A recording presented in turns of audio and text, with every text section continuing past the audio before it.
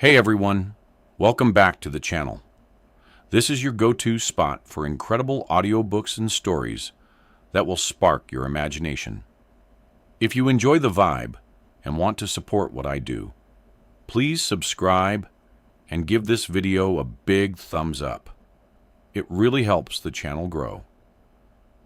Thank you so much for listening, and let's dive right into today's story.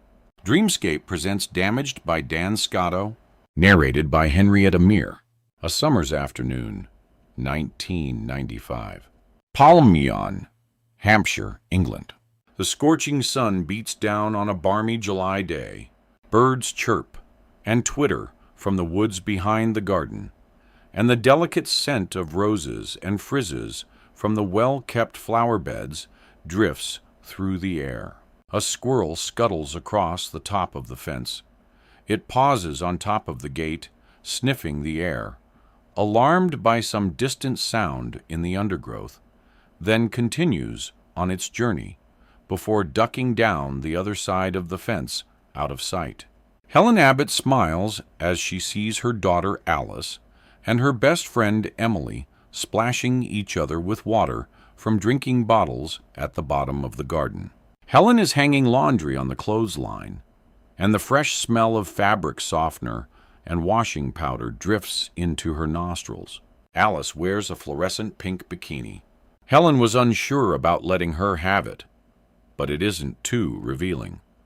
And she still looks like a little girl, rather than a child trying to be an adult.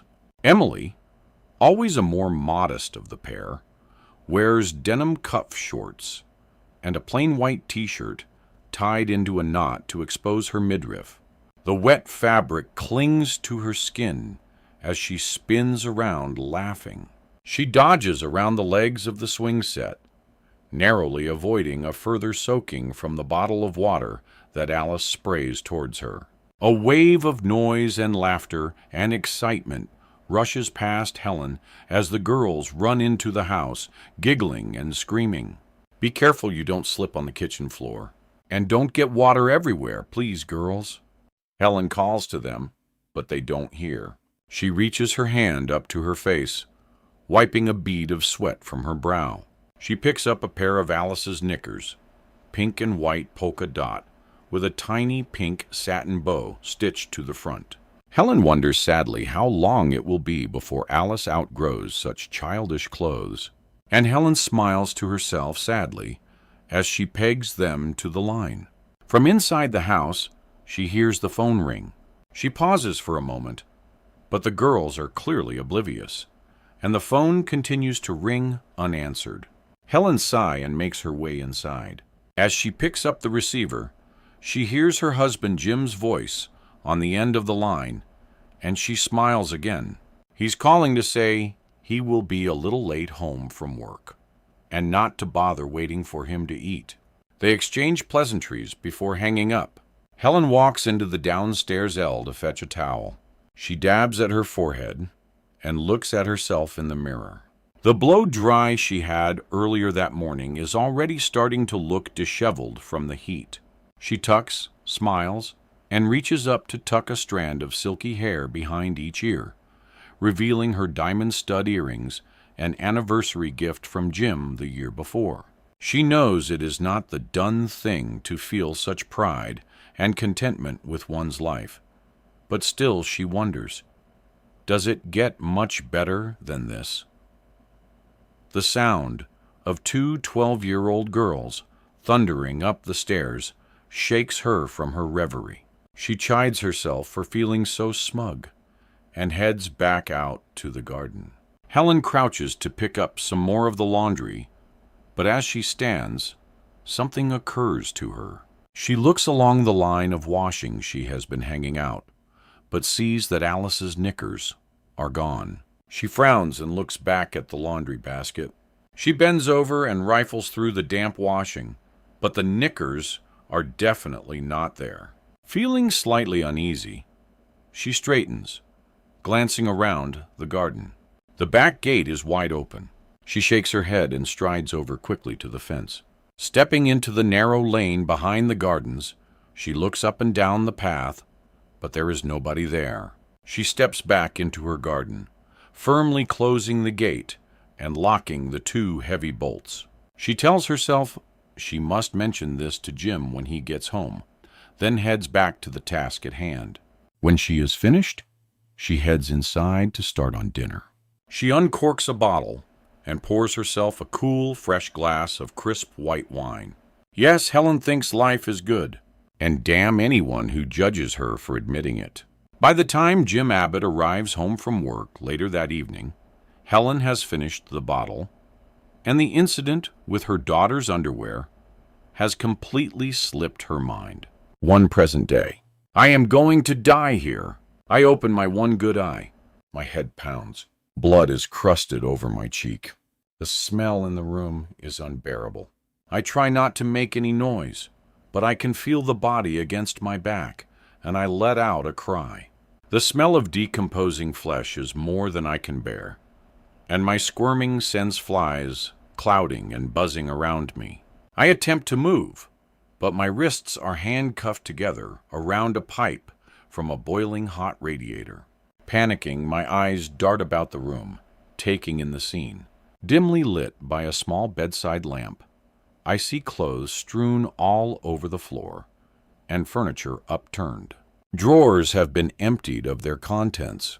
The cuffs are on my wrists tight, cutting off the circulation. The flies settle, but the hum continues. The body has been lying close to the radiator, which has sped up the rate of putrefaction. There are flies everywhere. A maggot wriggles across my arm. I can't brush it off. I try to knock it away with my head. I feel it on my lips. Sticky, wriggling. I whimper. I spit. The pain radiates from the center of my face and travels in waves through my head. I think my nose is broken. Cartilage crunches as I screw up my face, trying to assess the damage that has been done. Everything hurts. I inhale, and the putrid air makes me gag. All I can hear is the loud buzzing of the flies. The rest of the house lies eerily silent. Am I alone? I've been drifting in and out of consciousness. Did the front door slam shut? Or have I just imagined that? The smell, it's everywhere. I can even taste it. The flies swarm around me. I try to calm myself, but as I realize the gravity of my situation, fear begins to set in. I'm totally at the mercy of the person who has cuffed me to this radiator, although I'm not sure that mercy is a word in their vocabulary. One thing I am sure of is that if I do not find a way out, I will end up like the rotting corpse beside me. Nobody knows I'm here. Nobody's coming to help me. I scan the room again as best I can from my position. I can't sit up. The cuffs are chained close to the floor. I try to reposition myself to get a better view of the room, but I slip. Her rotting, bloated face is now in front of mine. The skin is a discolored green. The tongue and eyes protrude from the face, making it look distorted, somehow unreal. I struggle, and my face brushes against it. I feel something on my skin. I try to roll over again to get away from the body. It's difficult and hurts my wrists. Hurts my whole body, but I don't care. I manage to turn myself away. The smell is like silage and spoiled meat. Bad bins, but far, far worse. I see the rank, puffy, decomposing face again. As I close my eyes, and I vomit. I can't help myself, and the bile splatters down me, mixing with the blood on my blouse. I compose myself again and search the floor around me for something, anything that can help me escape. A small rucksack lies on the floor, a meter or so away from me. I stretch out my leg as far as I can. I can almost reach it, but not quite. I try frantically to hook it with my toe, but it's no use. It's too far. The millimeters may as well be miles. I scream in frustration, then regret it, as I remember that my attacker could still be in the house. I lie for a few seconds, listening, too terrified to even breathe. I hear nothing, just the buzz of the flies. I allow myself to let out a long, steady breath. I have to stay calm, or I'll never make it out of this alive. The intense heat from the radiator almost feels as if it is burning my skin. I'm sweating profusely. It runs into the cuts and grazes that cover my body, and they sting. Sweat, blood, and vomit run down my face, plastering my short hair to my skin. I sob uncontrollably. I close my eyes and resign myself to my fate. Suddenly, I think of Alice, my sweet, lost childhood friend. And this is all it takes. A moment of clarity, and I realize I must at least try. I know I'll probably die here tonight, but I am damned if I am going down without a fight. I turn my face towards the radiator. The pipe is thin. It doesn't look strong. I can't maneuver my legs around enough to kick at it, so instead, I grasp the chain of the cuffs in my hands and pull as hard as I can. It's agony as a metal cups into my wrists again, but this is the least of my worries. I do it again. The cuffs clatter against the pipe over and over, but I don't care about the noise I'm making anymore. I'm certain if anyone was still in the house, they would have been up here by now. The pipe moves slightly. I put all my strength into pulling on the chain, yanking it over and over again, trying to break the pipe away from the radiator. My skin burns as it brushes against the scorching hot pipe, but the pain makes me pull harder. The cuffs slice deep into my flesh. I pull as hard as I can, but it's no good. I can't get enough purchase to break the pipe. My body slumps. I have nothing left. I need the toilet. I don't even try to stop it. I piss myself, and it seeps into the carpet around me, mixing with blood and vomit and God knows what else. My whole body stiffens. A noise from somewhere within the belly of the house. I hold my breath for a second. I hear footsteps slowly advancing up the stairs. Definite, purposeful. Someone is coming. The terror drives me to one final attempt at the pipe. I pull, crashing the links of the cuffs against it. I scream. I use every last bit of energy I have to try to break the pipe. I can't feel the pain in my wrists anymore. I can't feel anything but fear. Adrenaline has taken over. As the door swings open, crashing against the wall, the flies swarm and buzz around the room like thick black smoke. The figure looms in the doorway, looking annoyed. As my attacker steps inside, I receive 2 hard kicks to my ribs, as a telling, no doubt. What do you think you're doing? I knew I was going to die here. 2 weeks earlier. I often dream about Alice, even now with no knowledge of how she would look these days. I see her as I knew her, a 12-year-old girl. If a small child can be beautiful, then Alice was. In my dreams, she never speaks. I wonder if this is because I can't really remember her voice. It's been such a long time. She wears her mauve check dress with the pleated skirt, the dress that everybody recognizes from the picture.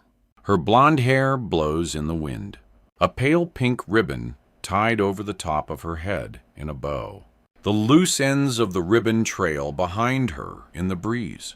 She gazes at me with a sad, lonely longing in her eyes. My parents always used to say that Alice's beauty had ultimately been her downfall, but we will never really know for sure. It's more than likely that this is the case. Ugly children rarely get taken. I'm packing a small bag, but I'm not really concentrating on the job, so I'm just putting in random things. Every now and then, I'll think better of something and take it out. I'll take what's necessary. 2 things that I'll definitely take are my childhood diary and a small, scruffy bear. His name is Toby. I've read the diary so many times that I probably know most of it by heart. But after 25 years, memories are sometimes inaccurate. It's a good idea to have a first-hand account of everything as it was then. The bear belonged to Alice. She didn't give it to me as such, but I took it from her room a few weeks after she disappeared. I remember how I had guilty hidden it under my jumper the last time I was in her room. Her parents might have missed it. Perhaps they would have gone to look for it one day and wondered if she took it with her wherever she was. If they did, they never asked me about it in the weeks before I left. I was so scared of getting found out that I used to keep it hidden away in a shoebox under my bed. Now it sits on top of my chest of drawers. As I pack, my mind wanders back to the meeting at work a week earlier. I had arrived into the office as usual, 10 minutes late on a Monday morning, after what had been a sadly uneventful weekend socially. I knew as soon as I reached my desk that something was going on. There was a buzz and excitement around the room. The editorial team for the magazine were rushing about like headless chickens, gathering papers, pads, and pens. Dylan, another of the writers, rushed over to my desk, dropping a cinnamon Danish pastry down in front of me. "Meeting boardroom now." I cocked an eyebrow as I picked up the Danish, taking a bite. The kid's gone missing in Hampshire, quite close to where Alice Abbott lived. The boss thinks we can write a fairly good piece about the two cases, drawing comparisons. As soon as the words left Dylan's mouth, I stopped chewing, unable to swallow. My mouth was too dry. Dylan turned and scared off towards the boardroom. I stood following him slowly. As I entered the boardroom, the meeting had already begun. I took the only remaining seat at the end of the table as the editor Dave eyed me, annoyed. He made a big show of looking at his watch. "Nice of you to join us, Emily." I sat down and listened as he relayed the details.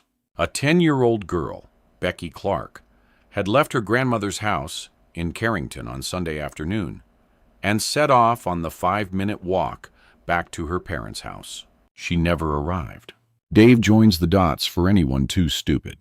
Carrington in Hampshire is less than a 10-minute drive from Palmerston, where Alice Abbott and I lived. Any mention of Alice Abbott sells magazines and papers. Even now, if we make a suggestion that the two cases might somehow be linked, it's a no-brainer for sales figures. Alice's abductor was never caught. Apparently, the main suspect in the Alice Abbott case still lives on her street next door to the mother. It's mental. I want someone in Palmeon this afternoon. This is a big story. Dave was so excited that little droplets of saliva were flying from his mouth as he ranted. I didn't look up from my notepad as I mumbled, "I know the Abbotts." The room went silent, and all eyes were on me. I used to live over the road from them. I glanced at Dave. He was staring back at me with a look of disbelief. I continued, "In fact, Alice was a very good friend of mine. I could call Helen Abbott to see if she'll talk to me." Dave's jaw hung open for a moment. "And you've never thought to tell me this before, because the question lingered in the air for what felt like forever before I replied, because I didn't feel it was relevant." After Dave got over his initial anger that I had kept such a gem from him for 7 years working beneath him, he decided that I most definitely needed to go back to Palmerston. He'd sourced Helen Abbott's phone number and insisted I call her immediately. I dialed slowly, nervously. This woman had been like a mother to me as a child, but now I dreaded speaking to her. The phone rang for a good minute before it was answered, and her voice came down the line, crackly from a bad connection. She sounded older for sure, but unmistakably her. A warm familiarity washed over me at the sound of her voice, and I pictured her, standing in her kitchen folding laundry, always immaculate, even if she was doing housework. "Hello?" She sounded almost confused. Something in her voice told me she was not used to receiving phone calls these days. She sounded hesitant, as if she was always expecting the delivery of some bad news. "Hi, Mrs. Abbott." I'm not sure you'll remember me." A lie. I know she definitely will. but it's Emily Blake. I used to live across the road from you when I was a child." The line was silent for such a long time that I wondered if she was still there. I remember. "Of course I do. What can I do for you, Emily? I'm so sorry to get in touch out of the blue like this, but I need to ask you a favor." 3. Alice Abbott and I were inseparable. I'm sure that back then most people didn't know which of us was Alice and which was Emily. We were simply Alice and Emily. Everybody knows now, though. Her face was in every newspaper for months, if not years. Even now, you'll see her pop up in the news for some obscure reason. She was one of the most recognizable children in the world due to the media frenzy that surrounded her disappearance. Everyone knew who she was, yet nobody knew her. But to me, she was more than a face in a newspaper. She was my best friend. She was funny and kind. Together, we made plans as only little girls can. We would be friends forever, and nothing would ever separate us. And the sad thing is, we believed it. I think we would still be close now if things had not happened the way they did. Alice and I couldn't have been more different physically. She was tall, slim, and pretty, with blonde hair. I was shorter, stockier, plainer, and dark. I'm sure people saw two pretty girls when they passed us in the park. But I think I was a byproduct of Alice's beauty, as if in a way she could make anything seem more attractive, simply by being near it. I didn't mind. It worked for me, and I liked it. Our brothers used to play together. Although Alice's brother Tom was a few years younger than Adam, who was 11. As far as I know, they are still in touch. I don't hear much from Adam these days. In the months following the abduction, my parents decided to leave Palmerston far behind them. My brother hated being taken away from his friends, his home, and everything he had known in his life. In turn, he grew to hate everything about Alice, who he blamed entirely for us having to leave. He got into numerous fights at his new school, and eventually my parents sent him away to a strict boarding school. He felt that they had abandoned him, and as he got older, he stopped coming home for the holidays. After that, our relationship was strained at best. We have drifted apart. We send Christmas cards and the odd text message, but nothing that could be described in any way as a close relationship. I couldn't tell you the first thing about him. Lots of people moved away from the village, but Adam felt he was the only person it was happening to. In reality, it no longer felt like the safe, attractive place it had once been in people's minds. Nobody wanted their precious child to be next. At the time, I didn't understand everything that went on, but having studied it all in great detail, I suppose there was a sense of guilt amongst many of the parents who had been there that night. Palmerston was a largely unknown village. It had nothing going for it, and was quite unremarkable in any way. But it was rural, peaceful, and safe, so people liked to live there. Alice's disappearance, more or less, put it on the map for most people. It had been a friendly, close community. A house on Pear Tree Close would once have been a very desirable residence. These days, however, people would probably change the subject, rather than admit to living there. Many of the residents had children. They were all aspiring to a better life than their parents had. They would take it in turns to host parties that went on into the small hours of the morning, safe in the knowledge that their little ones were tucked up without danger in their 4-bed semi across the street or a few drawers down. Or so they thought. In hindsight, it was astonishingly bad parenting to leave young children alone in a house while you were over the road getting drunk. But at the time, it was inconceivable that any harm could ever come to any of us. Although Alice and I were older by then, they had been doing it for years, since we were very small. Some of my earliest memories are of being woken in the early hours, by either my mom or my dad opening the bedroom door and poking their head in. The smell of alcohol from them would be very strong, but at the time, I didn't really understand or know what it was. I would pretend to be asleep, and they would click the door shut, sneak down the stairs, and I would hear the front door open and close as they returned to their revelry. If my parents were hosting, we would be packed off over the road to Alice's house and vice versa. Those were the best times. Although, as we got a little older, we just wanted to stay at home and join in the fun. Sadly, we were never allowed.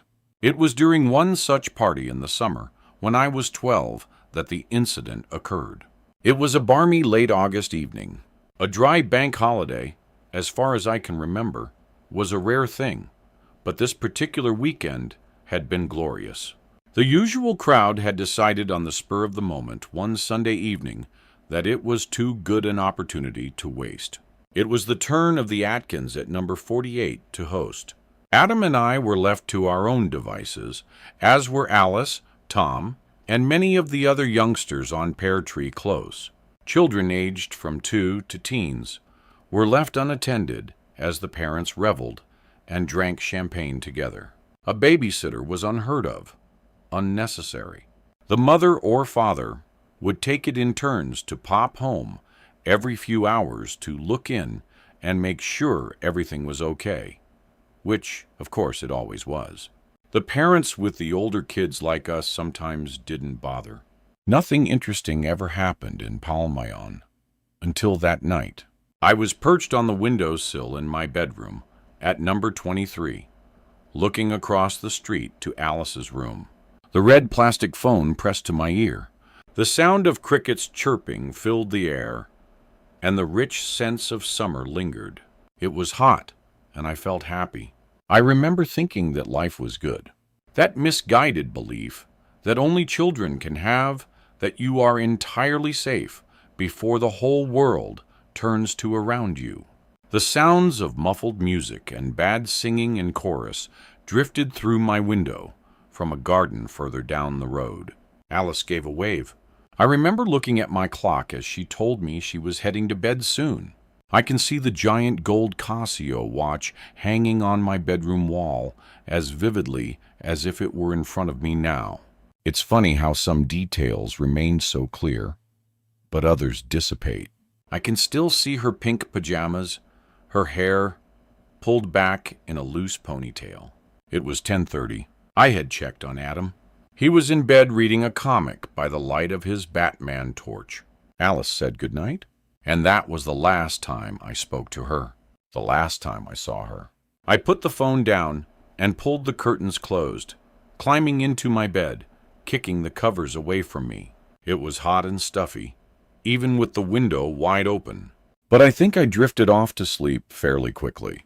I remember waking at some point around 1 o'clock. Something had roused me. Had there been a noise? Or is this something I have now invented? Making my way to the window, I peered through the curtains, surprised to see a light still on in Alice's room. A shadow moved past the window behind the curtains, and then the light went off. Puzzled, I got back into bed and was soon fast asleep again. When I awoke the following morning, I opened the curtains, expecting to see Alice's already open. She was always up before me. Her mother was much more insistent on an early rise than either of my parents. But today, her curtains were still closed. There were police cars parked in the street outside her house, and the front door to number 22 was wide open. Some men were standing around out the front of the house. I know now that one of the men was Detective Mills, who led the investigation into Alice's disappearance. A few uniformed police officers were knocking on doors up and down the road. Alice's mother came to the front door of her house and looked out. She was crying. She glanced up at my window, and I waved, but she just looked away, closing the door slowly. I remember rushing down the stairs to find my parents sitting in the kitchen. They were mid-con conversation, but they stopped talking as they heard me rushing down the hallway. As I entered the kitchen, they both looked at me with a sadness in their eyes that until that day I had never before witnessed in them.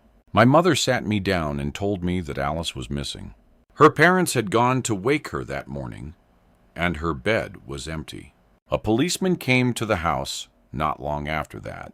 He had asked me some questions. Was Alice unhappy about anything? Had we argued recently? Or had she mentioned that she might want to run away? I didn't want to answer the questions. I just wanted to know where my friend was.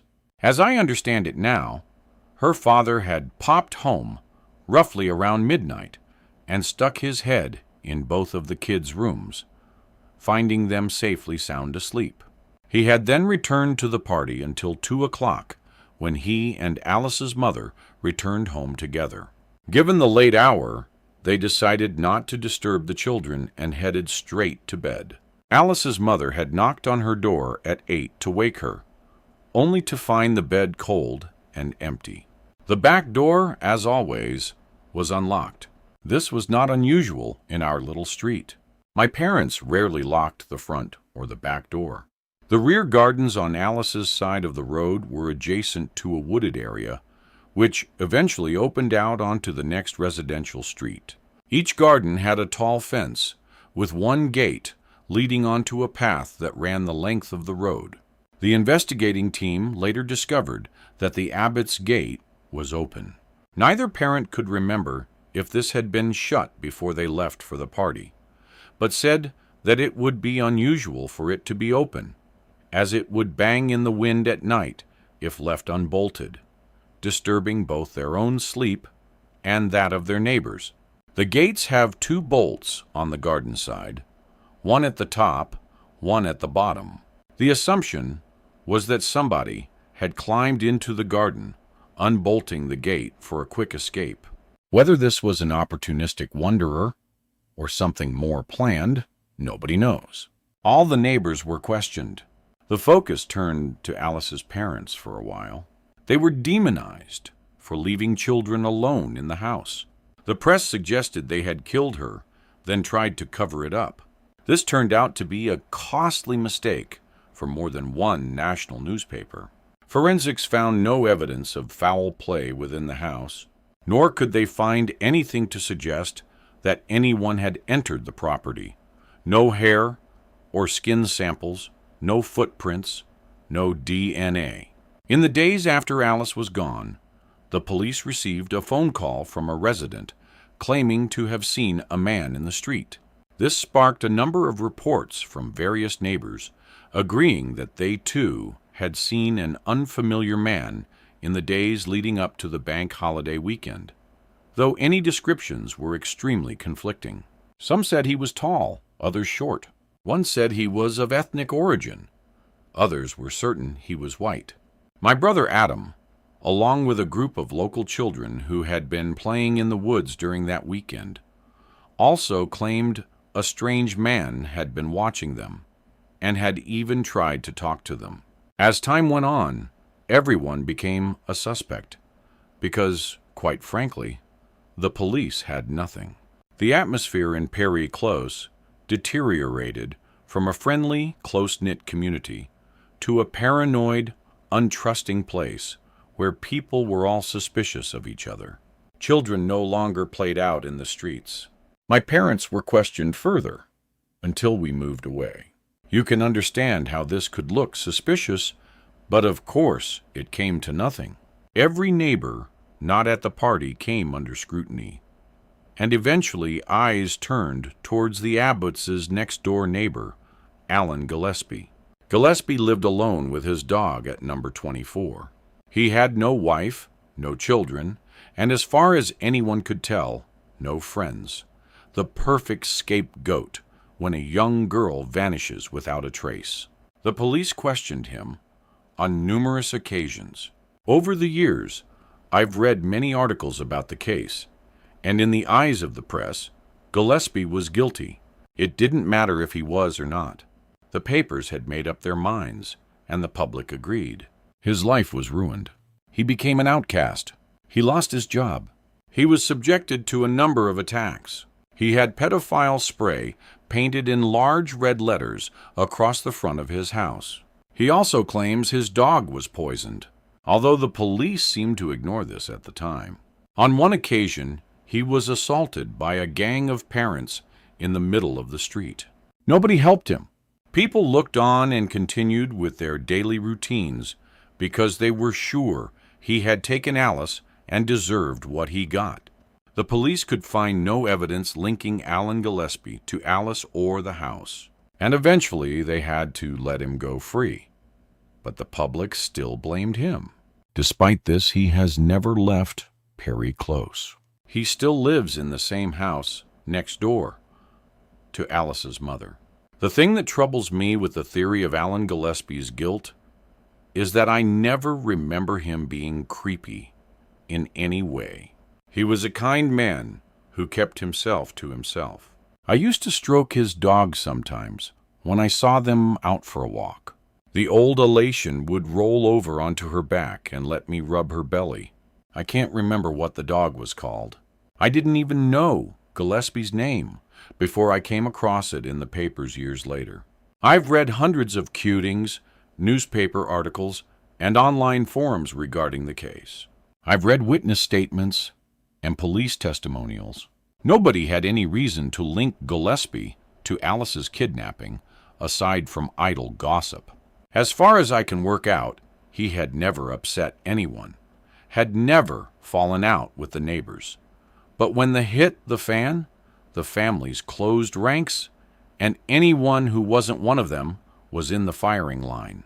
Gillespie was the obvious man to point the finger at. He was not at the party with the rest of them. He did not socialize. He was not married and had no family, which made him different. And we all know how people are terrified of those who are different. With no evidence and no conviction, the case was left unsolved. Alice's parents have raised thousands of pounds in charity to try to track her. If you say the name Alice Abbott to anyone these days, chances are they will know who she is. The little girl who was never found. Most people have come to the conclusion that she is dead. And when I analyze it rationally, this is probably what I believe too. There was a time when you couldn't go anywhere without seeing her face on a poster, in the papers, or on the news. If she were out there, then somebody would have recognized her. Every now and then, a case comes into the news that gives me new hope. A girl who has been missing for 30 years manages to escape the underground dungeon in which she has been held captive and is found. Another in America has been living with a sect disguised under a burqa and paraded around in public for years. A woman in Germany has been living in her father's garage for 40 years and has given birth to 5 of his children. Nobody was even aware that the woman existed. A handful of stories like this have made their way into the press over the years. And each time I wonder if Alice is still out there somewhere. I wonder if she is in pain. Does she remember me? When I think of the possible alternatives, sometimes I pray that she is dead. 4. 25 years does its best to numb the pain. But I would be lying if I said that I had moved on without closure. I've been unable to accept that she is gone. I think of her often when I see a pretty blonde girl in the street, or when I am getting dressed in the morning, and my eyes wander past Toby, the bear, sitting in the corner of my room on my dresser. In reality, I've known a life without Alice far longer than I ever knew one with her. I sometimes wonder what life would have been like if Alice was still here. I wonder if we would still be friends, or if we would have fallen out over something trivial. I wonder if my brother and I would be closer. I also think about my parents. The whole messy affair affected everyone in different ways. My parents were always very wary after Alice disappeared. I was never allowed out on my own, and we were never left without a babysitter. My mother wouldn't even pop to the local shop without getting a neighbor to sit in with us. Even when I was in my teens, she would insist on a sitter rather than entrusting me to look after Adam. I used to resent her for that at times. I felt that she thought I couldn't be trusted to protect my brother. My parents changed a great deal in the years after we moved. They lost their spark and became more introverted. They rarely socialized and didn't really make any new friends. I don't think anyone who knew Alice or was involved with the investigation came out at the other side as the person they would have been. For me, it formed a big part of the adult I am now. It inspired me to study investigative journalism at London's Birkbeck University. I had graduated with a first-class honors degree, but never used it to get a first-class job. I've always somehow felt I don't deserve one. We all suffer from imposter syndrome from time to time. My insecurity has always prevented me from applying for jobs that I probably should have. Instead, I spent years drifting between posts at trashy magazines and tabloid newspapers, writing stories about sheep worrying and local businessmen who were caught with their trousers down, until eventually finding a job at Yours Truly magazine. The exclamation mark at the end of our title sums up everything about us. Real stories about real people is our strap line. To say that this is one of the classier publications I've worked on isn't really saying much, but it is an easy job and it pays the bills. So there I've stayed for the past 7 years. I've tried to get on with life, but I don't think my life is what it could have been. I'm 37 and single. I have little interest in a relationship. I dabbled, of course, when at university, but found that, on the whole, boys and men always want more than I'm able to give them. Nowadays, men hit on me often. I pretend not to notice, so people think I am aloof or stuck up, maybe even unfriendly. I don't really care. I suppose I would be classed as attractive. I've grown into my features. I'm no longer a clumsy-looking, dumpy girl. I realized in my early 20s that shorter hairstyles suited my face shape more, so that is how I keep it. It also takes far less time to dry after a shower, so it works for me on many levels. When I was young, I think I very much lived in Alice's shadow. Next to her, I used to always feel dull and unattractive. But now, I can easily command a room when I walk in, whether I want to or not. My body is by no means that of a glamour model. I was never blessed with large breasts, but nonetheless, men still stare at me. I don't stare back. To even catch their eye usually gives them the false impression that I'm interested. And then they don't leave me alone. I don't own my flat. I don't own my car. I have lots of money in the bank because I never spend it on anything other than the essentials. I go to work and I come home. I sometimes meet up with some friends from university, but this is a rare occurrence. To be perfectly honest, any relationships I formed at university have fallen by the wayside in recent years.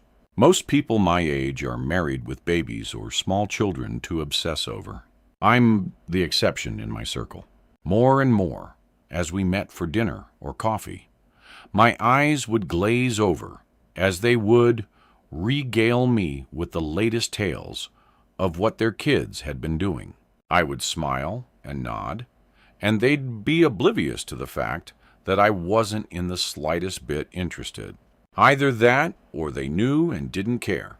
It's such a shame that when people have kids, they lose every shred of their own personalities.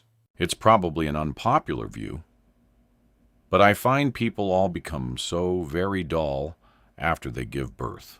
It makes me wonder what we used to talk about before the babies and husbands came along.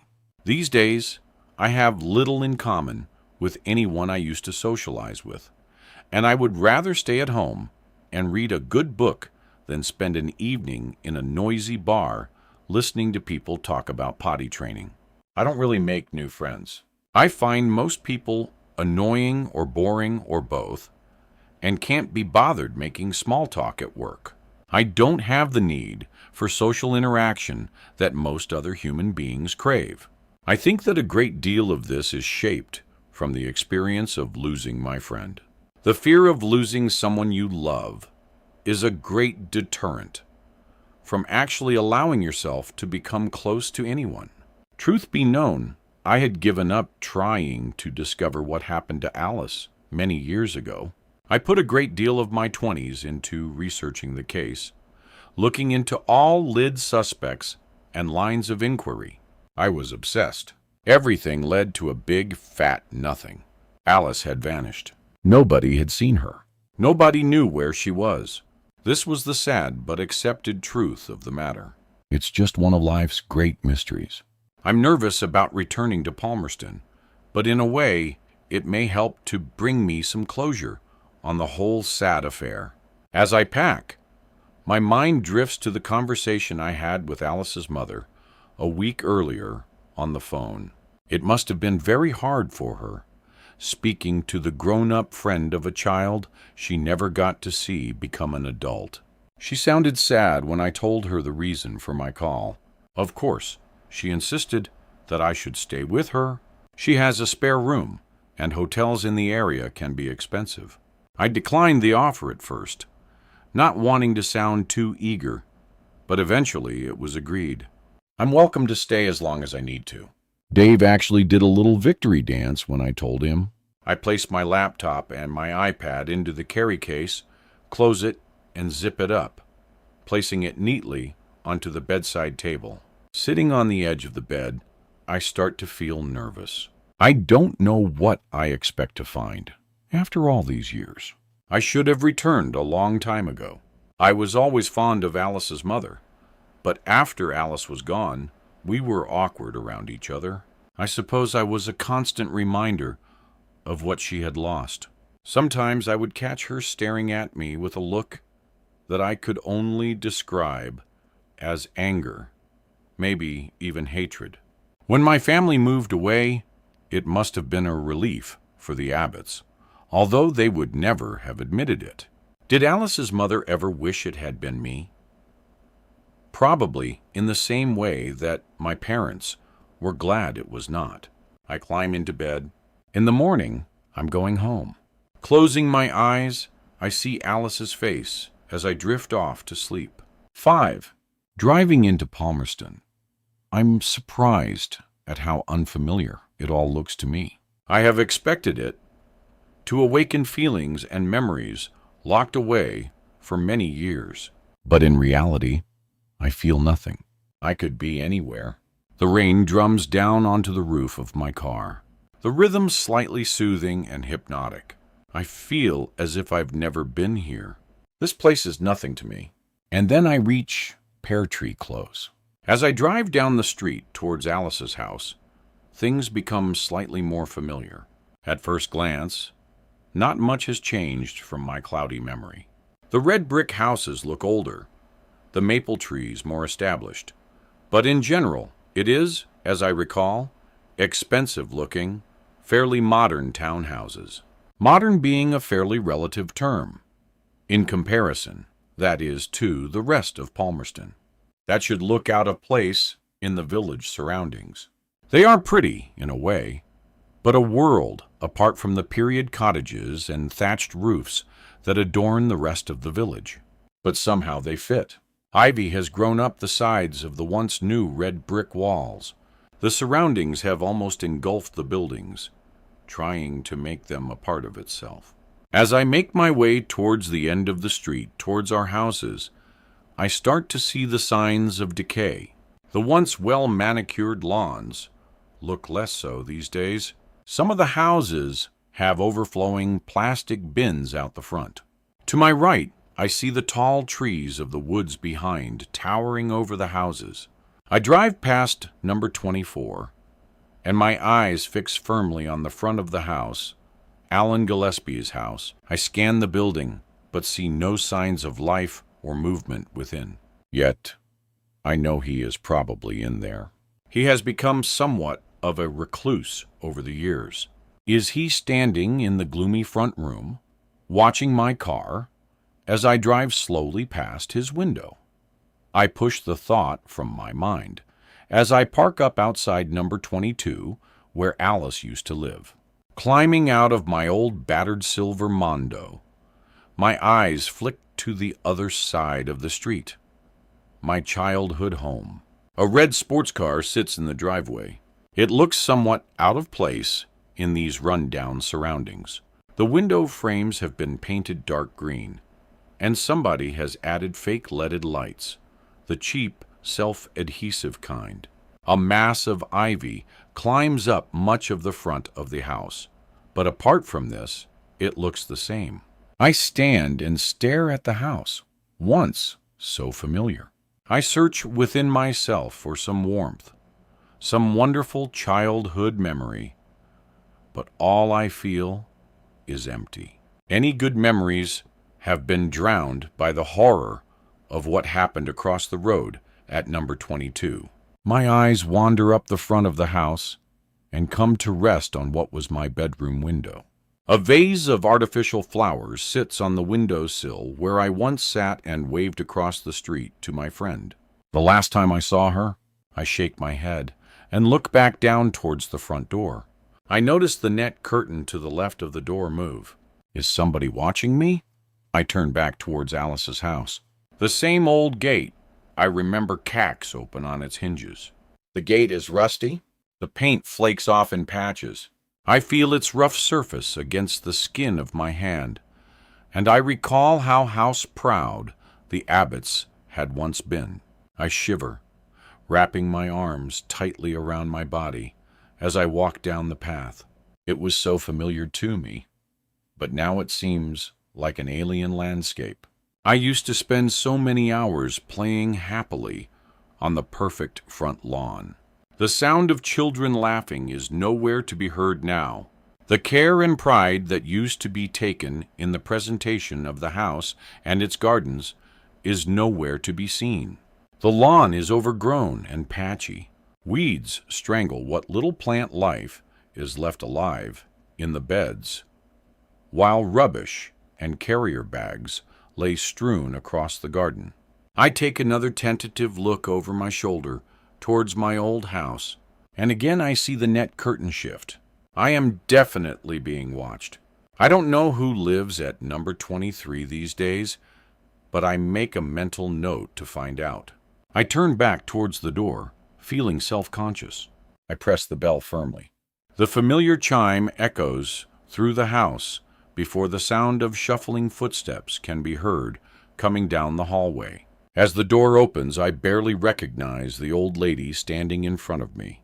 Limp, wavy, graying hair hangs messily around a face whose wrinkles belong to someone much older than her 60 or so years. She is dressed in shabby jeans that were once blue and a crumpled old gray shirt. A cheap L-looking grubby black cardigan is pulled tightly around her, arms folded across her chest. Her toes poke through holes in the end of her slippers. Her eyes survey me, looking for something she recognizes. They stop above my chest as she notices the half-heart-shaped pendant that hangs around my neck. I've worn it every day since I was 10. Alice had the other half. A weak smile appears on Helen's lips, but fails to travel as far as her eyes. Emily, she says almost in a whisper. It's a statement rather than a question. I smile at her, and she steps forward, enveloping me in a tight hug. A familiar scent fills my nostrils as I relax into her embrace. In that moment, two people are getting something that has long been missing from their lives. For me, the warmth of a mother's hug. For her, the feeling of a daughter in her arms. I don't know who pulls away first, but the moment has passed. Please come in. The kettle's on. I was just gonna make some tea. She takes my coat and hangs it on a row of hooks on the wall. As she stands aside, I get my first glimpse inside the house.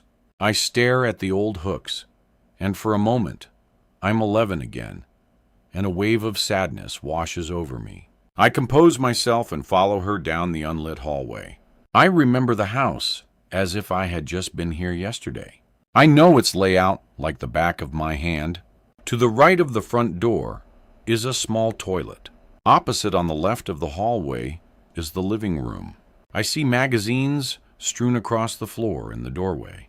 Further down to the right is a small dining room. Opposite the staircase, an air storage cupboard. At the end of the hallway is a large kitchen diner with French doors and a picture window looking out to the garden. The rain beats against the glass window panes of the front door behind me. I note that the house is mostly unchanged from when I was last here in terms of decor. The same pictures hang crookedly on the walls. Alice as a baby, Alice and Tom in their school photo, toothy grins beaming out. I vaguely remember the day these pictures were taken. Alice's mother had put Alice's hair into 2 pigtail plaits and secured them with red ribbons.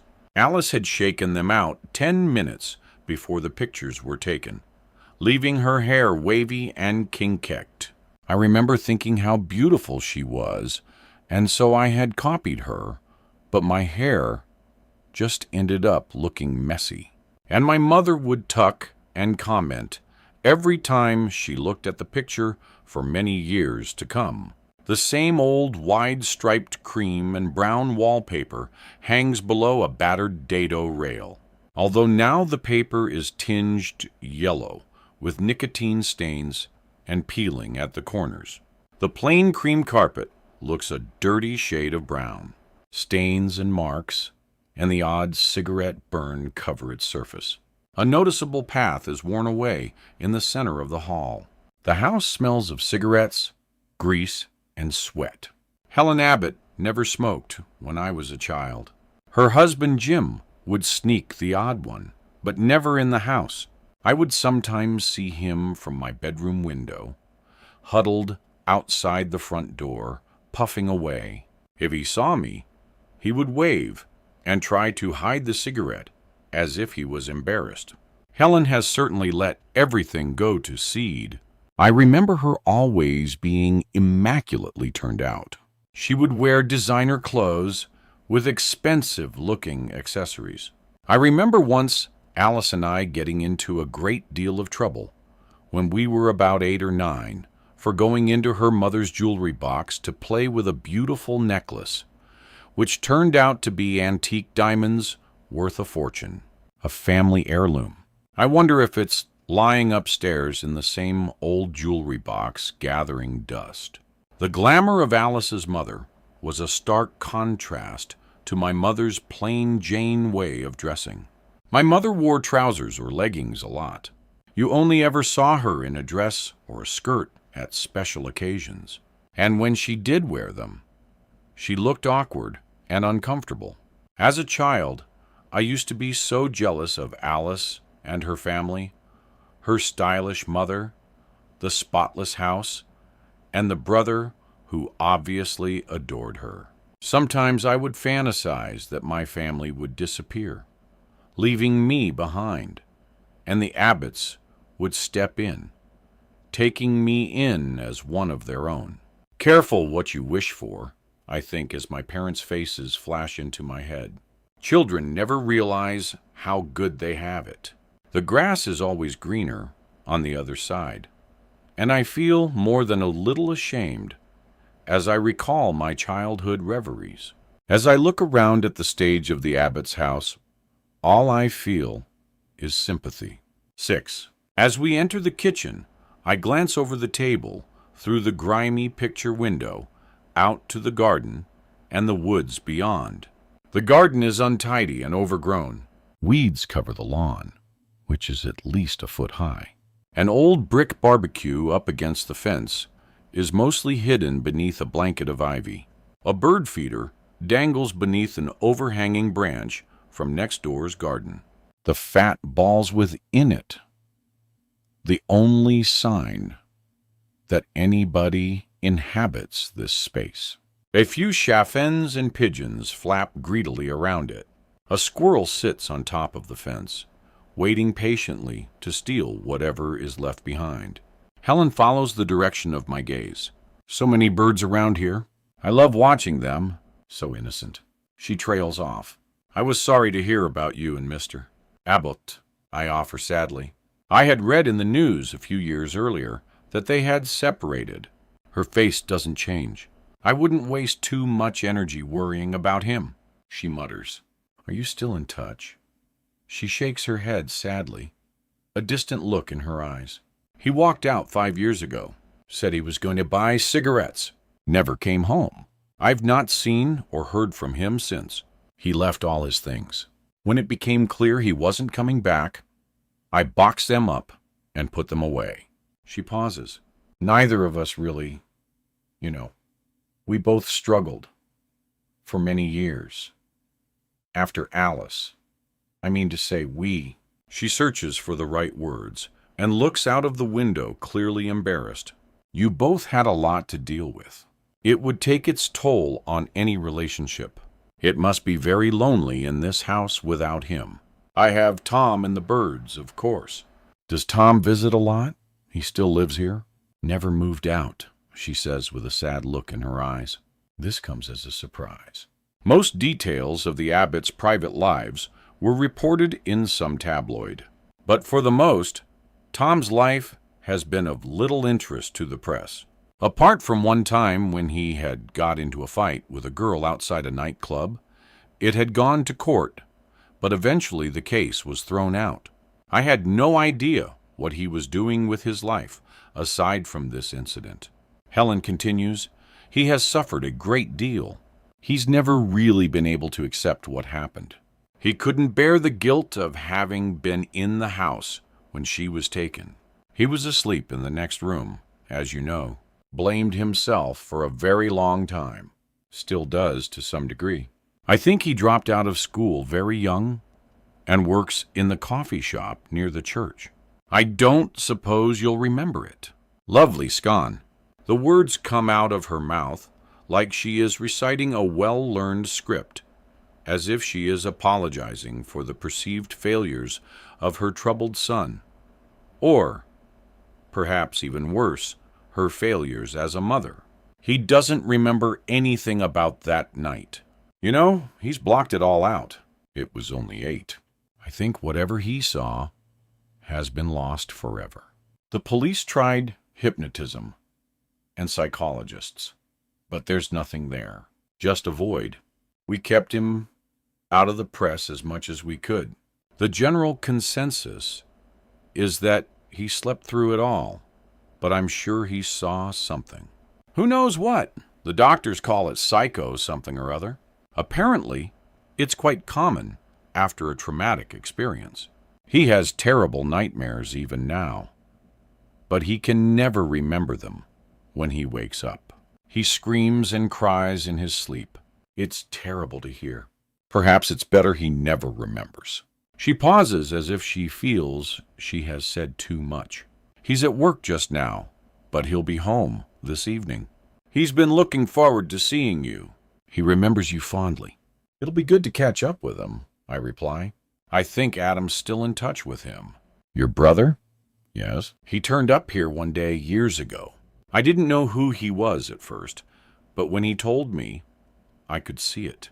It's his eyes. They haven't changed. She pauses, a look in her eyes that I can't quite read. I'm glad Tom has a friend. He didn't have anyone for such a long time. People didn't know how to behave around him. She doesn't volunteer anything further. She puts a cup of tea in front of me, placing a plate of biscuits on the table next to it. I take a bite of a stale digestive, then place it back on the plate, awkwardly, trying not to screw my face up at the musty taste.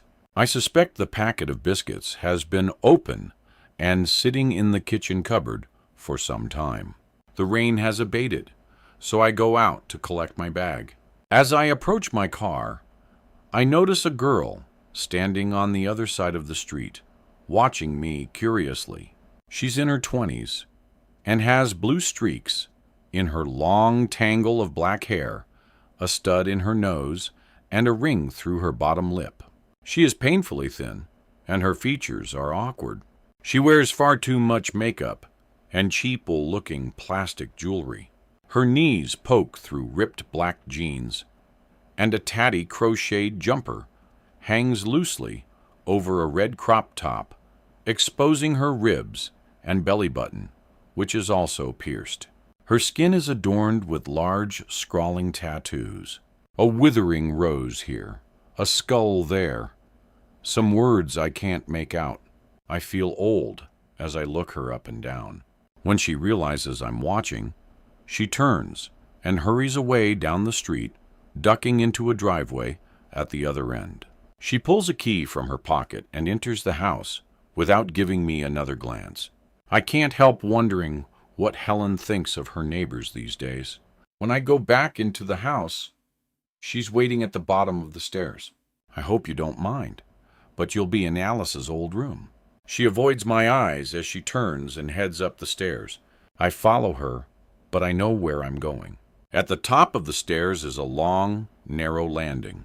A tatty red and brown paisley carpet adorns the stairs and the floor. Helen and Alice's bedrooms are at the front, looking across the street towards my old house. Tom's room is to the left, opposite the family bathroom, both overlooking the garden and the woods beyond.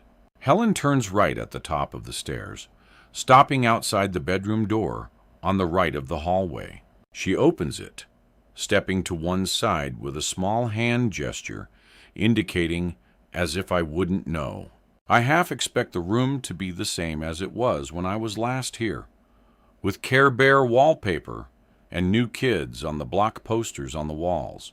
Instead, I am faced with a plain white room devoid of any character. An old-fashioned wooden wardrobe in the corner is the only thing I recognize, although the stickers that once adorned it have been carefully scraped off. Clinical crisp white bedding covers the single bed against one wall. A heavy piled cream carpet covers the floor. This room is pristine. There's not a speck of dust on the dresser opposite the bed, or indeed anywhere in this space. The contrast of this room from the rest of the house is unbelievable, as if this is the only room that gets attended to. A vase of large white lilies sits on the windowsill in front of wide white wooden Venetian blinds. A few of the petals have fallen onto the carpet. Helen hurries over and picks them up. The pungent perfume of the flowers wafts out through the open door like horse piss. As she watches me, she holds the corner of her cardigan in one hand, fiddling with the threads between her fingers. We didn't change this room for a long time. I wanted it to be the same as it was if she came home. Jim decorated it not long before he left. He said enough was enough. Helen's eyes drift towards my tiny bag. There should be plenty of space for your things in the wardrobe and the drawers there. But if you need anything, just let me know. You'll find towels in the airing cupboard at the end of the hall, and there are toiletries in the bathroom. Feel free to use whatever you want. I'll let you unpack. She turns to leave. Mrs. Sabat, thanks so much for your hospitality. I appreciate this must be very difficult for you. She faces me again. Life goes on, even if we sometimes don't want it to. Please call me Helen. Another weak, unconvincing smile.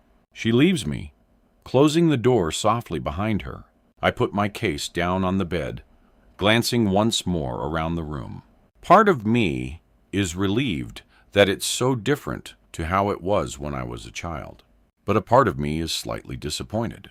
Crossing to the window, I see to my surprise that the blue-haired girl is standing at my car, nosily peering through the windows. She tries the handle of the driver's side door, finding it locked. I take a step back so I can't be seen. I take out my phone, snapping a picture of her. She looks nervously around her, then up the driveway to Alice's house.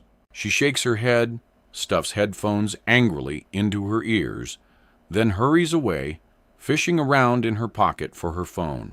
She hammers away at the keyboard as she leaves, typing a text message, I assume. Odd, I think. I'll need to keep an eye on that one. I return to my case and begin to unpack its contents. Taking the diary from the top of the pile, I slide it under a pillow on the bed.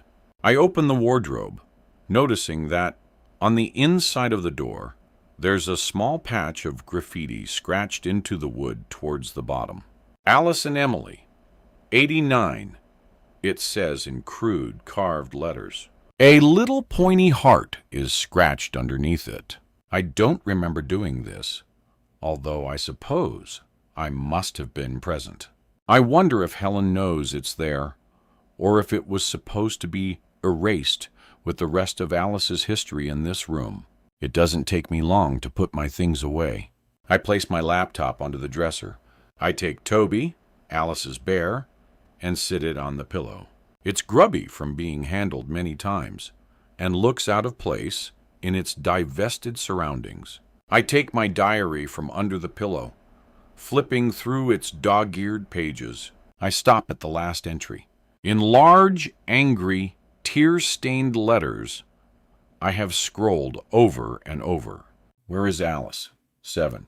I make my way downstairs looking for Helen. I find her in the front room, sitting in a tired old armchair by the window.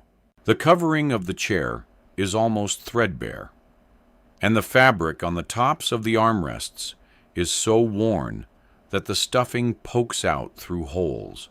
She doesn't hear me come down the stairs. She is muttering to herself, shaking her head, picking at the threads with her fingers. I cough so she realizes I'm there, and she looks up at me. Her eyes are red and sore-looking. I can see she has been crying. Are you all right? I ask, hoping that I'm not the cause of her upset, but knowing that I most likely am. She rubs at her eyes with her left hand and swats me away with the other. I'm fine.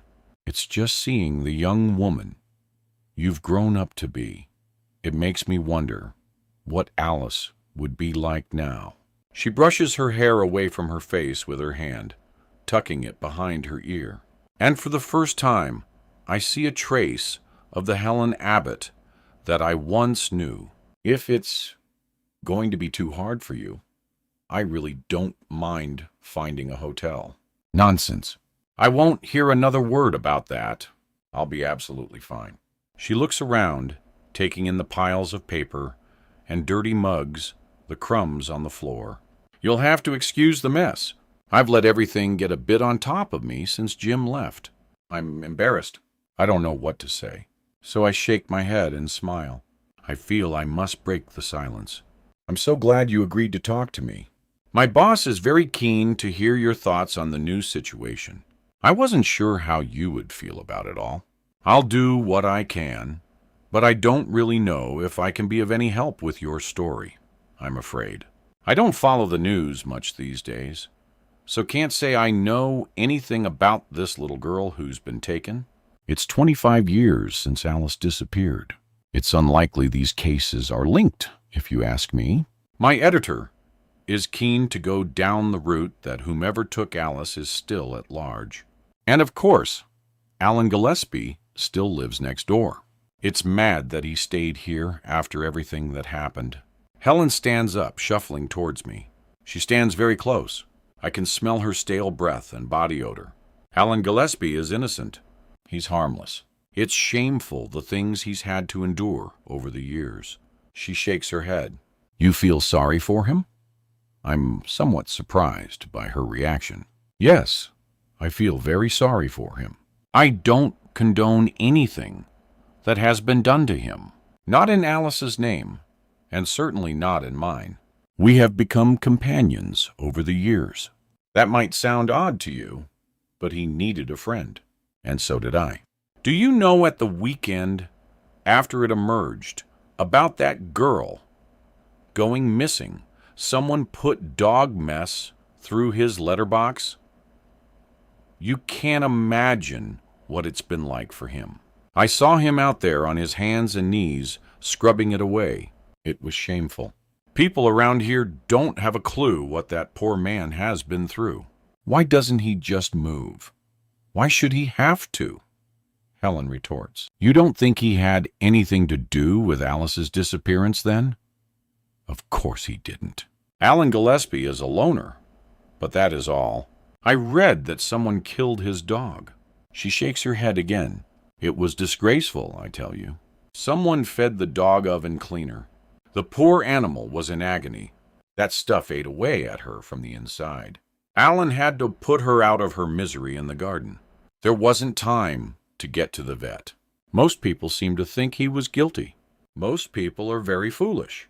The only thing he was ever guilty of was being an outsider. The police never found anything to link him to Alice, and God only knows they tried. Alan is innocent, but surely you have to admit that it's at least a possibility he's innocent. There's an uncomfortable silence, and I struggle for something to say. Then I remember the curtains twitching across the street as I arrived. "Who lives in my old house?" I inquire nonchalantly. Helen's eyes don't shift. It's changed hands so many times over the years, I've lost track.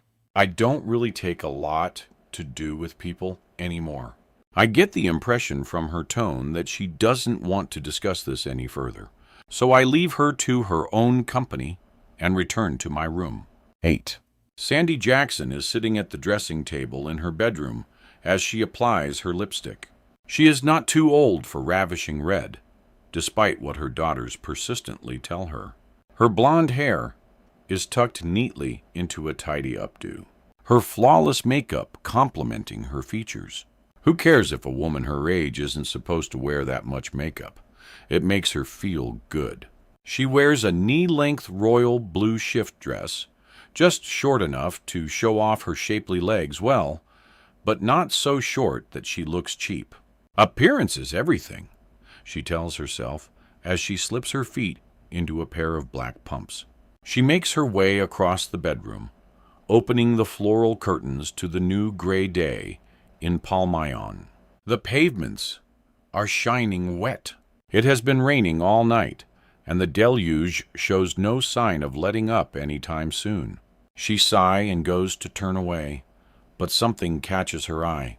Across the road, Helen Abbott's front door is opening, and the old goat is standing in her doorway, peering out into the rain. Sandy smiles to herself as she takes in Helen Abbott's attire. She is wearing her usual filthy jeans and tatty old cardigan. She pulls the garment tightly around her body, as if it will somehow protect her from the elements. Her limp, greasy, graying hair falls lifelessly around her face. She glances up and sees Sandy staring at her from the bedroom window. Sandy makes no effort to move out of view. Let her stare, she thinks, shaking her head. Helen Abbott quickly closes her front door as Sandy turns away and heads out onto the landing. She makes her way down the stairs. Her home is long overdue some redecoration. She hasn't touched it since she moved in. It had been freshly decorated for the sale, and the old owner's choice of decor did not offend her taste. It wasn't important to her at that point. She had other goals to achieve. She had never planned to live there for very long. But months had turned into years, and here she was, almost 5 years later, still in the same small house that didn't suit her at all. She rarely had friends around to visit, as she was too embarrassed. Her daughters could not understand how a woman who takes so much pride in her appearance could take so little pride in her home. They were mortified when she sold her detached mansion house in a leafy suburb, only to move into what they saw as a far inferior property in this of all streets in town. But the house is just a base, nothing more. Somewhere for her to sleep and keep an eye on things. As soon as she has her answers, she will leave this life behind her. But for now, she can't. She heads into the living room, and standing at the window, twitches at the long net curtains with her slim fingers. The rain is battering down. It bounces off the pavement in front of her waterlogged front lawn. The last of her summer flowers are looking sorry for themselves in the downpour. She sighs again to herself, a habit she is very aware she does too often, and shakes her head, letting the lace drop from between her fingers. She brushes past a pile of house and home magazines on the coffee table, making her way down her narrow hallway to the kitchen. She can never understand how anyone manages to live in such small houses long term. She constantly feels like a hamster in a cage, but each to their own, she thinks. Flicking on the kettle, she takes a cheap mug out of the cupboard and spoons in 2 heaped teaspoons of instant coffee, then pours in some skimmed milk from the fridge. As the milk splashes into her cup, she sees lumps floating in it. Raising the bottle to her nose, she takes a sniff, and the rank smell of sour milk fills her nostrils. She gags, turning to the sink to pour the contents away. She picks up the mug, rinsing it under the tap, then starts the process again. She's not fussy. She can drink her coffee black. She strolls back to her front room and leans against the wall next to her window. Coffee in one hand, she pulls at the net curtains again. Helen Abbott is once more standing at her door, peering out through the rain, a glum, slightly worried expression on her haggarded old face. Sandy can sense that something is going on. Helen Abbott is rarely seen these days. She tends to keep herself shut away in her dark house, only venturing out for essential trips. So to see her twice on the same day in the space of 20 minutes is an odd occurrence in itself. Sandy sips her bitter black coffee as she watches her neighbor. Helen looks as if she is waiting for someone. She glances anxiously up and down the road. Ben checks her watch. Aside from her neighbor, Alan Gillespie, and of course her oddball son, who, although, in Sandy's opinion, is far too old to be doing so, still lives at home with his mother. She never has any visitors. Nobody comes to see Helen Abbott. Nobody cares anymore. She shut herself off from the world and made no attempt to be polite to her neighbors. She doesn't speak to Sandy if she passes her in the supermarket or even in the street. In 5 years, she has hardly said as many words to her. Sandy tried at first. Helen's front door was, of course, the first. Sandy knocked on when she moved in. She pretended not to recognize her or have any idea who she was, and feigned the usual "I've just moved in" over-the-road spiel that she had practiced, so it sounded believable. But Helen Abbott had put an end to Sandy's plan before it had even begun. She simply looked her up and down, then closed the door in her face. Sandy had tried a few more times to speak to her over the next few weeks, but Helen Abbott had made it abundantly clear that she had no desire to be friends, making Sandy's goal much harder to achieve. And here she was, no closer to the answers she sought, still stuck in this hole of a neighborhood alone. Her friends had all fallen by the wayside over the years, as she had dedicated herself wholly to her cause. It had become somewhat of an obsession. It was unintentional, of course. She used to tell herself that she could walk away at any time if she chose to do so. But she doesn't bother trying to convince herself that is true these days. Sandy could not tell anyone what she was really doing in Pear Tree Close, and not even her friends. Of course, none of them could understand her leaving the luxury of her beautiful home on the good side of town and moving into the dump in which she now resides. But Sandy Jackson has her reasons, and she could not risk Helen Abbott finding out who she was. She had been very careful to make sure of that. Sandy hears a car pulling up outside across the road. She hurries back to the window, pulling once more at the edge of her net curtain, being careful she is not seen.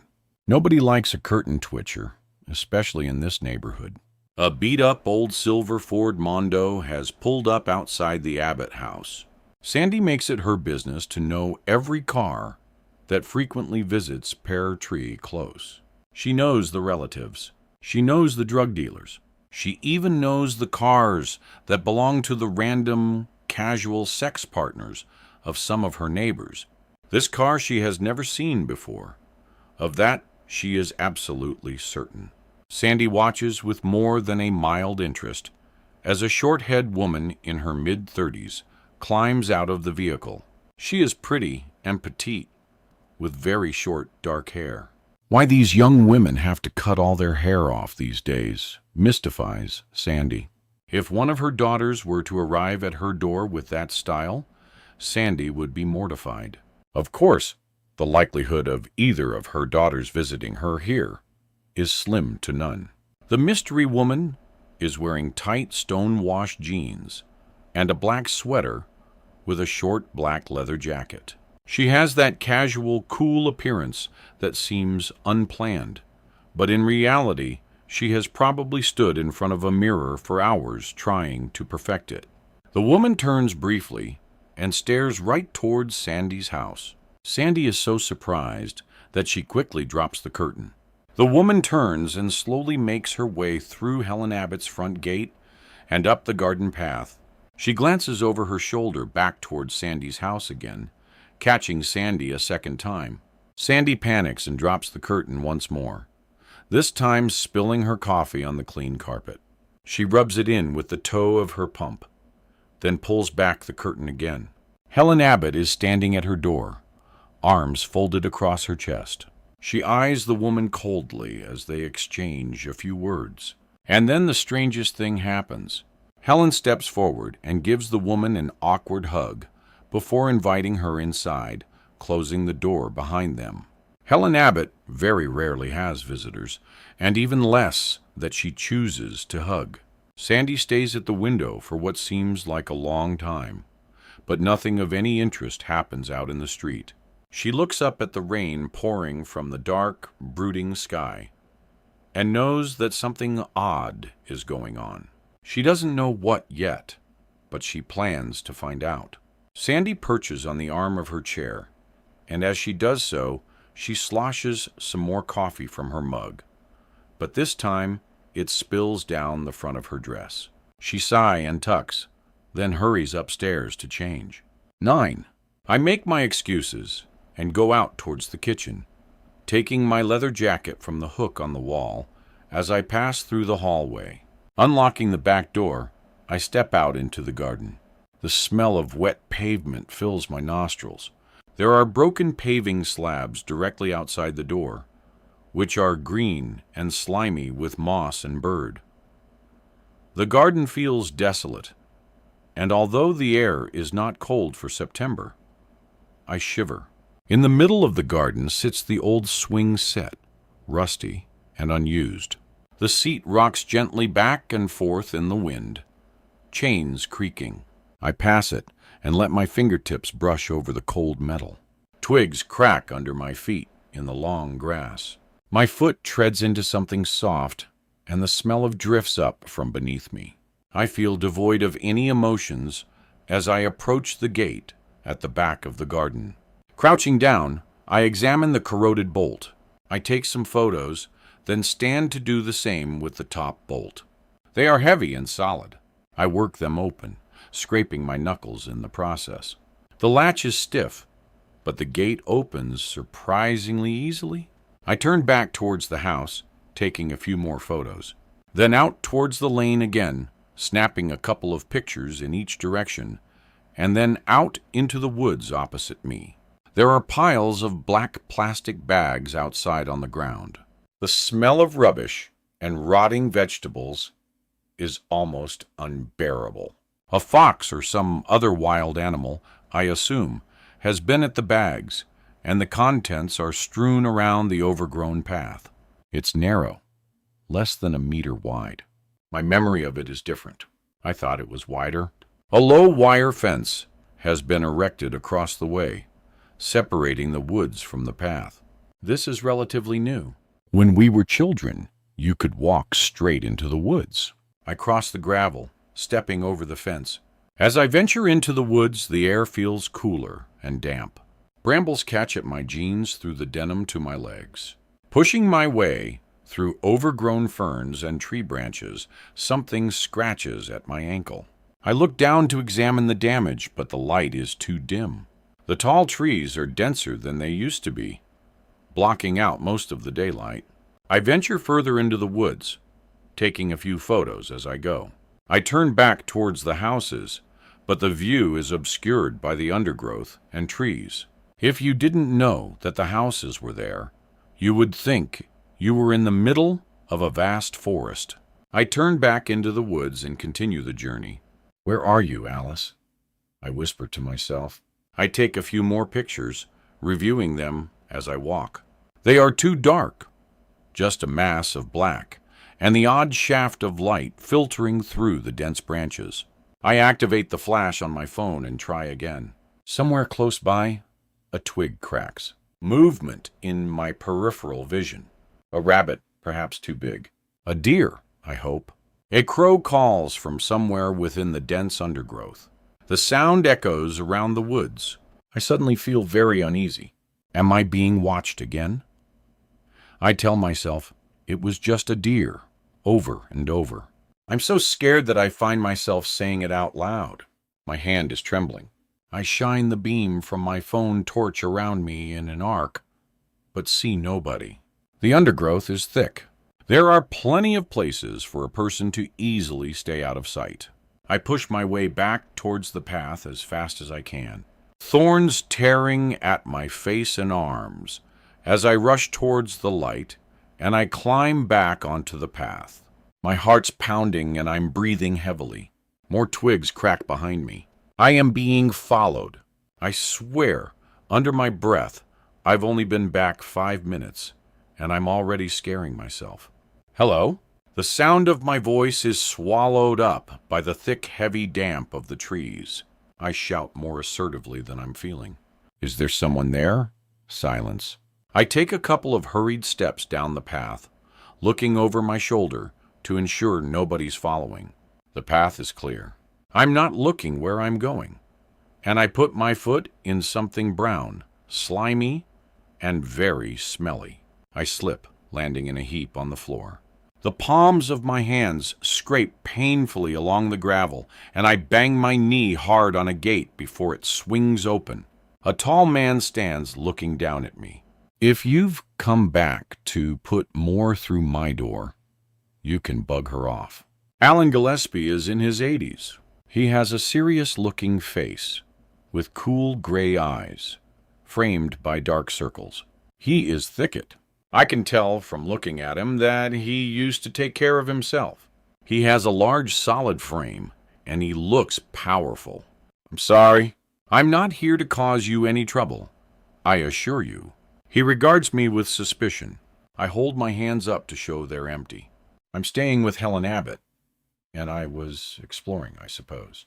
Gillespie's face changes. An expression of sadness fills his eyes. You're Alice's friend. Yes, my name's Emily Blake. Helen said you were coming. He holds his hand out, pulling me up from the ground, and I feel the strength from his arm as he does so. There's mud on my knees. Tiny specks of blood are making a mottled pattern on my hands. You'd best come in so we can get you cleaned up. It's fine, really. They're only grazes. There's mud and gravel in those cuts. You'll get an infection. I glance down at my upturned hands, brushing leaves and mud from my clothes. Gillespie looks at my face more closely. He turns and retreats down the path towards the kitchen door.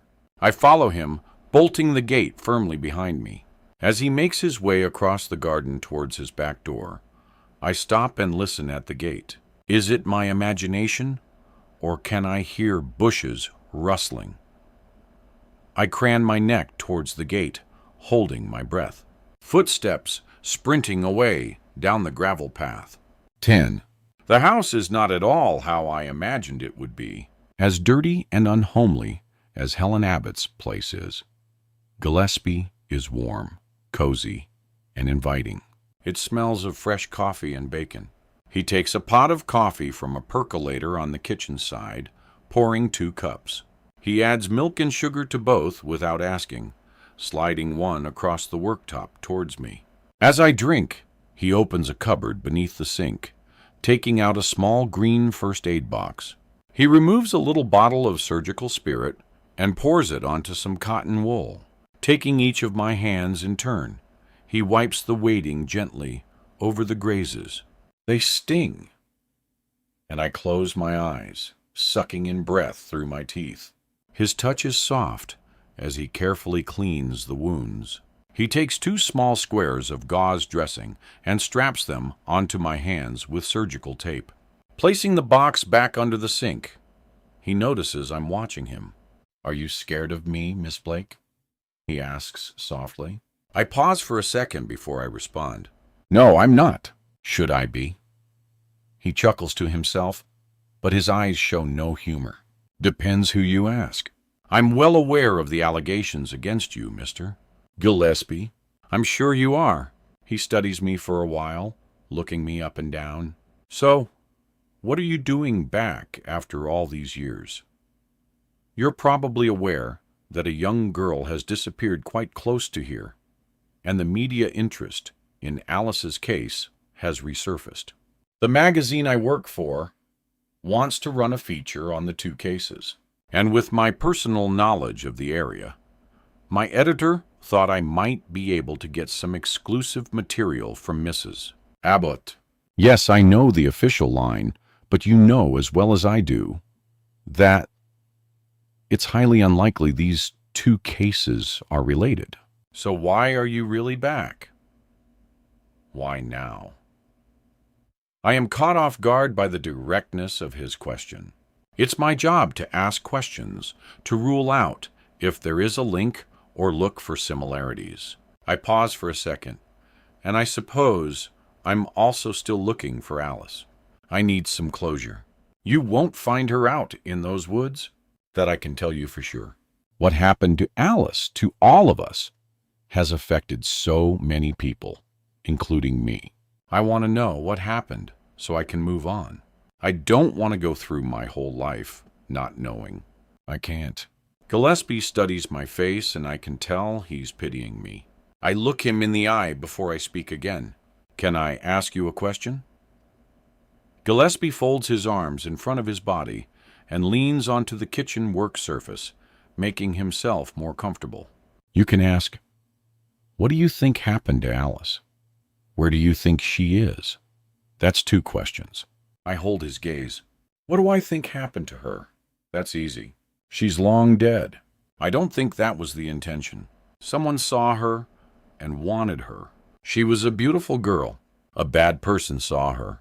Maybe saw you both playing out in the woods or walking to school. He wanted her, and he took her. He waited patiently watching, and when he saw his chance, he went into the house and took her while she was sleeping. Gillespie takes a sip of coffee before continuing. He took her as a plaything, but with the media storm that surrounded her kidnapping, there was no way he could keep her. It would have been impossible. She would have been recognized by everyone back then. So I think he would have panicked and gotten rid of her. All I can hear is the ticking of a clock from another room and my thumping heartbeat. Blood pulses in my ears. I look down at my hands. Small spots of blood is seeping through the dressings.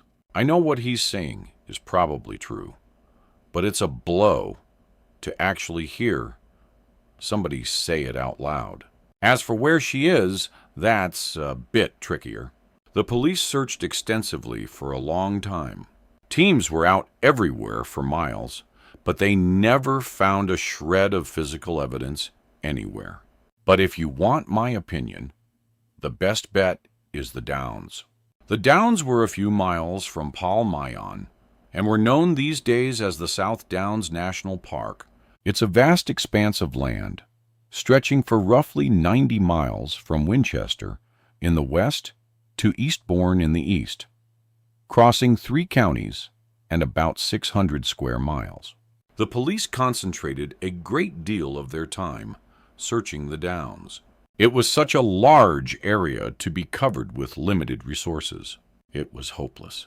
If you wanted a small body to disappear anywhere around here, that would be the place to do it. There are woods. There are hills and fields. There's no way anyone could ever hope to find her up there. The police can vouch for that.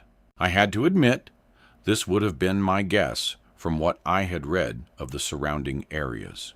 It would be quite easy to hide a body, and if you dug deep enough, then it would be unlikely to be disturbed by scavenging wildlife.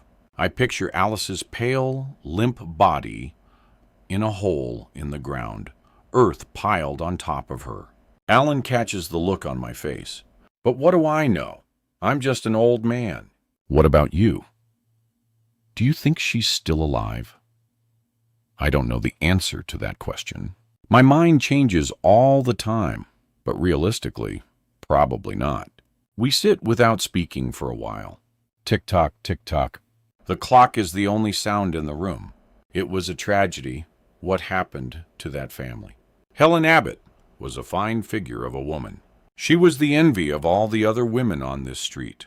But now, oh, it's a pure shame. He shakes his head. And don't get me started on that son of hers. My head. If you think she's a mess, you wait till you see him. Hardly surprising, really.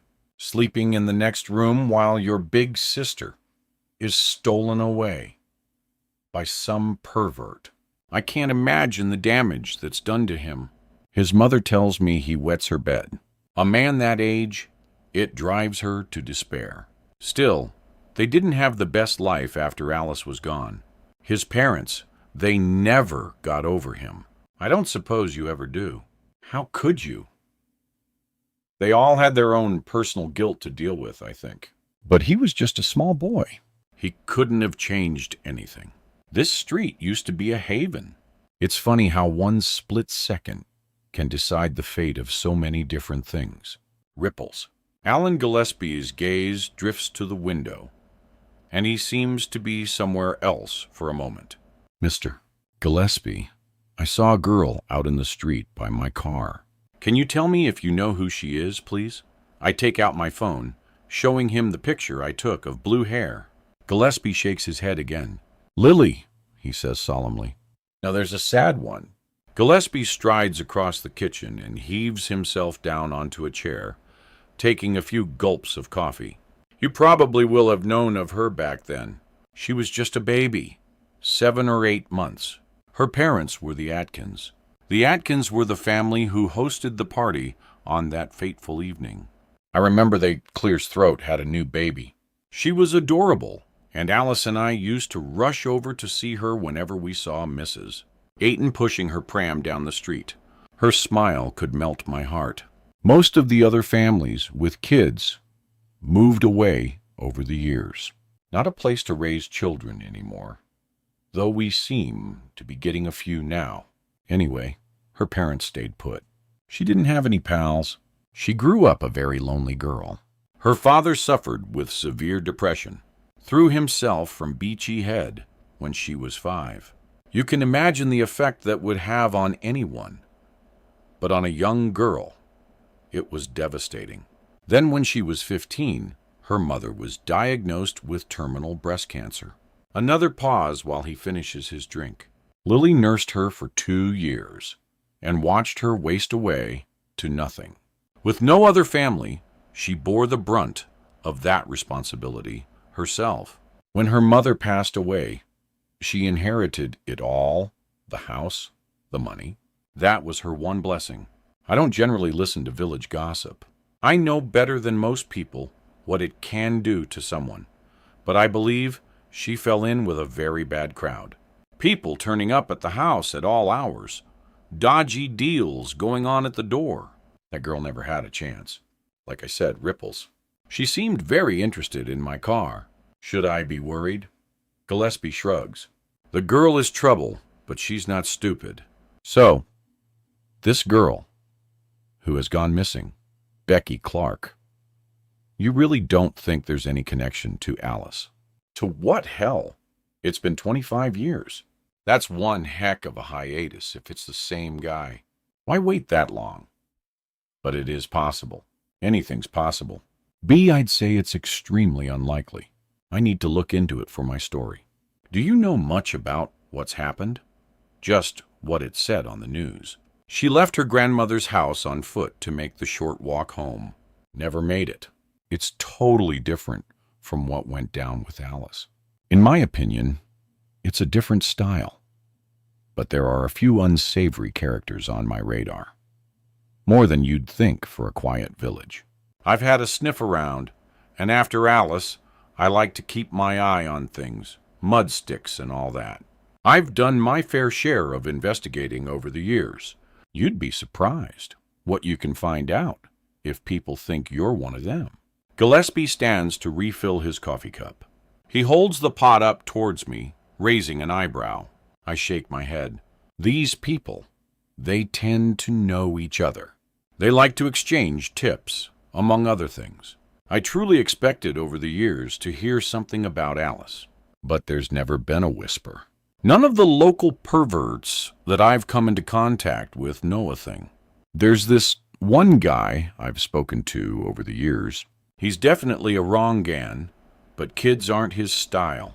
You could do worse than to talk to him. He might know something. Have you spoken to the police about this guy? He's nothing to do with Alice.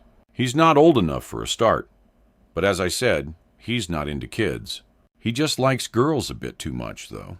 Besides, I don't think it would be particularly good for me to admit I've been talking to perverts, given my history. I'm not friends with the police, Miss Blake, and the police are definitely not friends with me. There are folk who worked on the Alice Abbott case who are still there, and they would still very much like to see me in jail if they could get anything to stick. Gillespie scribbles something on a sheet of paper, tears off the corner, handing it to me. The guy you need to speak to is called Eddie. Don't know where he's living at the moment, but you'll be able to find him at the pizza delivery shop up on the high street. He's the manager. Just be very careful. He's not a nice man, and he'll definitely be into you. Then again, that might work to your advantage if you want to get some information out of him. He won't talk to me. So what makes you think he'll talk to me? Gillespie looks me up and down slowly. He'll talk to you. Trust me. I glance down at the paper. On it is written simply Eddie. Then Pizza Go. I fold it up, tucking it into my jeans pocket. Then, looking at the clock on the wall, I stand from my chair. I should get going. I don't want Mrs. Abbott to worry. No, that woman has had more than her fair share. 11. I leave Gillespie, taking a right turn onto the street, back towards my temporary home. The rain falls heavily again. The smell of wet tarmac is all around me. Having spoken to Alan Gillespie, I am surer than ever that he has nothing to do with Alice's abduction. I understand Helen Abbott's staunch insistence that he is innocent. She spent far more time around him than I have. As I make my way along the pavement towards the gate next door, a car pulls up on the street behind me. It's noisy, as if the exhaust has blown, and there's a distinct rattle as it slows down. The brakes make a high-pitched squeal as the car rolls to a stop. The smell of petrol fumes is overwhelming. A youngish man, early 30s, gets out, slamming the door. It doesn't close properly the first time, so he tries again. Third time, the door stays shut. More from luck than engineering, I think. He turns towards me, and I see that he's carrying a paper bag under his arm. As he walks, it becomes apparent that we're heading in the same direction. He keeps looking at me nervously. He's slim with sandy blonde hair, which hangs messily all around his face. He's wearing blue jeans and a baggy bomber jacket over a rust-cold jumper. We arrive at the gate in front of the Abbott house together. But rather than letting me walk through, he scurries up the path ahead of me, fumbling around for his key. "Tom, is that you?" I call after him. He glances nervously over his shoulder. He doesn't make eye contact. "Do I know you?" He sounds nervous.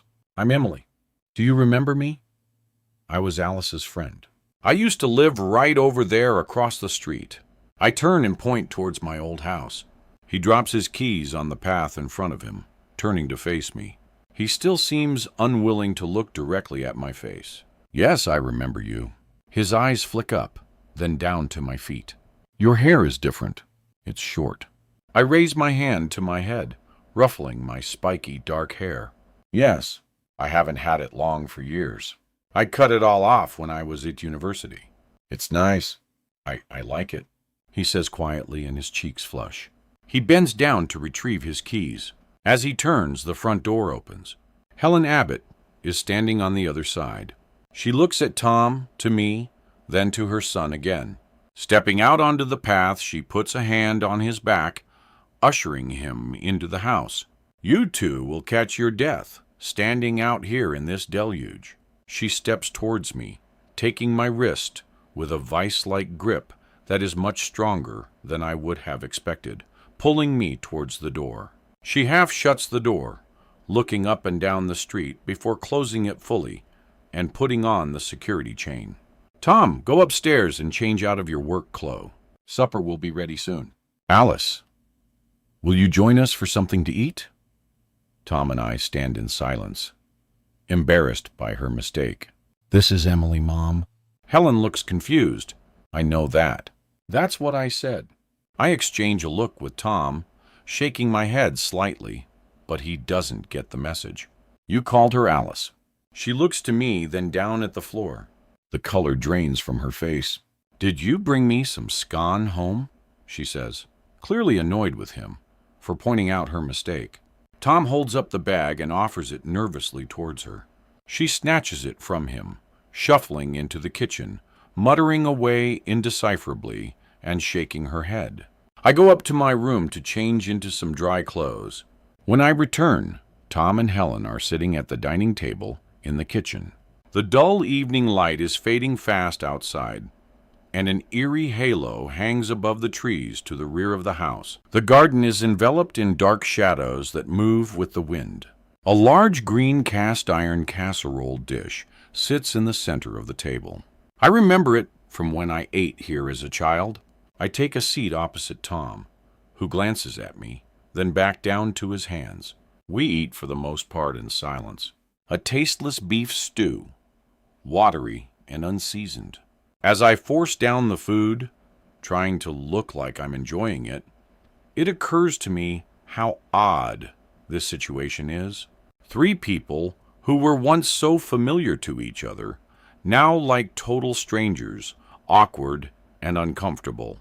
As I look up from my chipped plate, I see Tom's eyes dart away from my direction. He looks back towards me, and I smile. His eyes dart away again, down to the end of the table, where his mother is picking something from between her teeth with her little finger. Mom tells me you're writing about Alice. Helen Abbott's eyes are fixed on me and do not leave my face. That's right, Tom. I'm a journalist, and I work for a magazine in London. We're doing a piece about what happened to Alice. Is it because of that little girl who went missing down the road at the weekend? Yes. With that case being so close to here, people are drawing obvious links to Alice. So, I'm going to try to find out if the two cases are related. I also think it'll help to give me some closure. Are you going to try to find Alice? Tom speaks with the innocence of a young boy full of hope, as if he expects me to say yes. I look at his mother. She just looks sad. I don't think so. That's not why I'm here. I need to look into the suggestion that this new disappearance might be related to what happened here when we were children. It's unlikely, but I wouldn't be doing my job properly if I didn't at least look into it. I think she's still out there. At least I hope she is. I don't like it when people say she's dead. Anything's possible. I hope this sounds more convincing than it feels to me. Your mother was telling me you don't remember much about the night it happened. Tom looks at his mother, who shifts uncomfortably in her seat. No, I know. Alice came into my room. I was reading a comic. She wanted to make sure I was okay. I went to sleep after that. The next thing I remember, it was the following morning, and Mom was shaking me in my bed, asking me where Alice was. I wish I knew what happened. I've tried so hard. I really have. But it's not in there. He looks down at his plate, rubbing his eyes. Don't worry about it, Tom. Chances are you slept through whatever happened. You were very young? But if I can help you think of anything about that night, I'd like to try. I can help you, and you can help me, maybe. It would be good to talk to you for my story. There's a crash as Helen's water glass falls to the floor and smashes. She stands up, cursing. I'm such a clumsy old fool these days. Tom, will you fetch the vacuum cleaner? Tom rushes to the kitchen. I hear the sound of a key turning in a lock, then footsteps going down wooden steps, and I remember the basement. Alice and I used to play among the laundry baskets and storage boxes, hiding from Tom and Adam, whispering about boys from school. I wasn't allowed into the basement in my house, but Mr. Abbott would usually let us play down there as long as we didn't touch his tools and things. Tom doesn't need to remember anything. I think it's best that he forgets and tries to move on with his life. Helen stares down at the table as she speaks. Oh, I'm sorry. I just meant that. Her eyes dart up towards me as she cuts me off. I know what you meant, but please don't. He is damaged enough as it is, she snaps. Tom scurries clumsily back up from down below, struggling with the old Hoover. He and Helen busy themselves with cleaning up the glass and clearing the table. So I retire to my bedroom. 12. I take out my phone and look back through the photos I took in the woods. I scroll through with my thumb, assessing the quality. I freeze. Something in one of the pictures captures my attention, so I grab my iPad to examine the pictures on the larger screen. I zoom in on the area of trees off to the left. Is that a person? Lurking behind the trees, a few feet into the distance, is what appears to be a shadowy figure. I spread my thumb and finger across the screen, zooming in further. It's looking towards me. I can't make out any features, but it's definitely a person. I take a screenshot of the enlarged picture, then dial a number. She answers on the second ring.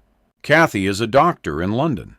We lived together when we were both in the first year at university. To say we were friends is pushing it a little, but we have a mutually beneficial relationship. She helps me with medical inquiries for stories I'm working on, and I feed her any gossip I hear about her hospital in the press circuit. We exchange some meaningless small talk, inquiring about each other's lives, but neither of us is really particularly interested. I get to the point. Do you know anything about an amnesia condition? Psycho something or other? Psychogenic amnesia. That's it, I think. Hold on. I hear her moving across the room and then flipping through the pages of a book. Not my field of expertise by a long shot, I'm afraid, but I know the basics. More often than not, it's linked to post-traumatic stress. It's usually caused by severe stress or psychological trauma on the brain. I assume you're talking about situation-specific amnesia. That's where the memory suppression occurs, as a direct result of something severely stressful. Some rape victims or people involved in natural disaster, for example, will block the event from their memories. It's a kind of self-preservation, if you like. Do the memories ever come back? That's a tricky one. Some do, some don't. The memories are there, but they're buried very deep in the person's subconscious. Some repressed memories can return spontaneously, years or even decades after the event. They can be triggered by a smell or some other stimulus. Sometimes they can be accessed using psychotherapy or hypnotism. Of course, it can sometimes be very difficult to distinguish a true suppressed memory from a false one without corroborating evidence.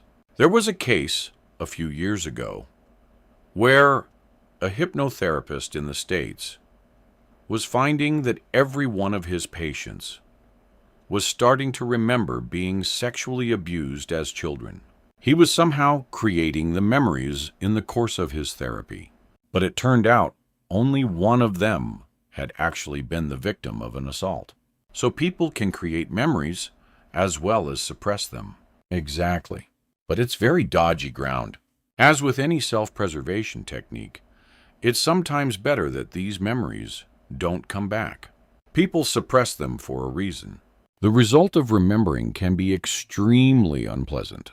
People who access repressed memories can suffer from severe anxiety and, in some cases, even suicide. Is it possible to fake it? I suppose anything is possible, but I would imagine it would be unlikely. It would be very difficult anyway. People are usually put through rigorous tests to establish if there is a real case or not. But, as with anything, if someone is a good enough actor, then yes, theoretically, I think they could potentially pull it off. So, an 8-year-old child, I begin to ask. She cuts in. No chance. A child's brain wouldn't be capable of passing the tests. Of course, there is the odd exception with some forms of autism or child geniuses, for example. But in my professional opinion, the chance of an 8-year-old managing to fool doctors into believing they were suffering from psychogenic amnesia over a prolonged period would be highly, highly unlikely. I thank Kathy for her help. We make loose plans to meet for a drink when I return home, though we both know, as we say it, that this will never happen. I hang up. I open my laptop, make a few notes about my conversation with Alan Gillespie, then close it and place it back onto the dresser.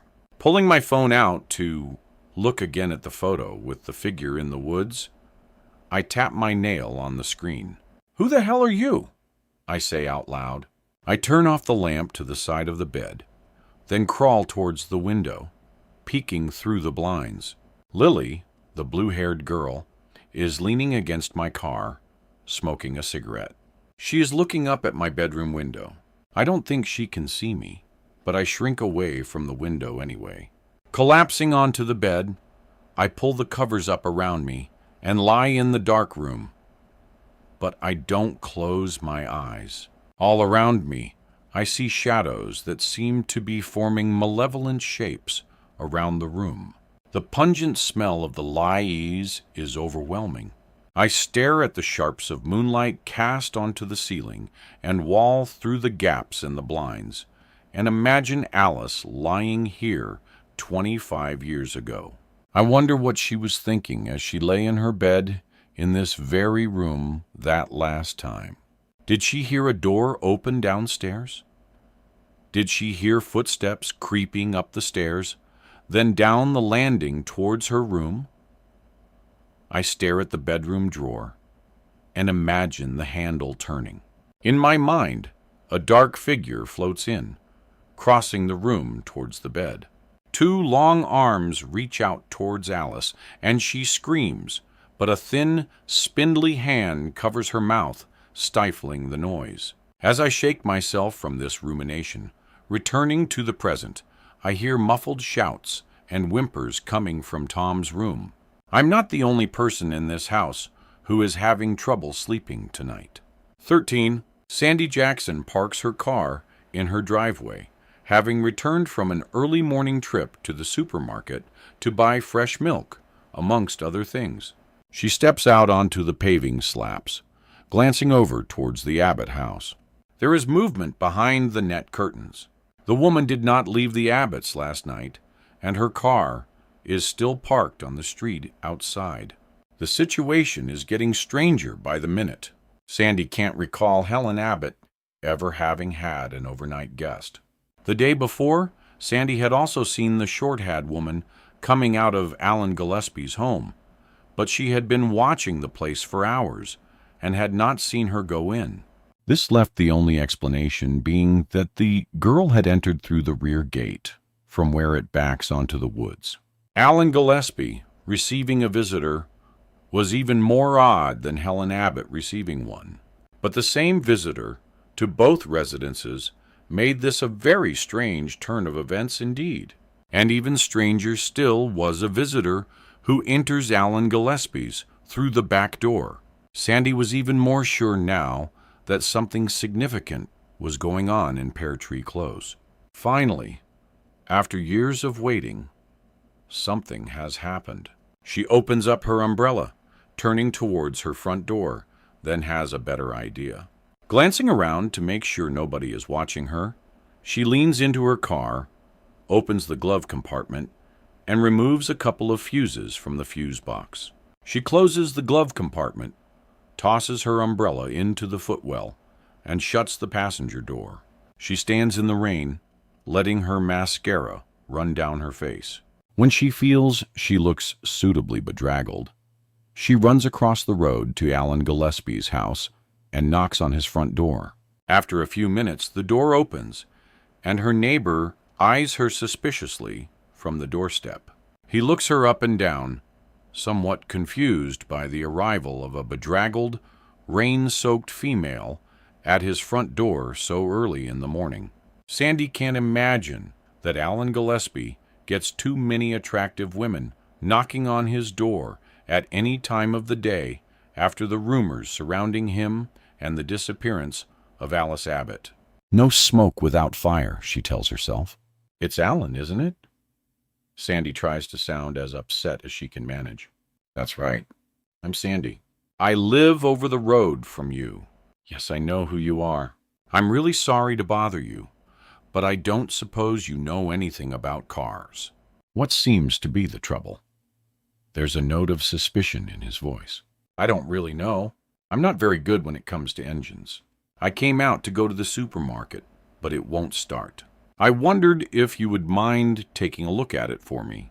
I need to be somewhere after the shops, and I really can't miss the appointment.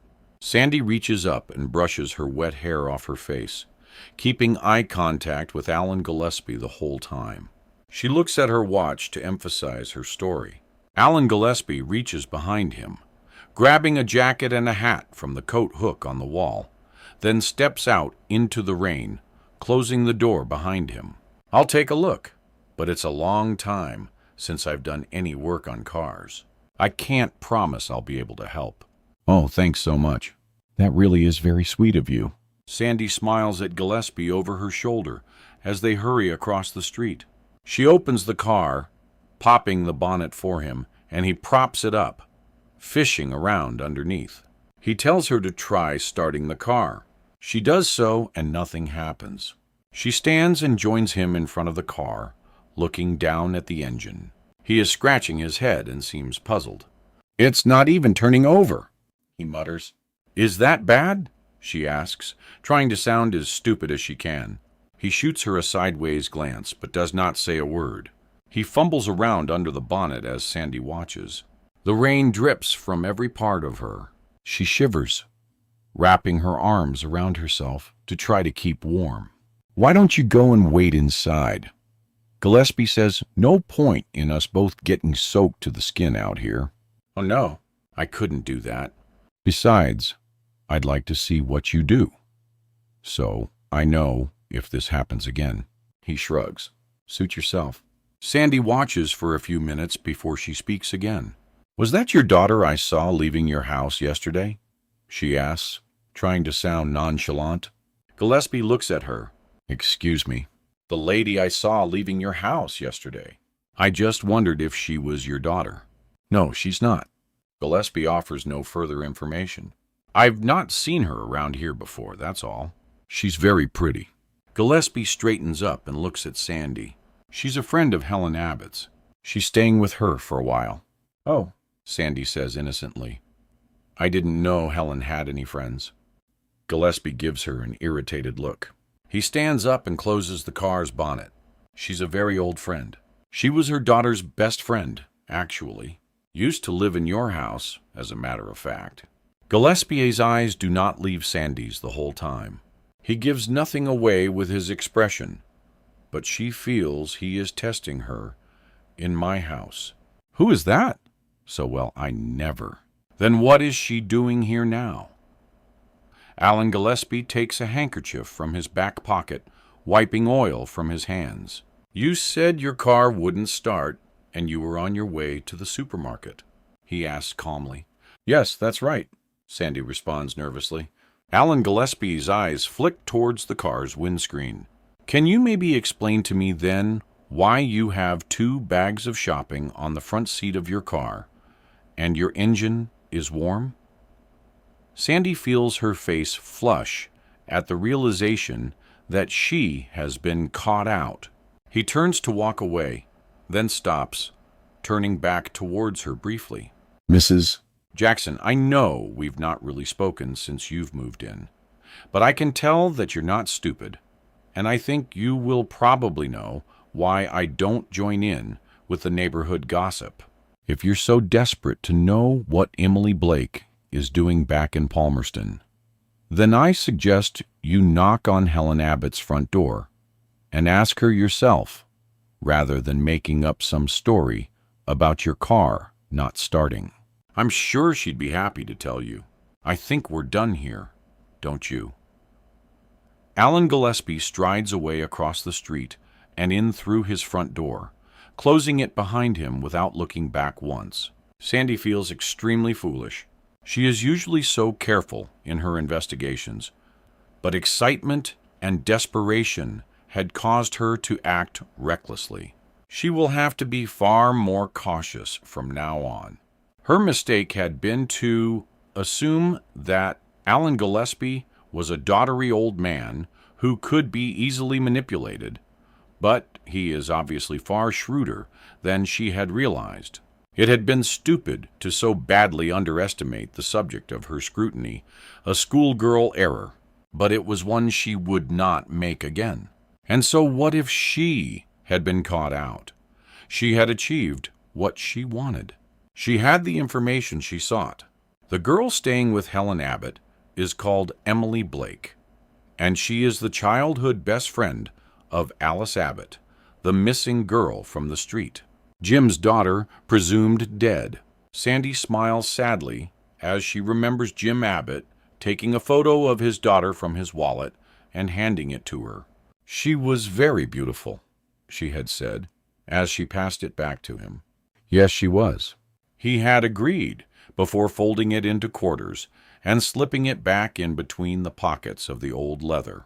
The fold marks on the photograph were very defined, as if it had been unfolded and folded up again many, many times. So now Sandy has a name, and she is even more intrigued. What would bring this woman back here to this desolate hellhole after 25 years? Sandy turns and hurries down her path and into her house. She heads up the stairs, dripping all over the carpet as she goes. Her blouse is off over her head before she reaches the bathroom. She throws the sewed garment into the washing bin in the corner, then unzips her black pencil skirt, letting it slip down over her shapely legs. It flops with a wet slap onto the floor. A puddle is forming around her on the tiles. She removes her sewed knickers and throws them on top of the pile of clothes.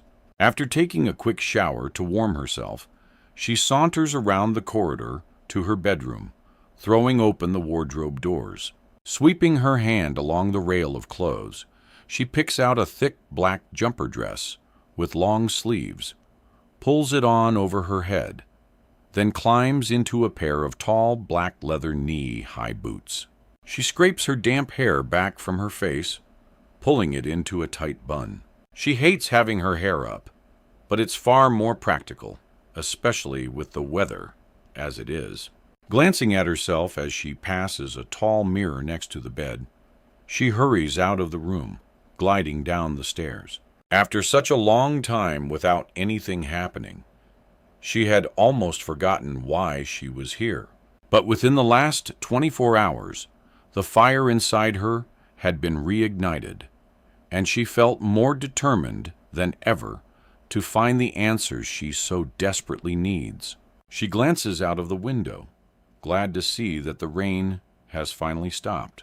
As she watches, she sees the front door across the road open, and Emily Blake hurry down the path in the direction of her car.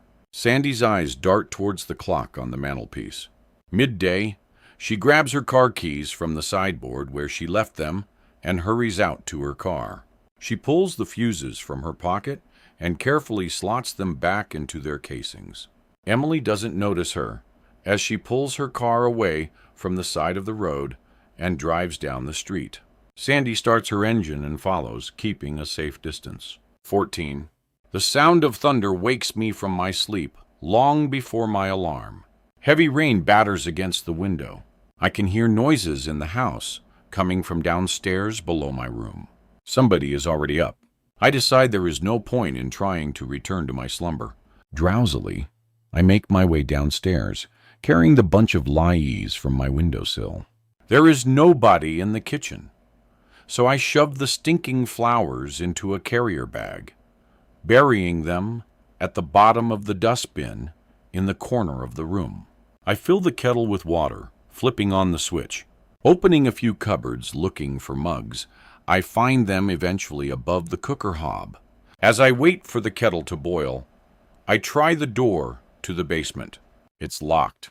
I look around for the key, but it's nowhere to be seen. I hear the button on the kettle click, and I make myself a cup of black coffee, then head down the hallway. Tom is sitting in the front room, eating a bowl of cereal. We exchange morning pleasantries, and I sit on the small sofa opposite the window. I see a key on the mantel above the old electric fire. Is that the key to the basement? I nod towards the shelf. Yeah, but Mom doesn't like people going in there. She says there's rats. She's put poison down, so she says it's not safe for people. We used to play in there. Me, you, and Alice. Do you remember that? Tom doesn't reply. He looks away awkwardly. It's just in case I need to hoover. That bedroom is so clean. I'd hate to get any mess on that beautiful carpet. They should have left it. Alice won't like it when she comes home, and it's all changed. Tom, I'm not sure Alice is ever coming home. You have to know that, right? You think she's dead like everyone else, don't you? He sounds hurt. I don't know. Nobody knows. But it's been a very long time, and she has never made contact. Why would she do that? If she is alive and out there somewhere, why wouldn't she let us know? I don't know. Maybe she can't. Maybe she's locked away somewhere. Or maybe her memory is broken like mine. Maybe she doesn't even know who she is. I guess that's a possibility. I notice Tom is holding something. A card of some sort. He's turning it over and over in his hands. What's that you've got there? He looks down as if he had forgotten he was holding it. It was on the map this morning. She must have put it through the letterbox last night after we went to bed. He stands up, handing me the card. It's a child's birthday invitation with cartoon drawings of dolls and other toys on the front. Someone has written Lily in large letters in a space above the words, is having a party.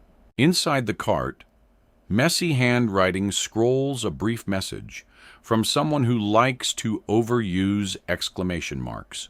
Tommy, baby, it's my birthday party, and I'll cry if I want to. Come along on Friday night, my place, from 9 o'clock. Fancy dress, lil kiss, po, yes. Bring your new girlfriend. Tom looks embarrassed. You don't have to come if you don't want to. I'm not sure I'll go. I certainly won't be wearing fancy dress if I do. No, it might be fun. Would be good to meet some of the locals. I can see what people have to say about the situation for my story. I'm not doing anything else tonight anyway. Tom gives me a strange look. Adam will be there, he says awkwardly. I'm confused. Lily knows Adam. Tom pauses, looking slightly uncomfortable, like a child who has said something they know they shouldn't have.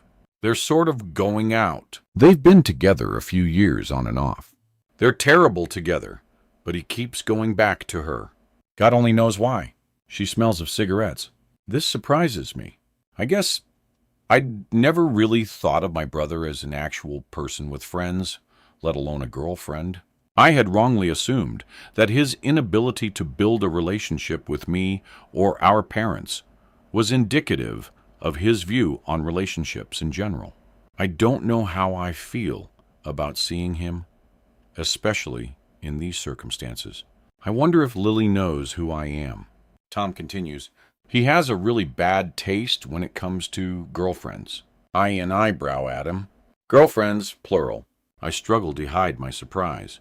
Adam is very popular with the ladies. Just all the wrong ladies. Tom is interrupted by what sounds like a crash of crockery from upstairs, then coughing. He looks embarrassed as he glances up at the ceiling. She sleeps in late most days. Says she doesn't see the point of getting out of bed just to sit in her chair. He checks his watch. I have to go to work, but I'll be home around 7. If you want to go over the road, then we can pop along after Mom's made dinner. It's a date, I say. I regret my choice of words immediately. Tom blushes, jumps to his feet, and almost runs out to the hallway, grabbing an old tracksuit jacket. He slams the door behind him as he leaves. Then I hear the racket of his car driving away. I cross to the fireplace, lifting the key from the mantel. I turn it over in my hand a few times, running my fingers over its smooth form and biting my bottom lip. I return to the hall, holding my breath, and listen. I can't hear a sound from Helen upstairs. She must have gone back to sleep, so I decide to risk it. I make my way as quietly as I can down the hallway to the kitchen. I unlock the door, pulling it open with a loud creak. Reaching around the corner, I fumble for a switch, and I'm glad to find it. It is cold and has a greasy film on it. A bulb flickers in the darkness below me, casting shadows up onto the bottom of the wooden staircase. The dim gray daylight barely illuminates the top few steps. There are cobwebs in the corners of the doorframe. Cold bare brick is exposed down the side of the staircase. A damp, musty smell floods my nostrils. I wipe my hand on my jeans as I step down tentatively. As my foot touches the third step, there is another loud creak. I freeze. Terrified, I listen for any signs of life from the house. Still, there is only silence. The hairs on the back of my neck stand up. Why am I so afraid? I played in this basement many times as a child, but the knowledge that I'm not supposed to be in here has changed the whole dynamic. It feels forbidden. But why? 15. I get to the bottom of the stairs to find the space completely changed from the image in my memory. What was once a cozy and intriguing play space has become a desolate waste ground. Boxes are piled up all around me. A blanket of thick dust covers everything.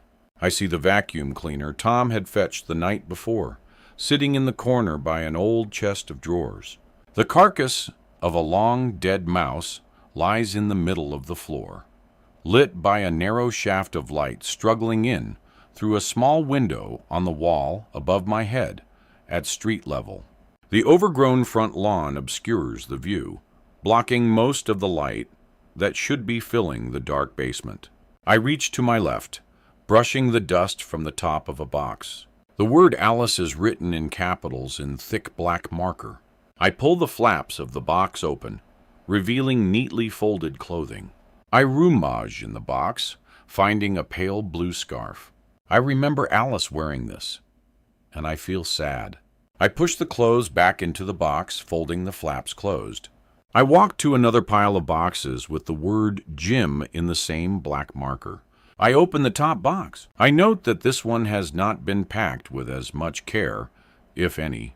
The contents are screwed up inside, and a musty smell comes from them. Just old clothes and shoes, mainly. Beyond the piles of boxes, the space opens up into a larger room. There are old chairs, suitcases, children's toys, and crates of board games. I see dusty mousetraps dotted around the edges of the room. There is an old tool bench up against one wall with drills, saws, and screwdrivers scattered around on its top. Leaning against the wall at the end of the bench stands a shotgun. I don't remember this from my childhood, but it probably would have been locked safely away back then with young children in the house. I vaguely recall that Jim Abbott used to go hunting from time to time. He took Tom and Adam with him one Sunday, and when Adam arrived home later that afternoon, he was all excited, claiming to have shot a rabbit. My parents were furious. My mother, especially so. She abhorred violence. Strangely, Unlike everything else down here, the gun doesn't appear to have any dust on it. As I take a step towards it, I hear footsteps above me. Helen is awake and in the hallway. I run back up the stairs, flicking the light switch off as I pass it. I close the door as quietly as I can, locking it stealthily. I spin round, turning my back to the door. I am breathing heavily from the sprint up the stairs, and my clothes are covered in dust and dirt. She is standing in the kitchen, glaring at me. "Good morning, Helen. Did you sleep well?" I ask as cheerfully as I can manage, trying to hide the key behind my back. Her eyes dart to the basement door, then back to me, suspiciously.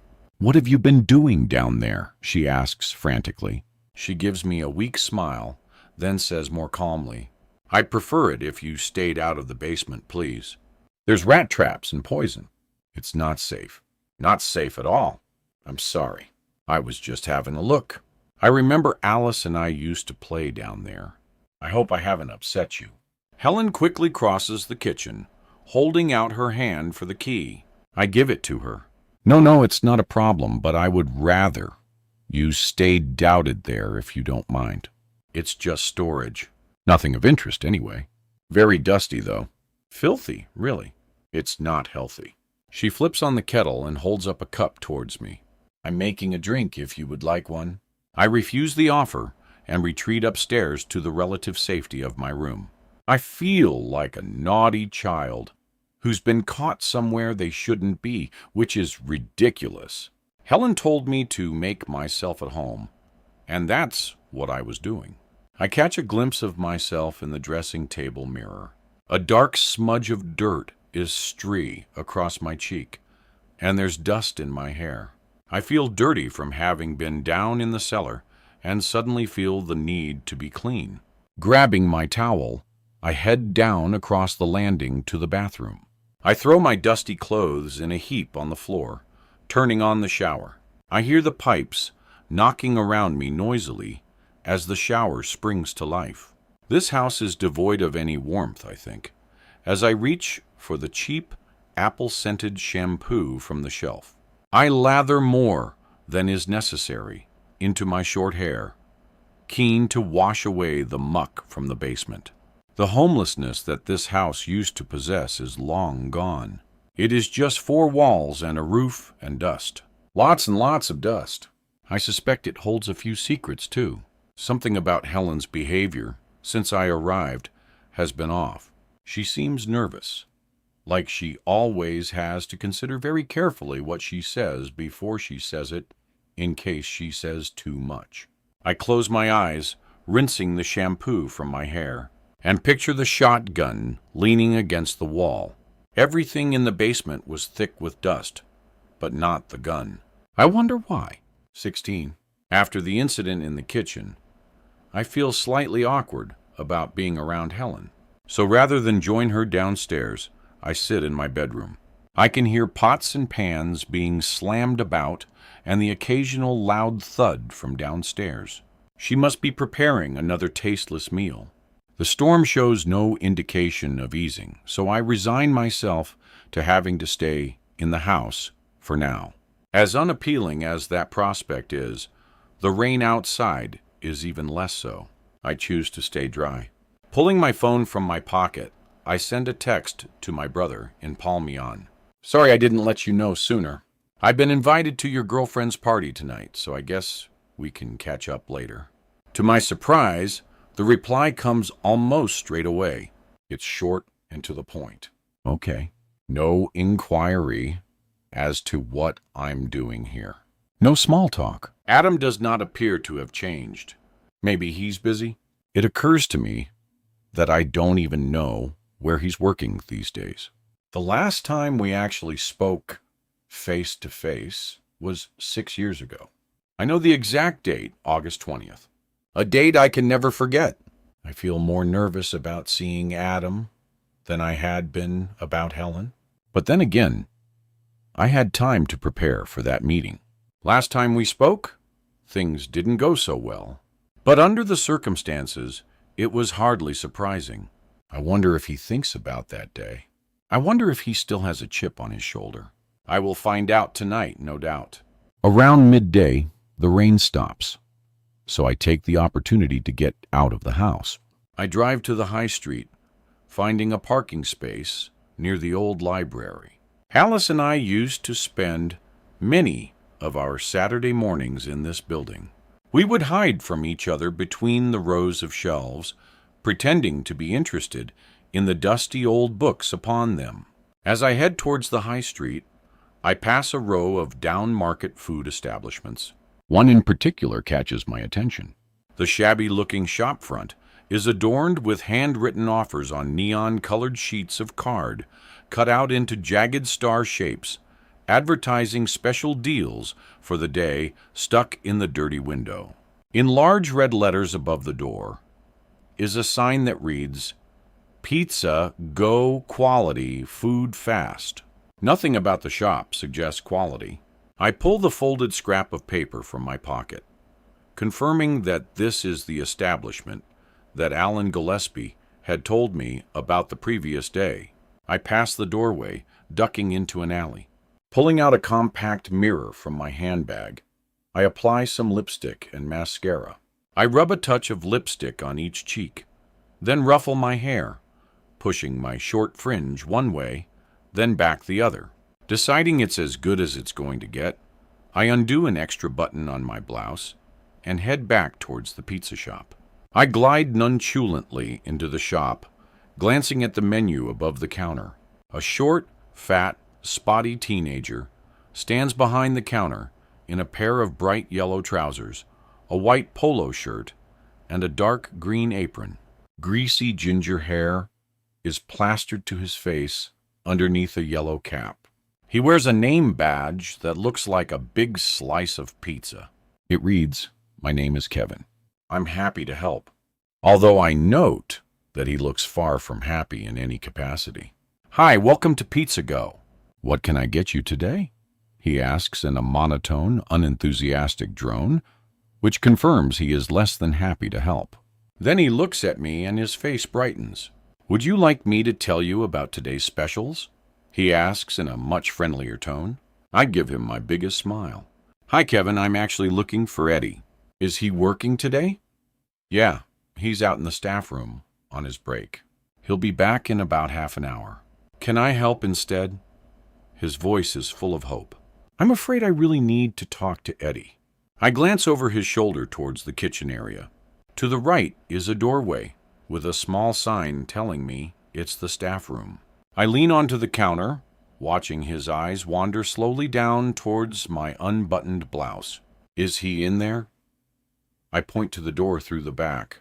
"Yeah. Would you like me to get him for you?" I lift the hatch in the counter, pushing past Kevin, my feet sticking to the greasy floor. "No, that's fine. I'll just go in to see him." "Hey, you can't come through here. It's not allowed." Kevin is panicking. He's clearly not used to dealing with situations like this in his daily routine. Eddie won't mind, I promise. I rush through the door before Kevin can stop me. As I push the door shut behind me, I turn the key, locking Kevin out. He bangs on the door, shouting. I turn round to find a tall, skinny man in his late 30s, standing staring at me quizzically. His face is initially confused, but as he looks me up and down, he smiles. The man licks his lips. He has short, tidy hair, thinning on top. He wears thin wire-framed glasses and the same yellow and green uniform as Kevin, but with the addition of a bright yellow tie and a name badge that says, Manager Eddie. A thin mustache decorates his upper lip. "Can I help you, miss?" His eyes are fixed on my chest. "Oh, hi. Are you Eddie?" I flash him a smile. His smile broadens and he blushes. That's me. "Do I know you?" I'm sure I'd remember a face that pretty. I giggle like a teenaged girl, feeling slightly ashamed and somewhat out of my depth. But it's too late to back out now. "My name is Jessica." Kevin's banging on the door, asking Eddie if he should call the police. Eddie shouts back to him. "It's fine, Kev. Go back to work." I hear him waddling away outside the door. I continue. "I'm looking for some information. And somebody told me you're the man who might be able to give it to me. Eddie looks nervous, but he smiles again. Who might that be, then? His eyes wandered down my thighs. I'm sorry, Eddie, but I can't reveal my sources. Nobody would ever trust me if I did that. I wink at him and worry that I might be overdoing it. What is it you want? He asks slowly. He sounds intrigued, but slightly worried. I take a few steps closer to him, keeping my eyes fixed on his. He's sweating. I'm trying to find somebody, I say. Someone who might be able to give me some information about little girls going missing in the area. He looks nervously around the room. I don't know anything about that. I think you need to leave. He pauses. Are you police? I smile again. Do I look like the police, Eddie? I pull my blouse up to show him my midriff. I'm not bugged, I promise. I pout and cross my heart, slowly with my right hand, letting my index finger trail down in between my unbuttoned blouse. Eddie licks his lips excitedly, and I know he's taking the bait, so to speak, so I continue. Eddie, I have a problem. I'm really interested in finding out some information about some kids who have disappeared, and I think you might be able to point me in the right direction. Can't help you, I'm afraid. Like I said, I wouldn't know anything about that, and I'm not sure who's told you any different. But they are definitely wrong, he says in a panic. A bead of sweat trickles slowly down from Eddie's sideburn, dripping onto his shoulder, mixing with grease and other stains. He wants to trust me, I can tell. But I don't have him yet. I take a step closer to him, placing my hand on his chest. I can feel the heat from his body. Eddie, you're not in any trouble? I just really need to speak to someone who might be able to help me. The sweat is pouring off him. I loosen his tie, pressing my body closer to his. It makes me feel sick, and I struggle to keep the grimace from my face. He smells of sweat and cheap aftershave, Old Spice, or some such thing. The mixture of smells is quite nauseating. Despite this, and the terror I feel inside, I try to keep the smile locked firmly in place. Come on, Eddie. Do me a favor. I really need to get this information. Please. My lips are almost touching his. I brush them over his face and stop next to his ear, whispering, I can make it worth your while. Yeah, Eddie asks. How? He looks me up and down again and smiles. I raise my knee into his crotch slowly and feel him go immediately hard inside his trousers. I reach down and put my fingers onto the zip of his fly. I can give you whatever you want, Eddie. Name your price. Prove it, he says. I wasn't expecting this. I'm out of my depth and realize I should have come with a plan. I panic, trying to keep it from showing on my face. I cut my hand over his crotch and give his rock hard a gentle squeeze. Release, then squeeze again. A little harder this time. I fight back the overpowering urge to throw up, pulling his head onto my shoulder so he can't see my face. I whisper in his ear again, if you want something from me, you have to give me what I want first. I giggle again, pushing his head away from me. I remove his cap and run my hand through his greasy, sweaty hair. He's breathing heavily, almost panting. He puts his nose into my hair and sniffs loudly. You smell like apples. It's nice. He glances nervously around the room, as if somebody might catch us. Then continues, kids aren't my scene at all. I think those guys are disgusting. He looks at me, then continues, but there's an old sheet rubber factory just up over the hill in town. It's been closed down for donkey's years, but there's a guy who squats in there. Goes by the name of Rab. If anyone knows anything, he will. Though I can't imagine why anyone would want to talk to him. Dirty old bastard. Eddie smiles, placing both his hands on my buttocks. I forcibly remove his hands from me and pull away, buttoning up my blouse. I wipe my hand on Eddie's filthy shirt, turning to leave. Oi, whither do you think you're going? Eddie shouts after me. Thanks, Eddie. You're a star. But what about he looks like he might actually cry? No time, I'm afraid. I need to be somewhere. I unlock the door, leaving Eddie bewildered and frustrated. I look nervously at Kevin as I pass through the shop. He looks baffled by the whole situation. I grab some sachets of wet wipes from the counter as I pass, tearing them open to cleanse my hands and face. I feel disgusting. I exit the shop, stopping at an off-lick on the way back to my car. I buy a cheap bottle of Pinot Grigio for the party tonight. At a charity shop next door, a pair of black suede winkle picker boots in my size catch my eye. I didn't bring any going-out clothes, so decide these will do for tonight. As I head down the high street, I can't shake the feeling I'm being watched. I tell myself that this is stupid. Nobody here knows me anymore, nor does anybody care about who I am or what I'm up to. But having seen the shadowy figure in the photo from the woods, I am worried. I glance in my rearview mirror. There are no cars behind me and no pedestrians on the pavement. I shake my head and scold myself for being such a wimp, putting my foot down as I drive back towards Pear Tree Close, 17. We head down the road to the party at about 9:30. With a limited selection of clothes, I settle on skinny black jeans and a tight black t-shirt with the charity shop boots, and my leather jacket making it look a little dressier. Casual is cool, I tell myself, then wonder why I even care. Tom wears baggy, shapeless jeans and a short-sleeve check shirt that is at least a size too big for him. It looks like it could have belonged to his father. Tom seems awkward and nervous. I can't help feeling sad for him whenever I look at him. I wonder what his life might have turned out like under different circumstances. What any of our lives might have turned out like we could have been happy. I take the cheap wine I purchased earlier in the afternoon. Tom takes nothing, not even a card for the birthday girl. The front doors open when we arrive. The sound of loud dance music booms out from inside. The house is a dump, but compared to the Abbotts, it's fine. There are people milling around in the hallway. There are some revelers in fancy dress, the usual bunch of bunnies and cats, a few cartoon characters, but the majority are not, so I feel much more relaxed. Tom doesn't seem to know anybody at the party, but that doesn't surprise me. He's socially awkward, and I can't imagine him hanging out with anyone.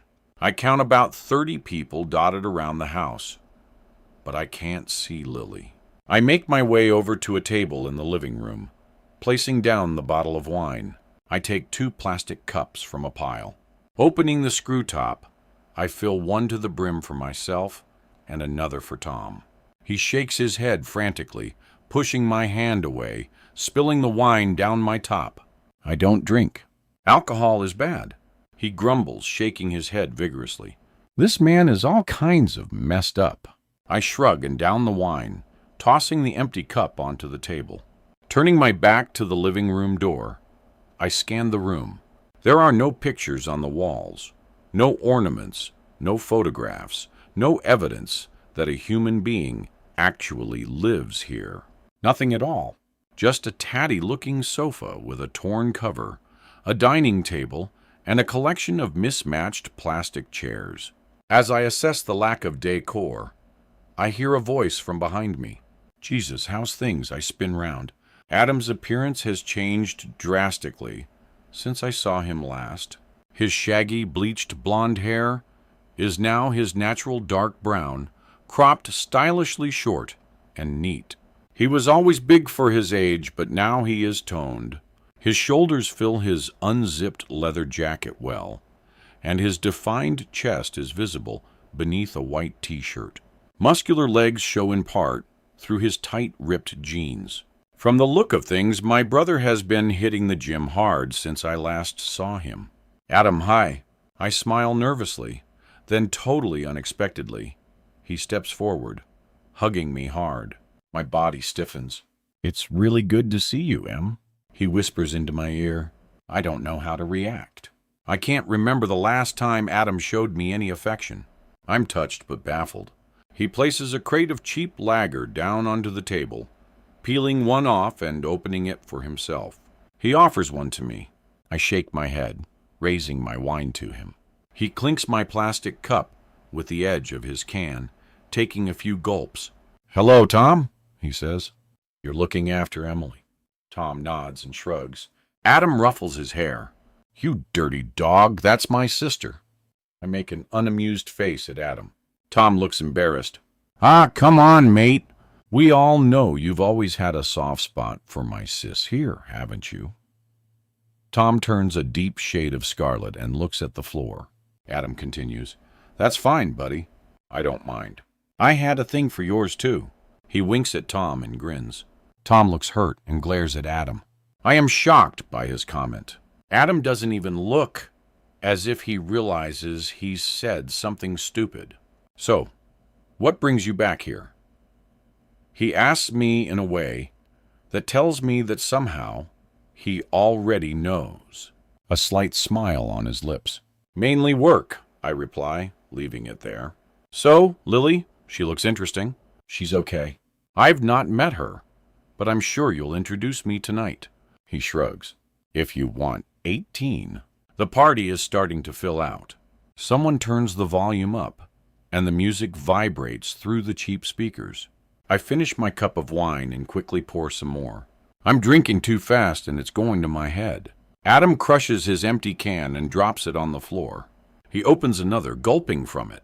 A few people are dancing, and the volume of conversation has risen to battle with the music.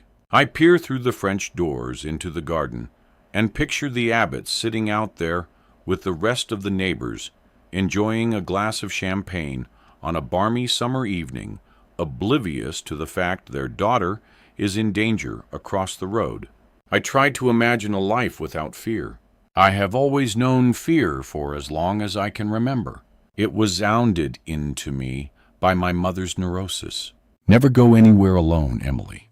I need to know where you are at all times, please. She used to say. Adam is milling around, saying hello to a few people, mainly the girls. They all make eyes at him, and I realize for the first time that my brother is popular. He winks at one girl, slaps another's bottom. I wonder how Lily feels about his openly flirtatious behavior. As Adam returns to my side, I look at Tom, who's not enjoying himself. He keeps checking his watch as if he's eager to leave. "You all right, Tom?" I shout to him. He just shrugs. A tall, busty blonde girl across the room smiles at Adam, raising her glass at him. "Friend of yours?" I inquire with a smirk. "Old flame." He sucks in air through his mouth, then chuckles to himself. "Where's this girlfriend of yours, anyway? It's a bit rude not being at her own party." I look around the room, but she's nowhere to be seen. "Oh, she'll be here. She's most likely upstairs, powdering her nose." He winks at me. I shake my head. I look up at Tom. His face has frozen in a grimace. He is staring over my shoulder. The chatter in the room has stopped. I turn to follow his gaze and see why. Lily is standing in the doorway. She is wearing a long blonde wig and a mauve gingham dress with a pleated skirt, just like the one Alice had. The one that everyone recognizes from the picture. Lily's skin is intricately made up with marbled purples and whites. Veins are painted all over her arms, legs, and face. She is dressed as Alice. Alice dead. She wears one shoe and carries a teddy bear in her hand, dangling down by her side. She has a pale pink ribbon tied in a bow on top of her head. White contact lenses make her eyes appear lifeless. She smiles around the room, exposing yellowed, rotting teeth. There are gasps. There are whispers. There is nervous laughter. I shoot a glance at Adam. He's looking furiously at his girlfriend. Can anyone guess who I'm supposed to be? She shrieks, then giggles. Nobody speaks. Lily howls with laughter. She's drunk or high or both. Someone turns off the music. It's Tom. He's clenching his fists, then opening them and clenching them again. Tears are welling up in his eyes. "Do you think this is funny?" he screams. Oh, come on, Tommy, baby. It's a party. The party's over, he shouts, striding towards her. Adam jumps in between them, pushing Tom back with one hand and Lily with the other. Tom, I think you should go home, mate. He turns to me. Emily, can you get him out of here now, please? I take Tom by the hand and lead him towards the door. Adam turns to Lily. You get the upstairs and get that off your face. Everybody else out. Party's over. PSNS. There are some cries of objection. I set out. He bellows, and I'm shocked by the level of his anger. Lily tries to walk past Adam, but he grabs her wrist. She raises her other arm to try to slap his face, but he catches it with his free hand. He holds her like a ragged doll, her flesh turning even paler white beneath his grip. You're hurting me, baby, she says with a smile. Good, Adam retorts. What were you thinking? She spits in his face. He turns to me again. Emily, take Tom home now. I hurry out of the house, among the stream of guests exiting the party. I can hear Adam and Lily arguing as we cross the road. I steer Tom down the path towards his front door. He's shaking. I can't believe that he says, through angry tears, Don't think about her, Tom. Just try to calm down. She's obviously screwed up. Please try not to let it upset you. We stop outside the front door. I pull a tissue from my pocket, handing it to him. Here, try to get yourself sorted out before we go in. I don't want your mom to see you like this. He wipes his eyes with the palm of his hand. Down the road, I hear Lily's front door slam. Do you think Adam will be all right? I ask him. He'll be fine. They fight all the time. Nice. And what about you? I'm pissed off. How dare she? Who does she think she is? What sort of person does that? I know she's a dick, but honestly, that's messed up even for her. If Mom had seen that, it would have pushed her over the edge. She didn't. So try to calm down, and let's go inside. Do you have your key? Tom rummages in his pocket, handing me his key. I unlock the front door, and we enter the hallway, closing the door behind us. The sound of the television comes from the living room. Helen calls out over the noise of the telly. You're back early. I put my hand over Tom's mouth. Yeah, it wasn't a very good party. Loud music and a load of drunk kids. We decided to come home. Sounds like you're better off here then. She calls back absent-mindedly. Her speech is slightly slurred. I think she's been drinking. I hurry past the living room door, dragging Tom by the hand. I lead him up the stairs and into my room. He stops in the doorway as if he doesn't want to enter. Tom, you can come in, I say softly. He edges in, closing the door behind him. I sit on the bed. He stands, looking around the room. I don't come in here, he says softly. I'm not really supposed to. Your mom doesn't like you coming in here. He shakes his head slowly. You need to remember Alice too, Tom. She was your big sister, and she loved you very much. Tom glances at Alice's bear on the pillow. He looks confused for a moment. That's Toby. Alice's bear, I tell him.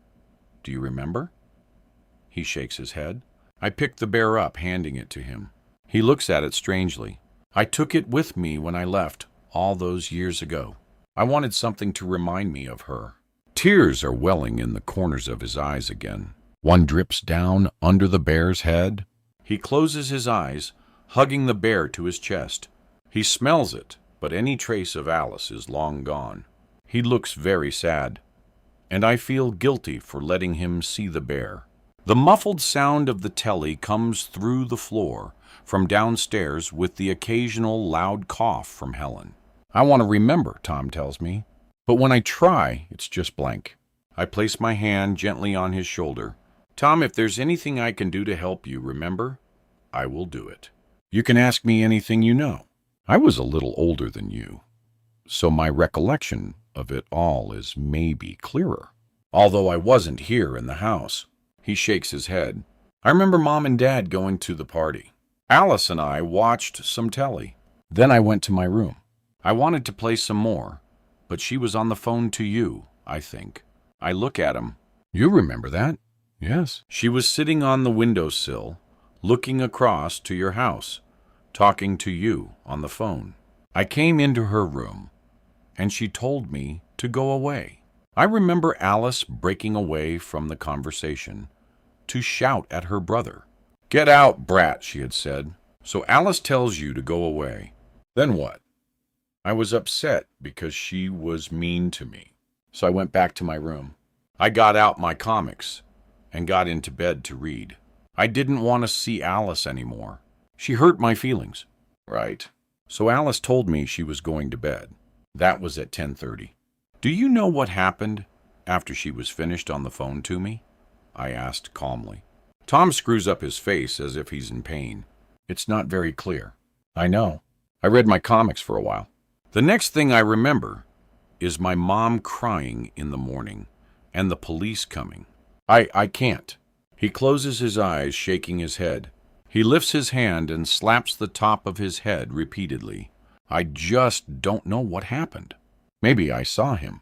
I could have told the police, and maybe they might have found her." I squeeze his shoulder gently. "Tom, I don't think anything would be any different. You were 8. Chances are you probably slept through it all. Whatever happened?" "No," he replies petulantly.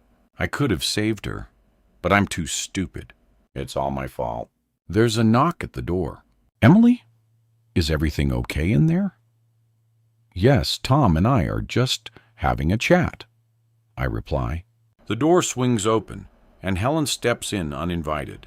"Thomas Abbott, you know I don't like you coming in here. Get back into your own room now, please." She points down the landing. "I don't mind, Mrs. Abbott." I told him he could come in. "It's not your place to tell him. This is my house, and these are my rules. And Thomas does not come into this room, ever." "Understood." I'm shocked by her anger. "Yes, I'm sorry. I didn't know." Tom goes to hurry out of the room, but I call after him. He turns to face me. "You can take this if you want." I hold up the bear. Helen's face drains of all color as she stares dumbfounded at the bear. Tom takes it from me, pushing past his mother. He goes to his own room, slamming the door behind him. Helen stands staring into space for a few seconds. Then, as if she has forgotten where she is, she looks at me. She gazes around the room sadly, then back at me. "Be careful with him. He's not had an easy life. He's delicate. He hasn't really dealt with what happened to Alice. He's buried it away, and it causes him all sorts of trouble. Yes, I can see that he doesn't need you filling his head with nonsense." Was he listening at the door while Tom and I were talking? I understand, but I can assure you I would never do that. Good. I'll let you get to bed then, dear. Sweet dreams. She closes the door firmly behind her. I lay down on the bed, and I think of the words of an ABBA song as I stare at the ceiling and wish that I was somewhere else instead. I can't imagine what had compelled Lily to do something so cruel. I don't know the girl, but it seems that such a thing would only be done to get a reaction or to hurt someone. Was the intended victim me or Tom? Or was it both of us? Maybe it wasn't for my benefit at all. Perhaps she just wanted to piss off my brother. If that was her aim, then the party had been a roaring success. It was twisted and hurtful. But the message was clear to me. Alice is dead. Lily was only a baby when Alice disappeared. So, she's grown up with school playground tales about what happened to the girl who lived down the road from her. No doubt, as children do, the story had been embellished and gruesome details added to satisfy their morbid curiosity. I shiver as I recall the image of Lily in the matted blonde wig. The dress, in hindsight, was not correct, but she had done a good job sourcing one that was quite close to the real thing. I think of poor beautiful Alice, but now all I see is Lily's parody. I pull my phone from my pocket to text Adam. "Everything okay?" I type. A few minutes pass before my screen lights up, and the phone buzzes with a reply. "Peachy, Then another message. Sorry about Lily. She's a bit up. Can't argue with that. It was a dick move, but I don't think she meant any harm. What you doing tomorrow? He types wanna meet. Yeah, sure. Great. I'll pick you up about 1 o'clock. See you tomorrow. Kiss, he replies. I'm still slightly awkward with the affection. I don't recognize this person as my brother, but I'll take it. I decide that tomorrow I'll go to find the old warehouse and speak to Rab. Adam can be my security. I don't think anyone will mess with me while he's by my side. He's built like a brick house.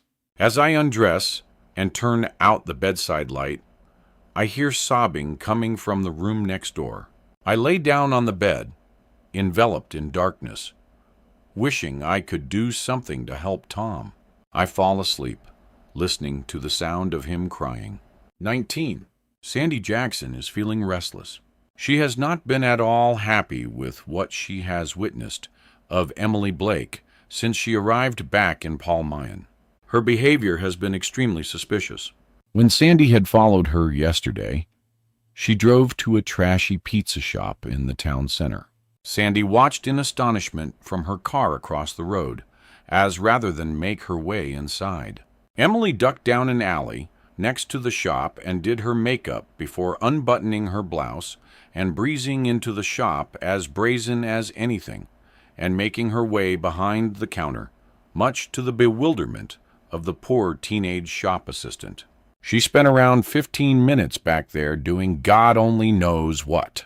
When she finally emerged from the shop, she redressed herself, wiped the makeup from her face, and cleaned her hands, then went to the off-lick license to buy a bottle of wine, and the charity shop next door, to buy what were, admittedly, a rather fetching pair of boots. Something odd was going on with the girl, but Sandy was none the wiser as to what it was. That same evening, she had gone to a party at the house of the young miscreant, Lily Atkin. Sandy had never spoken to the girl, but she could tell she was trouble. Any young girl who chooses to dye her hair blue is bound to be trouble. There were always dodgy-looking people coming and going from the house at all hours of the day and night. As far as Sandy could gather, the girl didn't work. She didn't need to after inheriting a small fortune, along with her house, after the deaths of both her parents. Sandy's misgivings about the aching girl were confirmed later in the evening when the party was finished prematurely after some sort of fight between Lily and her boyfriend. There was shouting and screaming and all sorts of noises from the house until the small hours. Sandy was quite surprised that Emily had chosen to associate with such a crowd, but she had learned from her dealings with her own daughters not to even try to understand the motivations of the young. Sandy hardly slept due to the raucous behavior of her young neighbor. Sandy stands in her living room, in her usual spot next to the window, twitching at the curtains.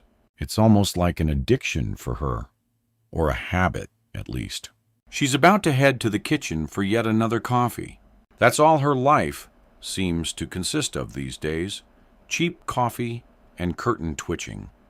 When she sees Emily emerge from Helen Abbott's front door, she watches as the woman heads down the garden path and stands on the pavement. She checks her watch and then her mobile phone. She appears to be waiting for someone. Sandy decides this is the chance she has been waiting for, and rushes out of her front door and across the street. 20. The weather is cool and gray, but at least it's dry. I hurry out of the house without saying anything to Helen. I feel uncomfortable after last night's events, so I decide to wait outside on the pavement for Adam to pick me up. As I close the door, I hear Helen calling to me, but pretend that I've not. I'm standing on the pavement minding my own business when an attractive woman in her late 50s comes out of the front door across the road from the house that used to belong to my family. She's immaculately dressed and made up. She smiles at me from across the street and gives me a nervous wave. She has a pleasant face. I look around to make sure she's not waving at somebody else, then return the gesture. She crosses the street and approaches me. Her blonde hair is smooth and glossy, and her floral dress is classy and well-pressed. She is a stark contrast to Helen Abbott's drab existence, but in a funny way reminds me of how Helen used to be when she took pride in her appearance. A diamond necklace sparkles as she approaches me. "Hi, it's Emily, isn't it?" I can smell expensive perfume as she stands beside me. "Yes," I respond, unsure who this glamorous stranger is. She holds her hand out. "I'm Sandy Jackson.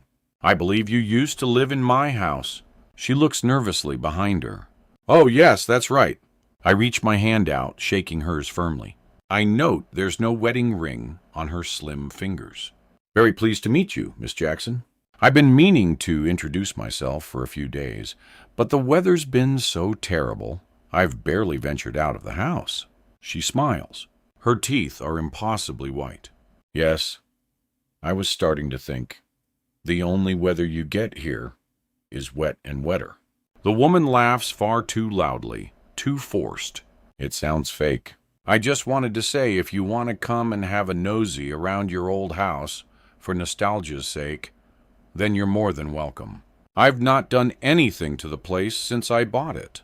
But the people before me had terrible taste, I'm afraid to say, hence the ghastly, fake, leaded lights on the windows. And I'm afraid it doesn't get much better when you get inside either." "Nothing to do with me," she states firmly. I glance towards the old house, then back to the lady standing in front of me. It is difficult to think of any happy memories from that place, although there must have been some before Alice disappeared. I have no desire to go into the house, but I don't say this. "Thank you. That's very kind of you. I might take you up on that when I have a bit more time." "What brings you back to Palmerston?" she asks breezily, catching up with friends and family, and the penny drops. I'm surprised it took her so long to cut to the chase. I had expected a little interest in my return to the neighborhood once people realized who I am, so I can't blame her for fishing. Knowing that she is more than likely just looking for gossip, my barriers instantly go up. The smile doesn't leave my face, although it doesn't reach my eyes. "I'm a journalist, working on a story in the area. I needed to do some research. I thought I'd catch up with Mrs. Abbott while I was here. I was very good friends with her daughter, Alice." Sandy Jackson looks embarrassed. This is the usual response when you mention knowing Alice Abbott. I'm totally used to it, and in fact, have grown to expect it. "So, a story," she says with feigned intrigue. "About what?" I feel uncomfortable, as if I am being interrogated by this glamorous stranger. I see with relief that Adam's electric blue Audi TT is heading down the street towards me. "Oh, just this and that. It was very nice to meet you, Miss Jackson, but I'm afraid I have to go. My brother's here to pick me up." I hurried towards the car, opening the passenger side door and climbing into the seat beside him. "Who's that?" he asked, cocking an eyebrow. "Just a neighbor introducing herself. Lives in our old house, actually." "Oh, yeah, I knew I recognized her. I've never seen her close up, though. Definitely looks better from a distance." I shoot him a withering look. "You hungry?" he inquires, changing the subject quickly with a cocky smile. "Yeah, I could eat. I slept late and haven't had breakfast, so lunch would be good." "Great. I know this cool little place." He pulls the car away from the curb, proceeding to drive far too fast towards town. 21. His driving is erratic and far from exemplary. I find myself gripping the seat on more than one occasion as he pulls out in front of other vehicles, turns without indicating, and fails to give way at roundabouts. I'm looking at him nervously, but he doesn't seem to notice my discomfort. I'm not used to being driven by other people, and I realize I don't like it at all. Wanted to apologize again about last night. "How are you?" He seems genuinely concerned. "It was a bit of a shock, but I'm fine." Tom was upset, though.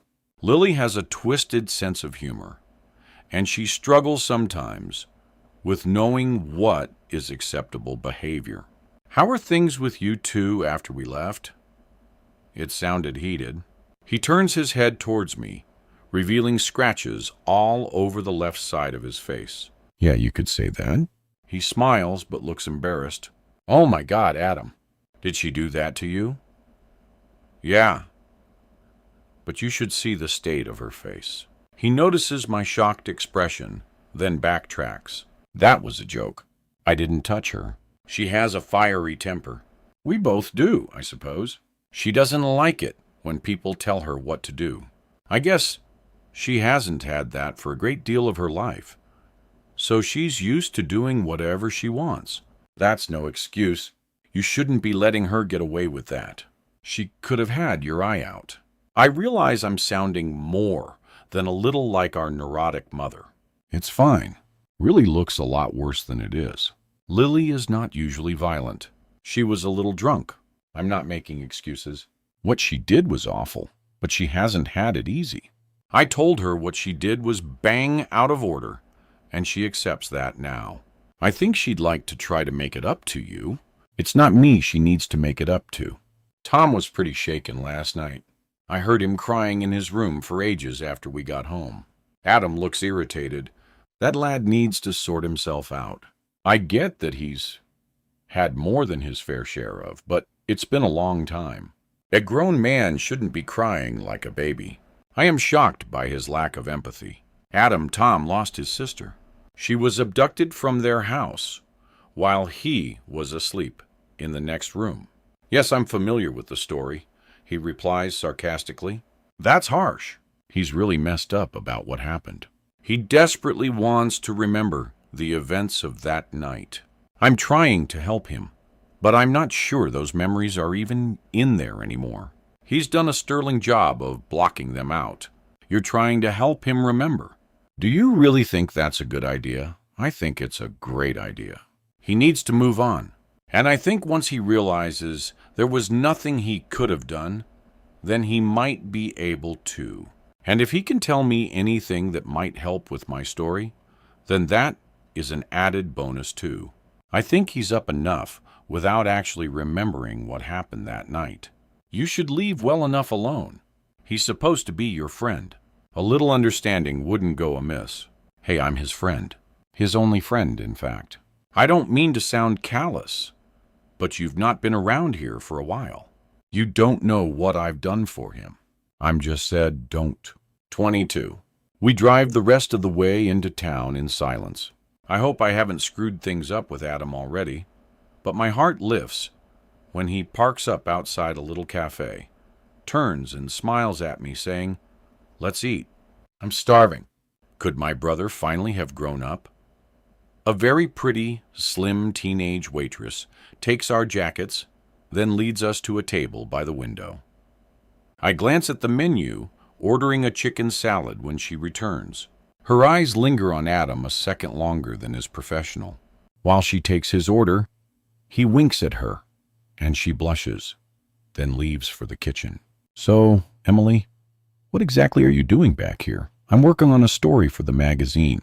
"Let me guess what it might be about." "Malice al Burr." He feigns a yawn, raising an eyebrow. "Yes, kind of. But I'm also looking into this new kid, Becky Clark, from down the road. Surely you don't think they can be connected?" "I know it's unlikely, but nobody knows that for sure." "It's been 25 years. They're not connected." "Look, Sherlock, if whoever took Alice was, say, 30 at the time, he would still only be 55 now. And anyway, even if they aren't connected, it's my job. I just do what I'm told by my boss. I think this will be cathartic for me.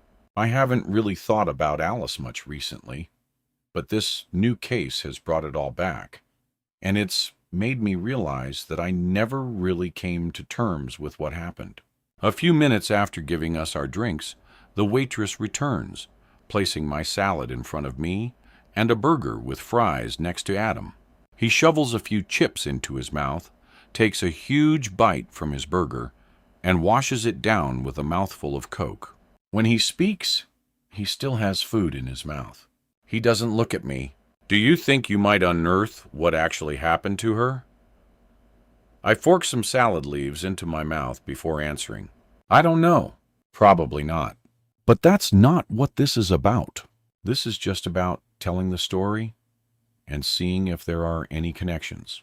My boss was extremely excited when I told him about my past, the other reporters, the other stories. It's mostly been speculation, but I want to tell the facts. I was there. I knew her. She was my best friend. Adam's eyes dart up to mine, then back to his plate of food. But you don't really know any facts. Nobody does. You were just a kid, so surely anything you can offer is speculation too. I swallow a piece of chicken and take a sip of water to wash it down. I don't think so. I know what went on in the days leading up to Alice going missing. I was with her every day. I have my diary that tells me exactly what we were doing and detailed descriptions of conversations. I think I'm in a better position than anyone else to give some insight into events surrounding Alice's disappearance. I'm not going to speculate on anything. I'm not even going to make any suggestions as to what happened to her. I'm going to tell the story as I know it and leave the readers to draw their own conclusions. I'm also hoping Helen Abbott will give me some new information. My boss thinks, given our history, but she might be more inclined to open up to me than other reporters. She might tell me something that she wouldn't tell anyone else. What, like, oh, by the way, I killed her. No, not at all. Don't be ridiculous. Small facts that she might have omitted in the past. The Abbotts were notoriously tight-lipped with the press, so for me to be able to interview her is amazing. And has she actually agreed to an interview? More or less, yes. I haven't really found the opportunity to talk to her properly yet, but I will. We eat a few more mouthfuls of food, then Adam continues. So do you actually think you could help Tom to remember something? I don't know. He was very young. I'm not even sure how much I remember, or how much of it is ingrained in me from reading my diary. But I definitely like to try. I feel I owe it to Alice to try to help her little brother. So, what theories have you got? What do you think actually happened to her? I think about this for a while before I answer. I don't know. My rational, educated brain tells me that she's probably dead, but I can't help wondering if she's still out there somewhere. That's the trouble with not having an answer. You'll always wonder. What about you? What do you think? Adam looks uncomfortable. What do I know? I was 11. Nobody told me anything. Mom and Dad moved away so quickly after it all happened. I hardly even remember her. Really? That's odd. She was at our house a lot. I think you actually had a crush on her. Adam's face flushes and he looks angry. Like I said, I don't really remember. Anyway, I sometimes think it's best if everyone moves on. No good comes from dwelling on the past, but it certainly won't bring her back. I think everyone should get over it. Yes, well, if I can get this story written, then I'm hoping that I will, and maybe some other people might benefit from it also. I was actually wondering if you would mind helping me with something this afternoon. Sure, I'm not busy. What do you need? I've got a name of a guy I need to pay a visit to. He might have some information, but I don't really want to go on my own. Who's the guy? Adam seems interested, which is a bonus. I consider not telling him who I want to visit, but decide it's best to be honest with him. I think he's possibly a pedophile. Adam places his knife and fork down beside his plate calmly. Excuse me. You heard? I've been doing some digging around, and I've been given this guy's name. I want to ask him a few questions. Are you serious? It'll be fine. Especially if you're there with me. He shakes his head. No way. This is utter madness. If you've got information, you should be handing it to the police. This isn't a game. Handing it to the police will not help me with my story, I reply. I know this isn't a game, but I don't see the harm in going to check him out. See if he knows anything. If he looks like he's dodgy, then we can go to the police. Emily, nothing about this sounds like a good idea to me. It sounds bonkers. Are you actually listening to yourself? Adam, be a man, I joke. He looks angrily at me. All I'm asking you to do is come along with me to meet this guy. I'll ask him a few questions, and then we leave. It's simple. And why would he talk to you? He probably won't. But if I don't try, I'll never know. I pull my sad little girl face. Please. Adam shakes his head. Fine. But the first sign of trouble, we leave. Of course. I can't believe we're actually going to do this. Believe it, little brother. This is exciting, isn't it? Me and you together after all these years. Who'd have thought it? Come on, eat up and let's get out of here. 23. We rush down the rest of our food. Adam pays the bill, and we head back to his car. I describe the old warehouse, and he knows where it is. He drives through town and parks next to a children's playground. We cut through a small wooded area. When we come out the other side, a dirty old wall is in front of us. Graffiti covers most of the brickwork. The few windows and doors I can see have metal grates over them to stop people getting in. As we walk around the perimeter of the building, we come to a window at the back, partially covered by a huge old bramble bush.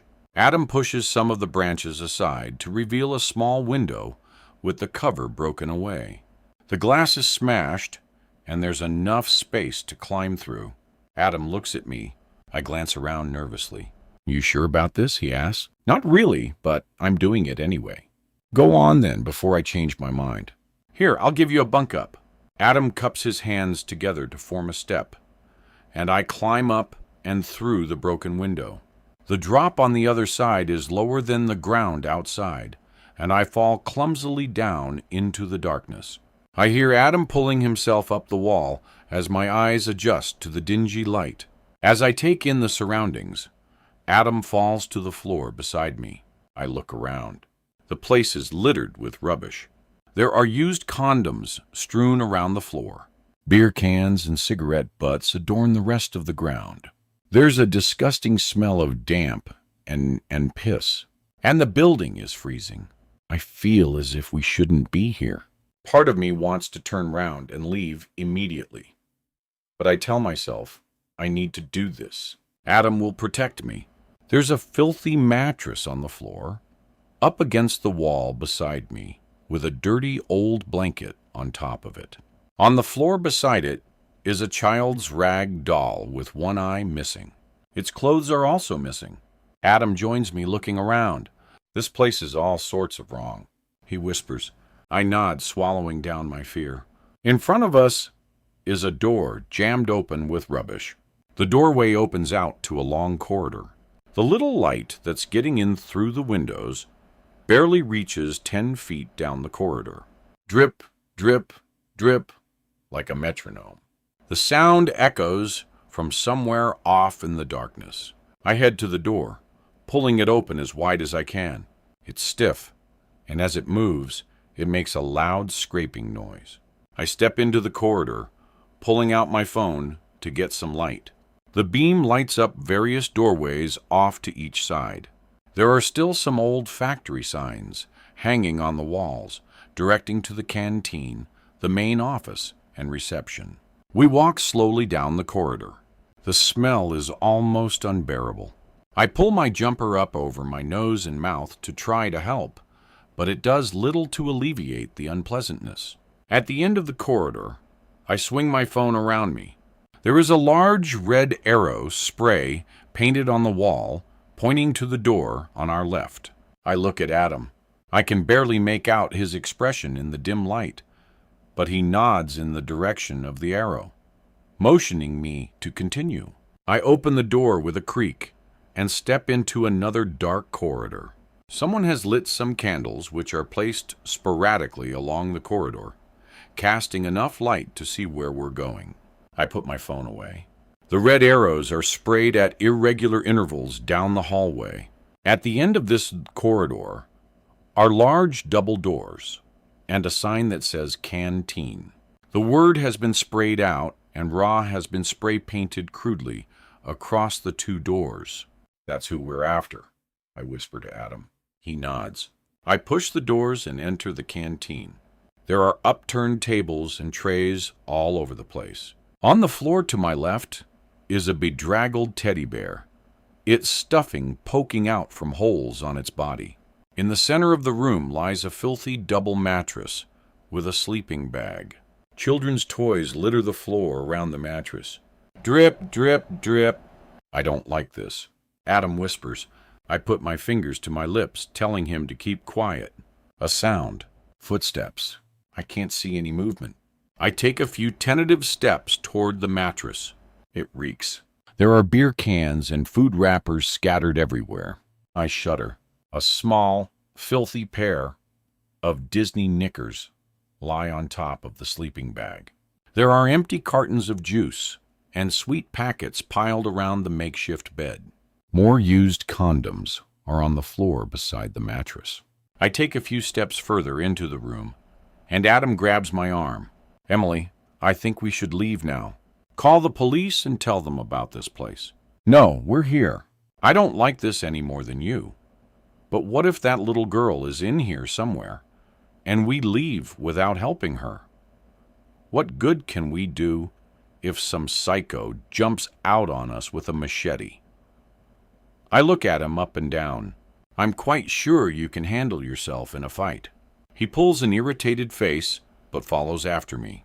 As we move towards the kitchen area of the canteen, a voice echoes around the room. Who the are you, and what the do you want? Inquires the thick Scottish accent. It's raspy and deep. It sounds like the voice of someone who has smoked far too much for far too long. I look around but can't see anyone. I'm looking for Rab, I reply. The room fills with loud laughter, which turns into a raspy cough. Nobody's looking for Rab. Adam's looking nervously around the room, frantically trying to figure out where the sickening voice is coming from. I want to ask you a few questions, I shout into the void. Off, comes the reply. Then a few more coughs and splutters. The sound of someone hacking up, then spitting. The voice sounds as if it's coming from the corner of the room by the kitchen area. Adam leans close to my face, whispering slowly. Keep him talking. He edges away towards the counter. I frown, holding up my hands questioningly, but he simply gestures for me to keep talking. Come on, Rab, I continue. I only want to talk to you. The sound of a bottle rattling across concrete comes from behind the counter. Nobody wants to talk to Rob, he shouts back. Adam approaches the counter. He stealthily reaches over in a grabbing motion, pulling a filthy looking up from behind the worktop by his long, greasy gray hair. Get the off me! The man shouts as Adam pulls him over the counter, slamming him hard onto the floor and holding him down under his right foot. Adam leans across and slaps the man in the face. Shut the up. I run over to the kitchen, grabbing Adam's hand before he hits the man again. That's enough. 24? The man's wriggling about underneath Adam's boot, which is pressed firmly on top of his chest. He's cursing and swearing, and there's blood on his face. Are you Rab? Who the hell wants to know? I have some questions for you, and then we'll leave you in peace. The man growls. He opens his mouth to reveal missing teeth and rotting gums. A rank smell wafts from within. Adam, take your foot off him. Adam looks at me in disgust. Are you mad? I said, let him go. I reach out and pull Adam away. The man sits up but makes no attempt to stand or run. I'm looking for some answers, and I really hope you can give me what I want, I tell him calmly. The man laughs quietly. Sorry, darling. You're a little old for me. He looks from me to Adam, then back again. Your boy here would have been more my type anyway. A few years ago, granted. Adam grimaces. You sick, he kicks Rab hard in the gut. Rab recoils in pain, coughing and spluttering. He leans over, and spits a globule of blood and snot and God knows what else on the ground beside my foot. Show my sister some respect, you piece of, well, there's more of that coming your way. Rab laughs and looks up again. H brother and sister, huh? No, that would have been sexy. I bet you were a couple of cuties. He winks and blows a kiss at Adam, who moves towards him, preparing to kick him again. I step in front of him, holding up my hands. Adam, stop! I look back down at the pathetic creature on the floor. What do you know about the disappearance of Becky Clark? He laughs. What's so funny? Have you seen her? I've seen her picture on the front page of the paper, and I tell you, no would touch her. He laughs again. I detest this man immensely. But something tells me he's not lying about this. There's something about his reaction. So, you and your friends haven't got it hidden away somewhere in here. Then I take it. No. This place is disgusting and off as it is. He chuckles. Mind you, put a paper bag over her head, and I'm sure someone might give her a go. Adam goes for him again, but I grab him and push him away. I'm sure you wouldn't want the police coming sniffing around here, would you? I hiss at Rap. The smile disappears from his face. I don't know nothing about her. He hawks up and spits again. This time it lands on my shoe. I'm almost sick. What about Alice Abbott? His eyes shoot up to my face. No, that's Clear's throat. A name I've not heard in a whale. The little girl lost. A smile spreads across his face. Do you know what happened to her? Sorry, love. I only arrived here about 15 years ago. That girl was long before my time, but I've never met anyone who knows anything about her. Believe you me, a sweet little thing like that, they would have been bragging if they did. I know I would. She was perfect. He licks his lips. I shiver uncontrollably. So, you expect me to believe that a little girl like that vanishes, and none of your lot know anything about it? I can't hide the disdain from my voice. I don't give a what you believe, sugar tits. Who the are you anyway, coming into my place, roughing me up and asking me questions? I ought to you up. If A was 10 years younger, you'd be sorry. He picks up an old beer can from the ground next to him, gives it a shake, then drains the dregs from it. He belches. All I know is if that cute little thing had been here, I'd know about it. Mind you, there have been so many little girls here over the years, it's hard to keep track. He looks at Adam. Little boys to you. Rab licks his lips again. Before I know what's happening, Adam is on him. He reaches down, pulling Rab up from the ground, then slams him hard onto the kitchen counter. Adam lifts him and slams him back down again. You sick fuck, he shouts as he pulls him up again. Prison's too good for a waster like you. You deserve to be castrated, then burned alive. He punches Rab in the face. A stream of blood splatters out of his mouth, hitting the wall behind us. He falls backwards, banging his head on the corner of the worktop, landing in a heap on the floor. He's gurgling. Adam spits on him, then kicks him repeatedly. His stomach, his chest, his head. Adam's boot keeps connecting with Rab's face, which is becoming a bloodied mess. I try to pull Adam away, but he lashes out, hitting me in the face. I fall to the floor. As I look up, all I can see is a frenzied mess of flailing limbs and blood. Rab's sputtering and shouting, but Adam doesn't stop. I get to my feet and I run. I run as fast as I can back down the corridor to the small window. I pull a chair against the wall, climbing out. As I fall to the wet ground, I take deep gulps of fresh air. I can't breathe. Everything is a blur. I want to be sick. I pull myself up using a bramble bush, tearing my hands on thorns. But I don't care. I can't see. Tears distort my vision. I run through the woods, branches slapping at my face, scratching me. I finally find my way back to the car, but it's locked. I slump down to the floor and struggle to get my breath. I'm sick all over the pavement beside me. 25. Sandy feels frustrated. She tried to be nice to Emily, but feels distinctly like she was fobbed off. Perhaps she came on too strong with the offer for her to come into her old house. Sandy didn't like the way Emily's brother had looked at her either, eyes filled with lust. Sandy knew the type of man he was, would probably try to bed her so he could brag to his mates that he had slept with an older woman. But not Sandy. She would never allow that to happen. She had class. She had taste. Sure, he was handsome, and she couldn't help but notice his muscles bulging through his tight leather jacket, but it took more than muscles and a handsome face to impress her. She liked a man with some substance. Jim Abbott had intrigued her from the start. She knew who he was, of course. Everybody did. She was kind to him at first because she felt he deserved it. But on talking to him, she soon discovered a real person, not just the man from the news. There was more to him than a missing daughter.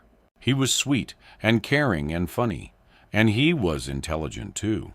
It didn't take long for Sandy and Jim to fall for each other.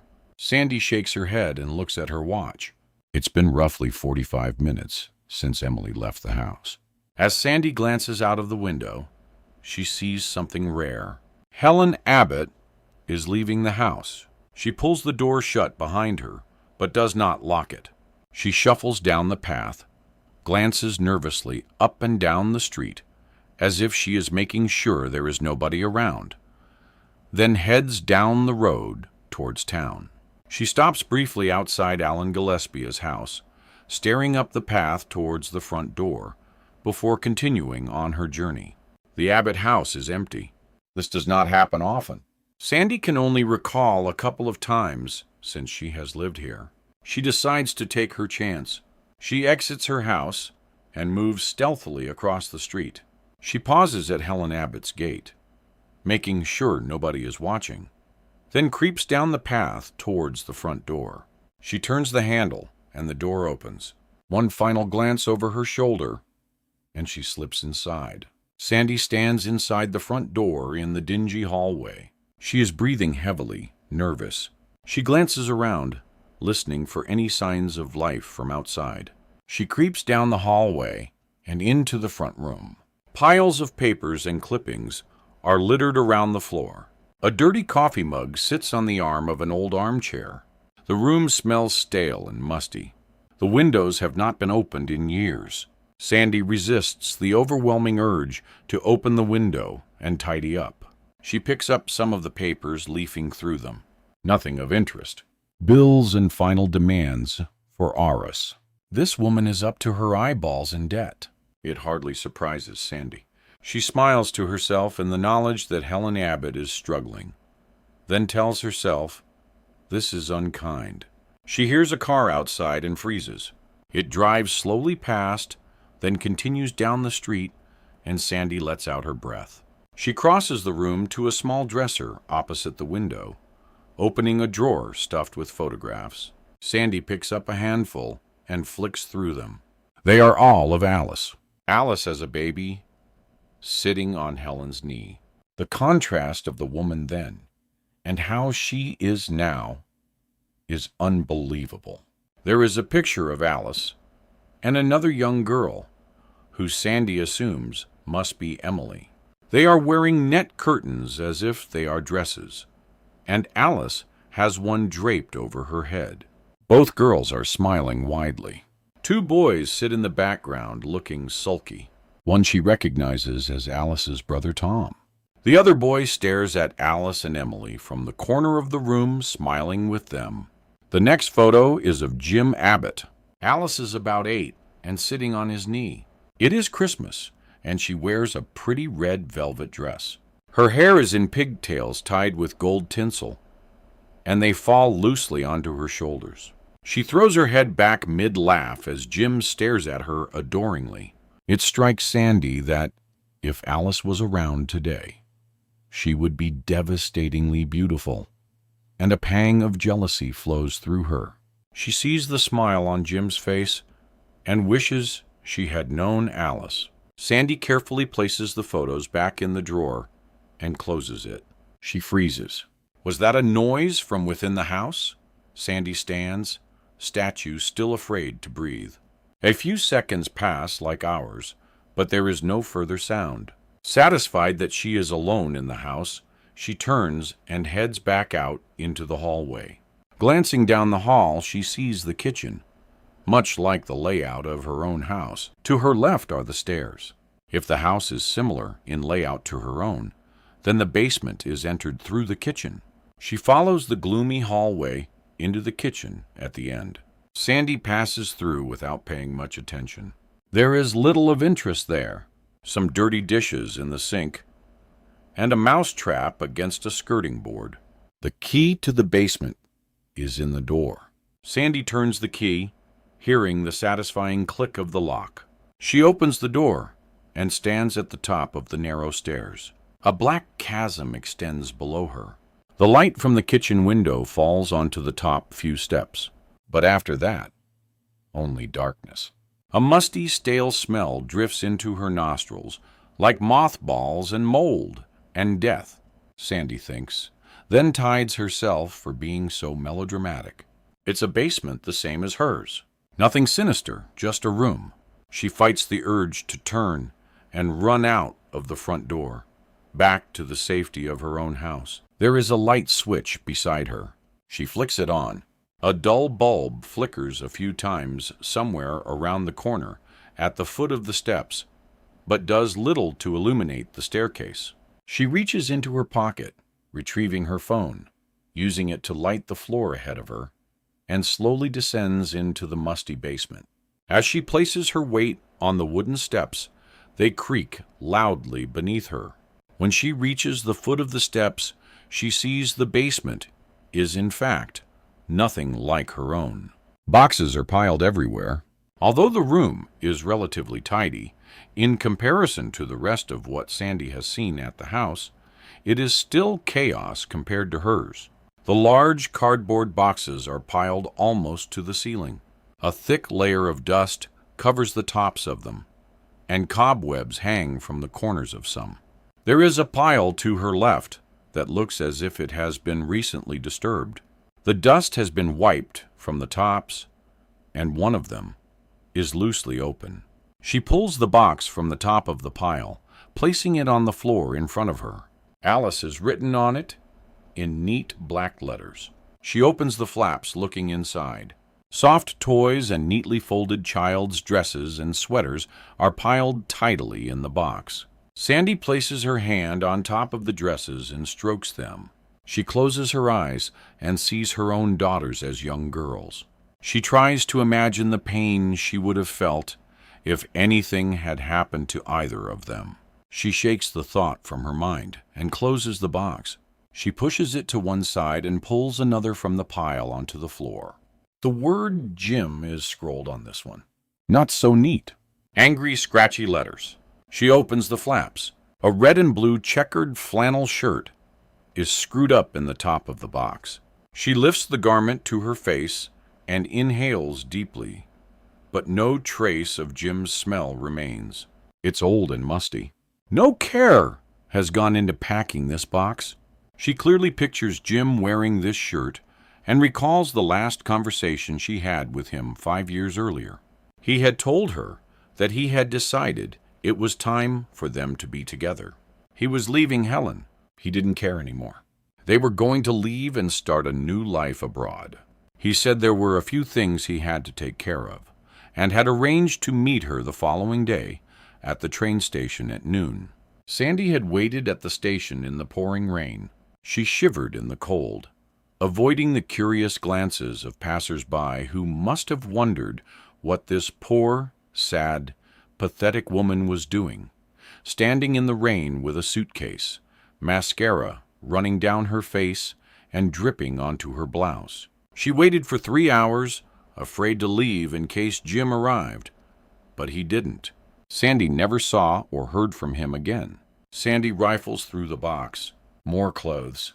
She recognizes Jim's favorite Rolling Stones t-shirt. Sandy smiles as she pictures him in it, walking towards her with a grin. She rifles further, reaching down to the very bottom of the large box. Her hand brushes over something smooth and cold. She grasps it and lifts it out from under the dusty old clothes.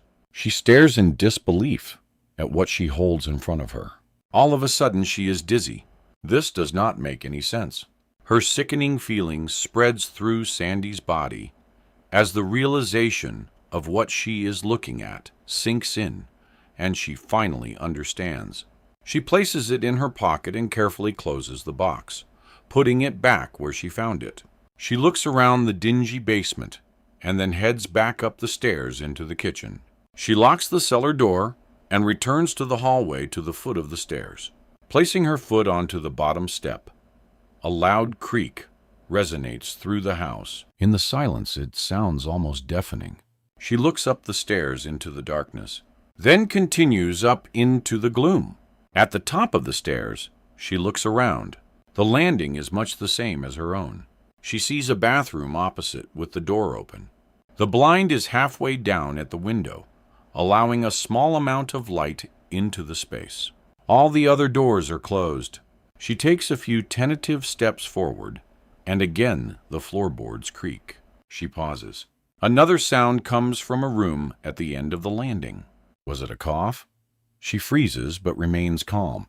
Someone is moving around in the room. She looks around for somewhere to hide, but it's too late. The door opens and Tom Abbott stands in front of her. He doesn't see Sandy at first, but as he steps towards her, he looks up, and she is caught like a deer in the headlights.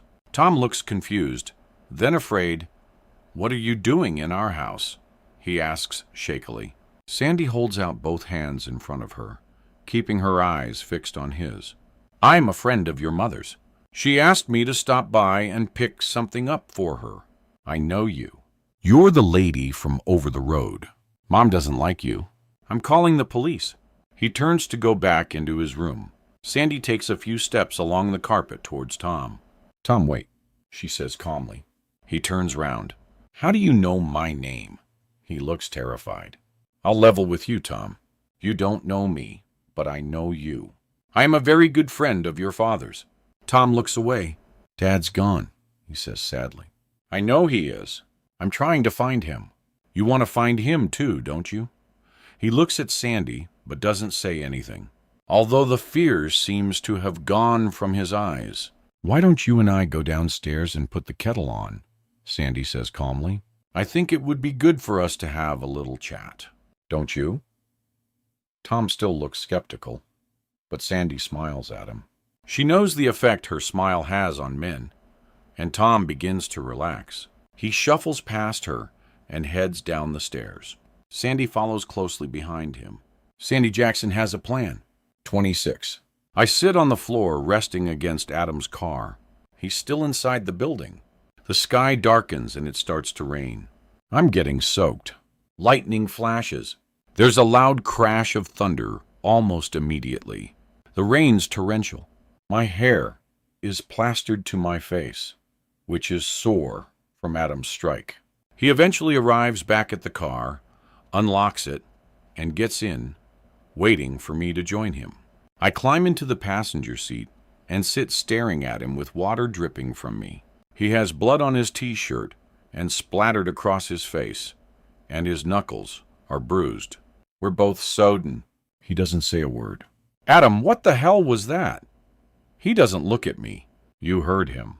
He admitted to messing about with kids. He was trying to wind you up. Couldn't you see that? He was a sicko, a child rapist. He deserved it. And what about me? What about this? I point to my throbbing cheek. "I'm sorry about that. I didn't mean to, Adam. We're not the police. We don't decide who is guilty and innocent. We don't dish out punishment." Adam shaking his head. I continue. Is he dead? No. Don't be ridiculous. Do you honestly think I'm a killer? I don't know. After what I just witnessed, I don't think I know who you are at all. And whose fault is that? He spits back at me, the venom in his words blatantly obvious. What do you mean by that? You never wanted to know me. You never tried. You left home. As soon as you could get out of there, you left me. Adam, I went to university. I went away to study. By the time I came back, you were long gone. You cared more about Alice Abbott than you did about me. You were never a sister to me. The hatred in his voice is alarming. I'm sorry if you feel like that. I really am. But that's rubbish. You weren't exactly the easiest person to get along with. You were always so angry. What did you expect? Mom and Dad dragged me away from here, away from my friends. They moved us to a city where I didn't know anyone. I didn't fit in, but they didn't care. They didn't ask me what I wanted to do. Then they sent me away to boarding school. They didn't want me. You were always the golden child. But me, I was the consolation prize. They loved you, Adam, but they didn't know how to handle you. None of us did. You were very hard work. That girl, she ruined everything. Alice? Yeah, Alice. Who else? It was hardly her fault. She didn't ask for any of this. It was her fault. All of it. We sit in silence for a few minutes. Adam puts his head in his hands. I put my hand on his shoulder. Adam, I might not have been there when we were younger, but I'm here now, and I'm not planning on going anywhere. Whatever you need, I'm here for you. He looks at me. Did I hurt you? He asks sheepishly. And for a moment, I see a flash of the little boy I remember. I'll survive. He leans towards me and hugs me tightly. My phone rings. I pull it from my damp jeans and answer it. Hello? There's silence on the line, but I can hear breathing. Is there anybody there? Emily, it's Tom. Hi, Tom. What's up? Adam's eyes shoot towards me. Where are you? Tom sounds upset. I'm in town. What's wrong? Can you come home, please, right away? Yes, sure. What's going on? Is your mom all right? I remember, he says coldly. It takes a few seconds to register. What? I know. What happened to Alice? The line goes dead. I sit staring at my phone. What's going on? Adam asks. It was Tom. He says he remembers what happened the night Alice disappeared. Adam looks shocked. What? After all these years, he suddenly remembers. We were talking last night. I gave him Alice's old teddy bear. I don't know if that's got anything to do with it, but he wants me to come back right now. Can you get us home quickly? Adam starts the engine, speeding us back to Pear Tree Close. Outside the house, I place my hand on Adam's shoulder as he starts to climb out of his car. Perhaps you should wait out here, I tell him. He's my mate, Adam protests. I know that, but he's upset. I don't think it's a good idea to crowd him. I'll come out and get you in a minute. I want to see how he is first. I'm coming in. Adam, no. I think you've done enough damage for one day, don't you? Adam doesn't look happy, but he gets back into the car, leaving the door open. I rush up the path, finding the front door ajar. As I enter the house, Helen's in the kitchen. She's hysterical. Emily, thank goodness you're here. I don't know what to do. Where's Tom? He's down in the cellar. I went to see what he was doing. He has Jim's hunting rifle. He screamed at me to get out. He seems very agitated, so I did what he said. I don't know what to do. She's in tears. Does he have ammunition down there? Yes, I think so. I don't know. Call the police and stay up here, right? She nods and shuffles towards the phone. I hurry to the cellar door, which is wide open. The light's off down below. I try the switch, but nothing happens. The storm rages outside. The occasional flash of lightning floods bright light through the tiny downstairs windows, illuminating the space below and casting eerie shadows around the room. Tom, it's Emily. I'm coming down. I call down the stairs. There is no reply. I edge forward onto the steps. The now familiar creak beneath my weight sounds as I descend into darkness. Another flash of lightning helps me to see my way down. At the bottom, I turn the corner.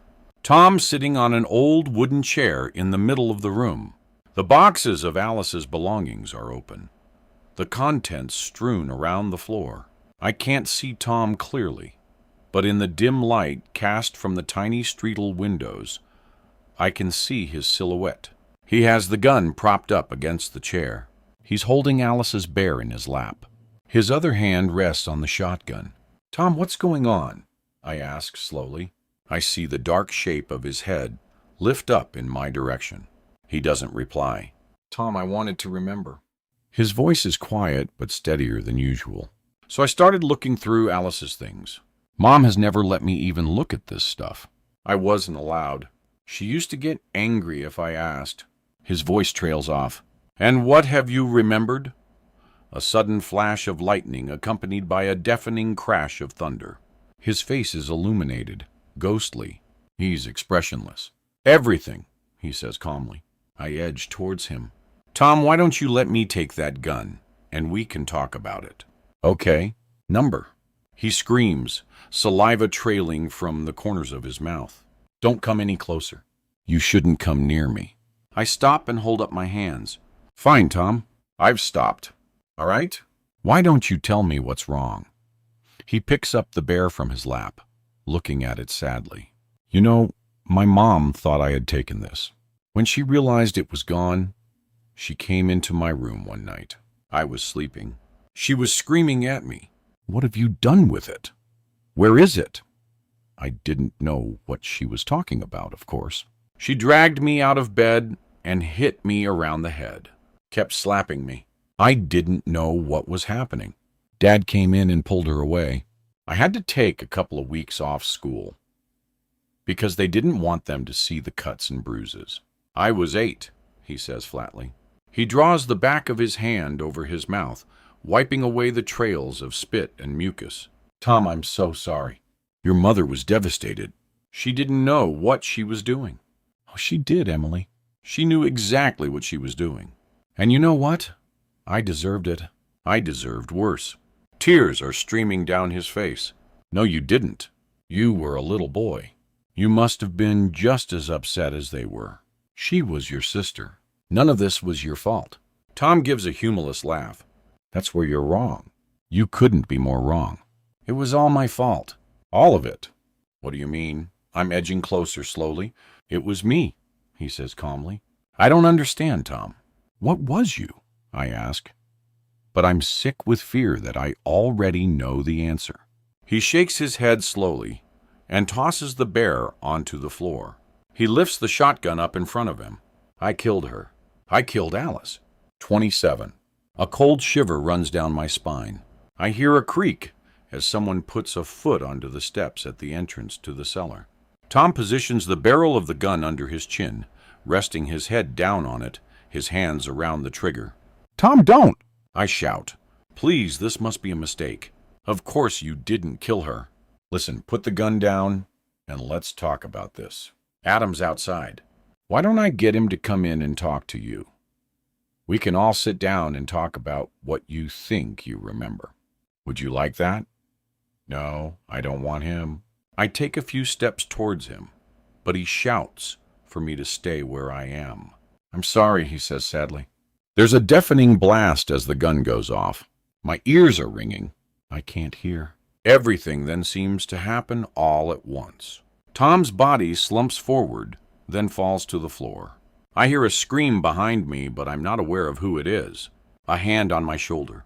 A flash of lightning illuminates the room. Everything's red. Blood everywhere. On the ceiling, on the walls, and across the glass of the window. Alice's clothes and toys are splattered with blood and brain matter. Tom's body spasms.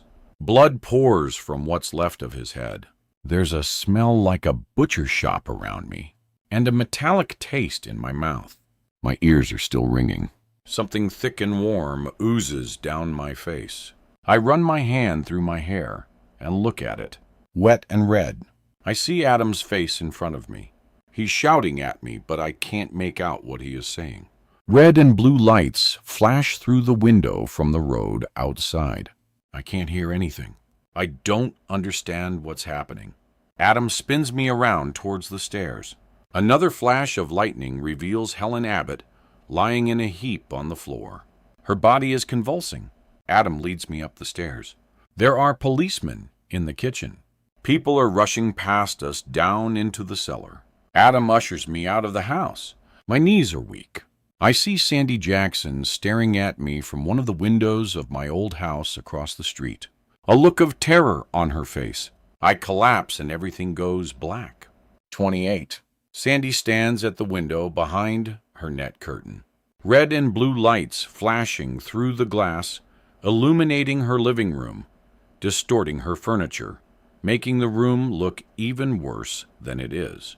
She has seen the Blake girl leave the Abbott house with her brother. He led her away with his arm around her. She looked shaken and not entirely with it. Someone was wheeled out on a gurney. She thought it could have been Helen Abbott. Nobody seems to know what has happened, and the police won't tell her anything. All anyone would say was that there had been an incident, and that she should return to her house, that there was nothing to worry about. One thing was for sure. She had heard a gunshot. And now, there were a lot of police and paramedics over the road at the Abbott house. Jim Abbott used to have an old shotgun. He had told Sandy about it once, when they were in bed. He joked that maybe he should just shoot his wife in the face and be done with her that way. Sandy had scolded him, telling him it was not funny to joke about killing people. "Who's joking?" He had replied deadpan. At the time, it scared her, but in hindsight, she wished that she had taken that gun herself and blown the bitch's head off. She looks across the road and sees Alan Gillespie standing at his living room window, staring over in the direction of her house. Although the lights are off, and she is in darkness, apart from the reds and blues, she can't help thinking that he is staring straight at her. She shivers and steps away from the window. She crosses the room to a dresser against the far wall. Opening a drawer, she pulls out a dusty cardboard box. She carries it to her kitchen. Switching on the light and sitting down at the table, she gently removes the lid, placing it beside her. Jim Abbott's face stares up at her from an old Polaroid picture on the top of the pile of papers in the box. He's smiling and has an arm around Sandy's bare shoulder. In the picture, she looks embarrassed and is trying to turn her face away from the camera. She blushes as she recalls the moment the photograph was taken. They had just made love for the second time that day. Jim was preparing to leave and head back home to his wife, and Sandy had been upset. She didn't want to be the other woman in Jim's life anymore. She wanted to be the only woman. "Soon, Sandy." Soon, but it's not the right time at the moment. He had told her as he stroked her hair, kissing her gently on the cheek. "I don't think it'll ever be the right time for you," she replied. He picked up her Polaroid camera from the dressing table and turned it around, snapping a picture of the two of them. He handed her the photograph, shaking it. "Look how happy you make me." Sandy glanced at the picture as Jim continued, "There was a time in my life when I was absolutely sure I'd never be happy again. And that feeling has stuck with me for many years. I'd just about given up hope. And then I met you and all that changed." He had put his arm around Sandy again and hugged her close to his hairy chest. His smell had filled her nostrils, and she hadn't been able to stop herself from smiling. He had taken her chin in his hand, softly turning her face up towards his. "I have been numb for so long. I will not let my happiness get away. I promise you that. I love you, Sandy, but I need you to be patient." Helen's still in a very bad way, and Tom is not doing well either. As much as I want to, I don't feel that I can leave them yet. I don't know what she would do to herself or to Tom. I don't know how Tom would cope with being left alone with her. There are too many things I would worry about. So, all I'm asking is for you to bear with me and give me a little time to sort out my current situation. And when that is done, we can be together. I can't wait to introduce you to Tom. He could really benefit from having a caring woman like you in his life. Sandy had blushed. "Do you think he would like me?" "How could he not? You're the kindest, most genuine, beautiful person I've ever met. Sandy had brushed a strand of loose hair self-consciously behind her ear. She had never been good with compliments. Not back then, at least. But won't he think I've split up his family?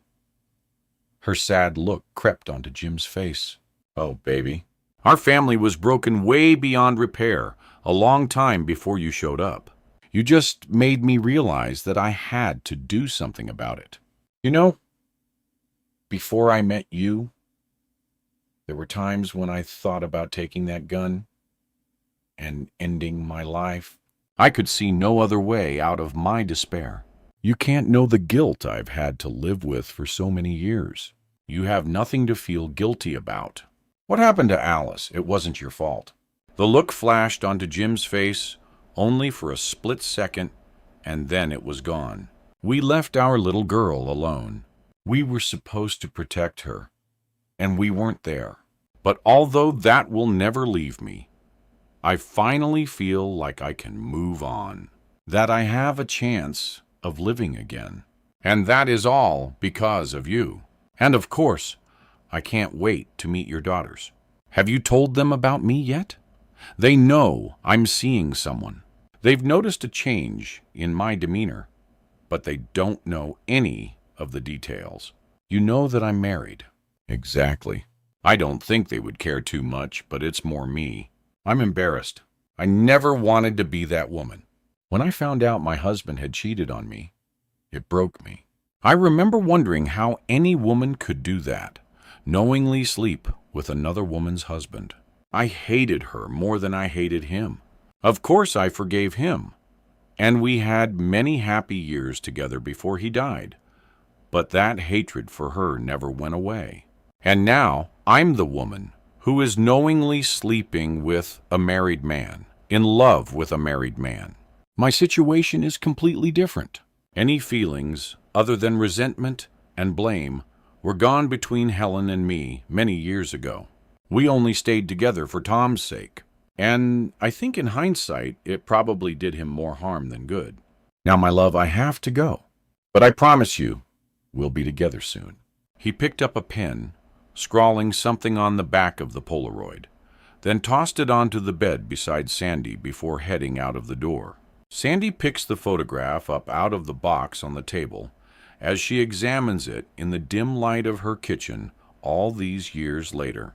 She still remembers it as if it were yesterday, and she blushes again. Turning the photo over in her hand, she reads the message on the back. Just a few more weeks, darling. I promise. Kiss. A tear rolls down Sandy's cheek and drips onto the photograph. She has lost count of the time she has sat crying looking at this picture. She kisses the photo, then places it back into the box and carefully replaces the lid. I'll find out what happened to you, Jim, she says to herself. I swore it all those years ago, and I swear it again now. I'll find out what happened, and I'll make her pay. Sandy carries the box back to her lounge, slipping it back into her dresser drawer. Taking one last curious glance at the circus outside her window, and wondering what the hell has happened, she heads up the stairs to bed. 29. The next few days are a blur. Because of the gun, the Abbott house is classed as a crime scene, and there are forensic investigations taking place. I stay with Adam and Lily down the road. I spend most of it in bed, drifting in and out of consciousness. Helen's suffering from severe shock and is staying in the hospital until her condition improves. The police have been to question me a few times. They want to know if Tom said anything to me before he pulled the trigger. Something tells me I should keep this to myself. So I tell them that all he said was that he can't bear to go on anymore, and that he's sorry. I remember what Kathy told me about not always being able to trust returned memories in cases of psychogenic amnesia. And I'm fairly sure that what Tom told me he remembers before he shot himself is not the truth. It can't possibly be. I refuse to believe it. It doesn't make any sense. Adam comes in to check on me from time to time. He brings me food that I do not eat and water that I gulp down greedily. But he does not ask me any questions, and I love him for that. I check my phone. I've got about 20 missed calls and a few voicemails from Dave at the office. I hold the phone to my ear to listen to them. His first message is calm, asking what the hell is happening. Tom's suicide has been in the news. Of course it has. The Abbotts sell papers even now. The second is a screaming tirade of expletives, but the gist of the message is that he wants an update as soon as possible and is wondering why I haven't checked in after what's happened. He doesn't even ask me how I am. Dave's not exactly the epitome of a caring boss. I dial his number. He answers on the first ring.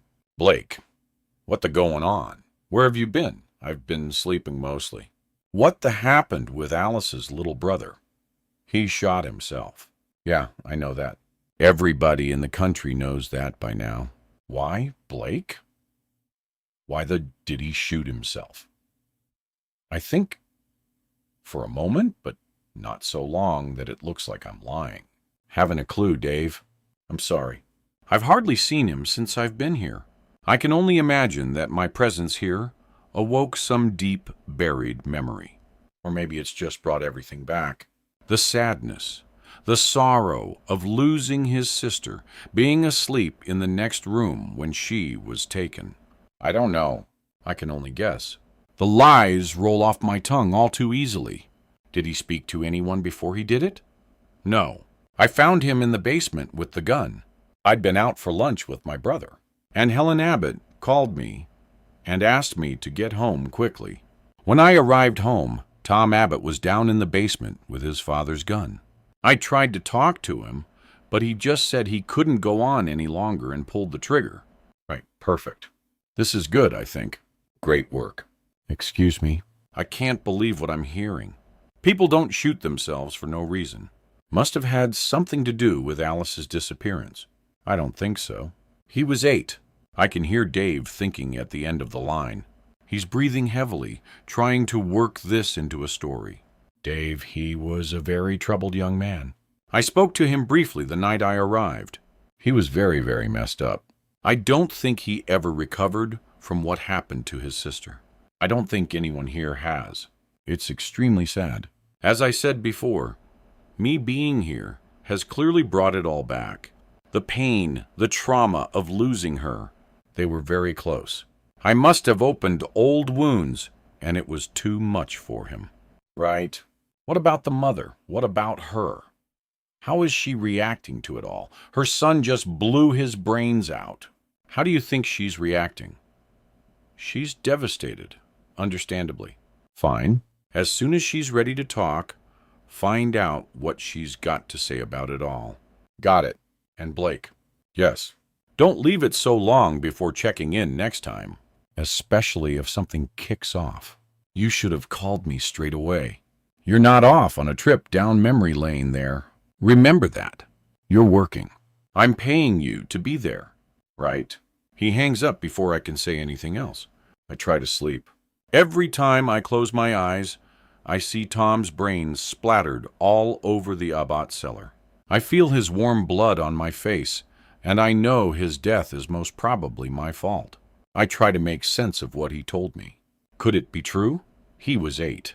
I know there have been cases of children, that young, killing their siblings. But it never crossed my mind that Tom could be behind Alice's disappearance. He doted on her, and she lavished him with all the attention an older sister should. 2 siblings could not have been closer than Alice and Tom. He was a soft boy. He wasn't angry or aggressive. I couldn't ever have imagined him hurting a fly, let alone a hair on Alice's head. Then, of course, come the questions about Helen and Jim Abbott's involvement. If he was telling the truth, if he had killed Alice in her house that night, then why did the Abbotts not tell the police? They must have known. Surely it had been some sort of accident, a game gone wrong. Were they covering up for their son? No jury would convict an 8-year-old boy of killing his sister by mistake. Something about this doesn't feel right, and I know I need to make sense of it in my own head before I discuss it with anyone else. I don't believe Tom killed Alice. This must have been a false memory somehow, triggered by something I said to him. I sleep. I wake. I sleep again. I wake again. I assume it's morning, but in truth I have no idea. As my eyes open, I see a figure sitting in the corner of the room. At first, I think it must be Adam. But as they adjust, I see a shock of blue hair, and I realize it's Lily. She's sitting in her knickers, browless, watching me with a smile on her face. She's even thinner than she looks with her clothes on. She looks like a pre-pubescent boy. Her breasts are small and pointy, and her skin is stretched tightly over her skeletal figure. She sits with her legs crossed in front of her, her arms spread out over the armrests of the chair. Small red marks are dotted around the underside of her elbows, and there are marks and bruises on her thin abdomen. She realizes I'm awake, but doesn't seem embarrassed by her nudity. I pull myself up into a sitting position on the bed. Her eyes remain on me the whole time. She's still smiling. I look around the room, feeling embarrassed to look at her directly. Lily, hi. You're finally awake. She shrieks, sounding like an excited child. I thought you were going to be asleep like forever. Where's Adam? I'm groggy. Not here. I had to pop out. So, I'm keeping an eye on you. Damn, Emily. You certainly worked a number on Thomas. What did you say to him? I didn't say anything to him. Yeah, you did. Adam told me you were trying to help him remember what happened to his sister. Lily raises her eyebrows. So did he what? I'm confused and want her to go away. Did he remember anything? What did he tell you before he, blew his brains out? She stares at me. The smile is gone from her face. Her eyes stare directly into mine. I feel uncomfortable. No, he didn't say anything. She her head, as if she doesn't believe me, and pouts. You can tell me. We're almost like sisters, aren't we? If you say so. There you go, then. Sisters shouldn't lie to each other. That's not very nice, is it? She sounds like a little girl. I'm not lying. But Adam said Tom phoned you while you were out visiting that kitty fiddler in the old factory in town, and that he told you he remembered what happened the night his sister disappeared. No, I have to think quickly. Yes, but when I got there, he was just sitting with the gun in his lap. I asked him what was going on, and he said he couldn't go on knowing that he had been in the house when Alice was taken. Then he pulled the trigger. My mouth is dry. I reach for the glass of water next to the bed and drink it down, taking my time, hoping the conversation is over. She watches my every move, looking unconvinced. Come on, Emily. He must have said something. 30. There's the sound of a door closing from downstairs. I hear Adam call up to Lily, then bound up the stairs. He bursts into the room, and Lily springs up from the chair. What are you doing in here? He then notices me sitting up in bed. Emily, you're awake. That's great. How are you feeling? He looks nervously at Lily, who hurries out of the room, glancing back at me before she is gone. Not bad. I feel like I've been sleeping for ages. What time is it? I stretch and yawn. My body aches a little. It's almost midday. You were wiped out. The doctor gave you quite a strong sedative to help calm you down, and I thought it was best to let you sleep as long as you needed. The police are finished over the road, so you can go back there whenever you want. Of course, you're welcome to stay here as long as you need to. I totally understand if you don't want to go back there. Thanks. That's very kind, I reply. But in truth, I would rather be there than where I am with his weird girlfriend questioning me. Adam approaches the bed, sitting on the edge of the mattress. Are you all right, sis? He places a hand on my leg. I don't really know. I don't know what to tell him. I don't want to repeat what Tom told me. I don't know if I am all right. How's Mrs. Abbott? Have you seen her? I went to the hospital, but she was asleep. She's pretty upset, understandably. Look, was Lily bothering you just then? I wasn't expecting to see your girlfriend sitting in front of me half naked when I woke up, but I guess she wasn't doing any harm. It is her house, after all. Did she say anything to you? Adam seems angry. I shake my head. Not really.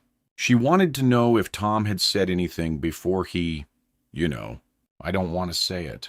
Saying it will make it real, right?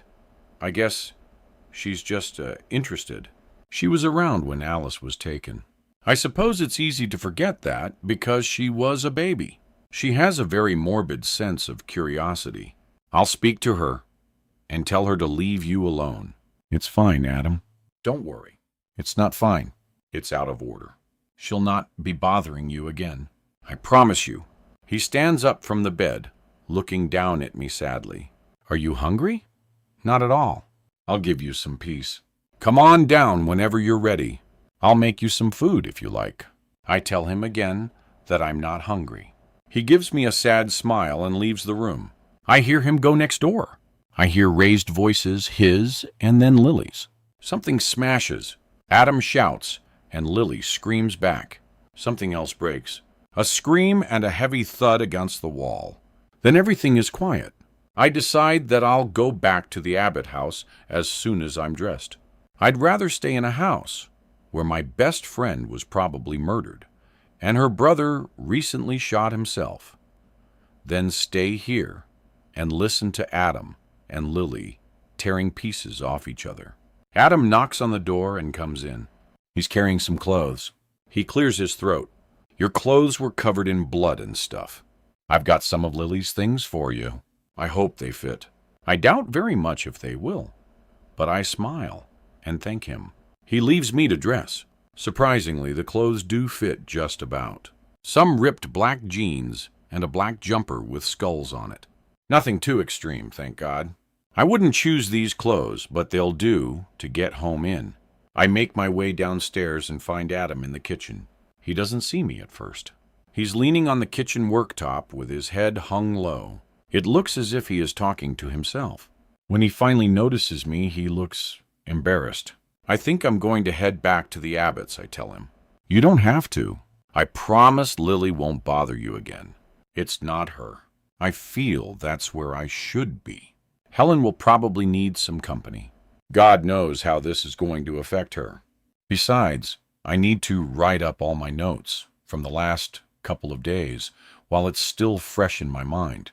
If I don't start actually writing some of this story, I won't have a job to go back to. All right, then. If you're sure, I'll walk you down the road.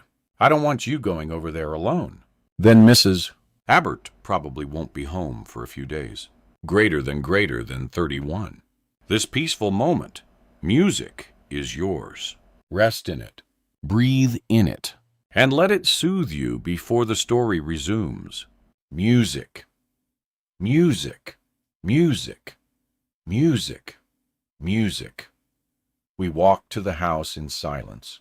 When we get there, I unlock the door, and we make our way inside. The place is a mess. It looks as if it's been burgled. It's eerily quiet. And as I walk down the hallway, an overwhelming sense of foreboding overcomes me. I realize I don't want to be here, but I feel my options are limited. Adam must sense something's wrong. You okay? He places a reassuring hand on my shoulder. I nod and continue down the dark hallway. We go into the kitchen. The cellar door is wide open. We both look nervously in its direction. The house feels cold. I flip on the kettle, pushing the basement door shut. I hold up a mug. Adam shakes his head. I'll be off, but if you need anything, just shout. If I'm not down the road at Lily's, I won't be far away. I thank him and see him to the front door. As he leaves, he turns to me nervously and asks, "Did Tom tell you anything?" I shake my head. "Nothing," I lie. Adam frowns and nods, then turns to go. I watch as he walks down the road. He's skulking, like he doesn't want to leave. But when he turns and realizes I'm still watching, he picks up his pace a little. He's at Lily's front door and turns one last time to look over his shoulder. He gives a little wave and disappears inside the house. I close the Abbotts' front door and make my way into the living room. But before I can sit down, there's a knock. I head back into the hallway. Alan Gillespie is standing on the doorstep. He looks concerned. "Alan." "Hi," I say. "How are you?"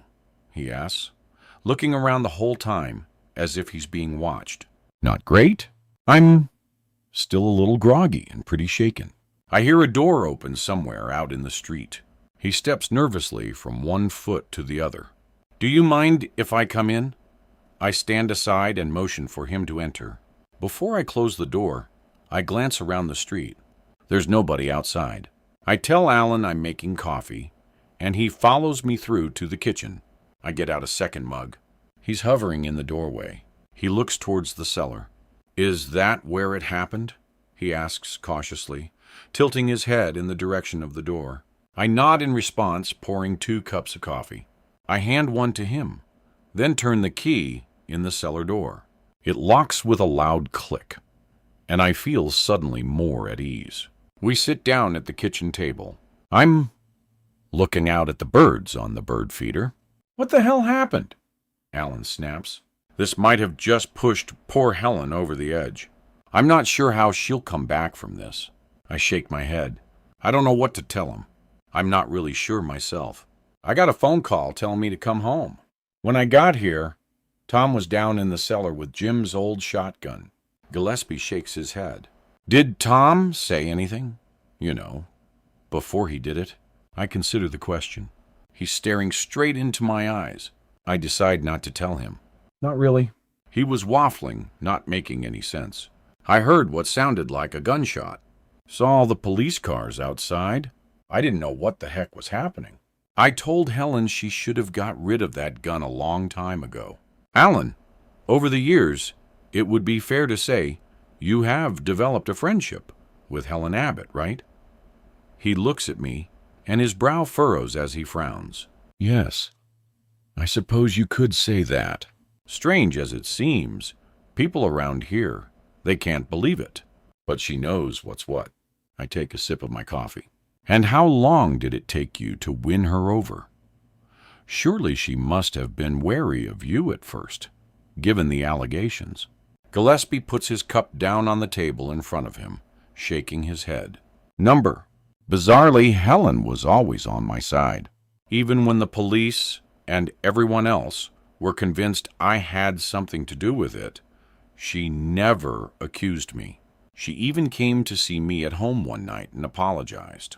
Can you imagine that? Her going through all that with her daughter, and she comes to apologize to me. I think that's when I realized what a good person she was." I take a few moments to process this. I get up, take a packet of biscuits from the cupboard, offering one to Gillespie. He shakes his head. "Do you not think that's a little odd?" I ask him. "What do you mean? Her daughter had gone missing and you were the prime suspect. Yet she comes and apologizes to you. She doesn't think it's you. Not for 1 minute. Do you think that's how most parents would react?" Gillespie considers the question. "No, I suppose now you come to mention it. It was very kind of her, very trusting." "And what about Jim? Did he ever come to see you?" "No, I saw very little of Jim. But he would say hello to me in the street, or wave if he saw me." "So, neither of Alice's parents seemed to think that you had anything to do with her disappearance right from the get-go?" "No, that was how it seemed to me." Gillespie narrows his eyes, tilting his head slightly to one side. "Where are you going with this, Miss Blake? Did Tom say something to you?" "No. I'm just curious, that's all." Gillespie finishes his coffee, then tells me he should be getting home. I see him out, close the door, and walk back to the kitchen. 32.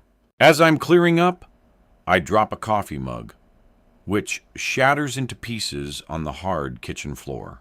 I swear under my breath, then look around for a broom. I realize with a sickening feeling that I'll have to go down into the cellar. I open the door and try the light switch with no result. I walk slowly down into the basement, which seems brighter with the autumn sunlight that flows through the small windows. I get to the bottom and quickly turn to where the cleaning apparatus live, avoiding looking in the direction of the mass of red towards the middle of the room. I grab a broom, then run quickly back up to the kitchen, realizing I've been holding my breath the whole time. I close the door behind me and proceed to clear up the broken mug. I wrap it up in some newspaper from the worktop, placing it in the kitchen bin. The bin is almost overflowing with rubbish, so I take the bag out. I unlock the back door and toss the bag out into the garden with the rest of the rubbish. I catch sight of my reflection in the window and realize how ridiculous I look, and I suddenly feel a strong desire to be in my own clothes. So I head up the stairs to my room. I pull on a pair of loose jogging bottoms and a sweatshirt, folding Lily's clothes neatly and placing them next to my laptop on the dresser. I consider making a few notes on my computer about the events of the last few days, but can't find the inclination to open it up. Despite having slept for the most part of the last few days, I feel exhausted. I consider what Alan Gillespie has told me. The Abbotts treated him with kindness during the time he was being investigated. They never accused him, and even went as far as to befriend him. Is this because they knew he was innocent? The Abbotts could only have known for sure that Gillespie was not guilty if they knew what had actually happened to Alice. If Tom had indeed killed her, the Abbotts would have known about it. A child could not have covered something like that up on his own. He would have had help from adults. I sit on my bed and picture the scene when Jim Abbott came home from the party to check on his children. I imagine the look of horror on his face when he discovered his daughter's lifeless body and his son responsible for her death. I imagine the panic he must have felt. I imagine him returning to the party to explain to his wife what he had found. Did they behave as if everything was fine, only to return home and cover up for their son? I think of Tom as a child. He was a sweet little boy. He was always so quiet and polite, a stark contrast to my loud, boisterous pain in the ass of a brother. Tom always seemed to be living in Adam's shadow. Suddenly, I'm remembering a scene from our childhood. It's a few days before Alice disappeared. I'm in the park with her. She's wearing denim dungarees and a pink t-shirt, her blonde hair in a plait down her back. I'm wearing a tracksuit. We're playing on the swings, and we see our brothers coming out of the woods. Adam walks a few steps ahead of Tom. They see us and turn to go. Alice calls out to them. I tell her to leave it. I don't want the boys to come and spoil our game, but she calls them over regardless. Tom's nervous and avoids looking at me. Adam's muddy.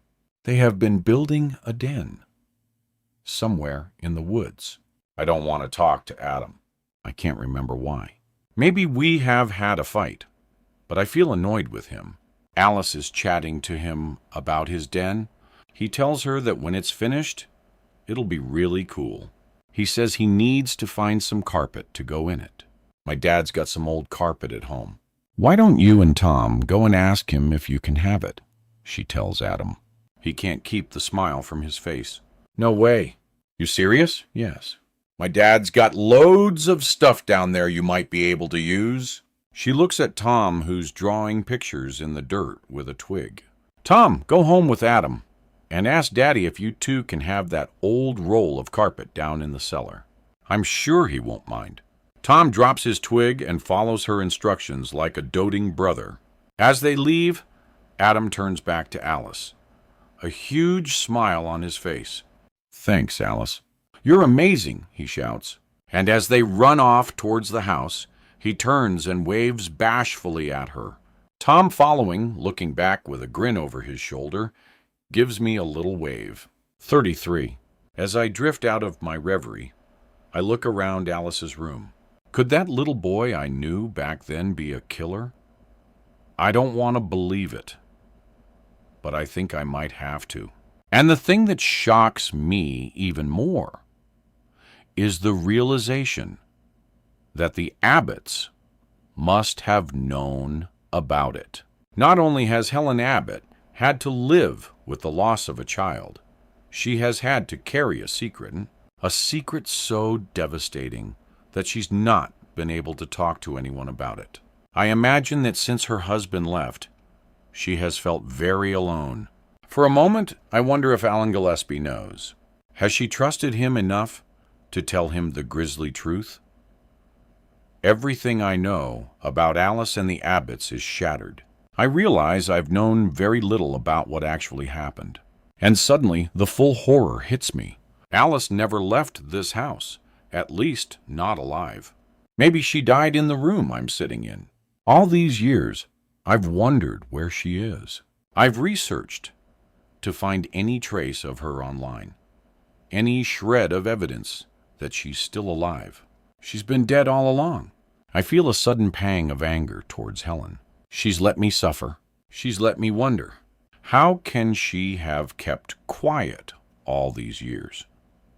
It makes sense of her behavior towards Tom when he was in Clear's throat, my room, and her anger at him for touching Alice's things down in the basement.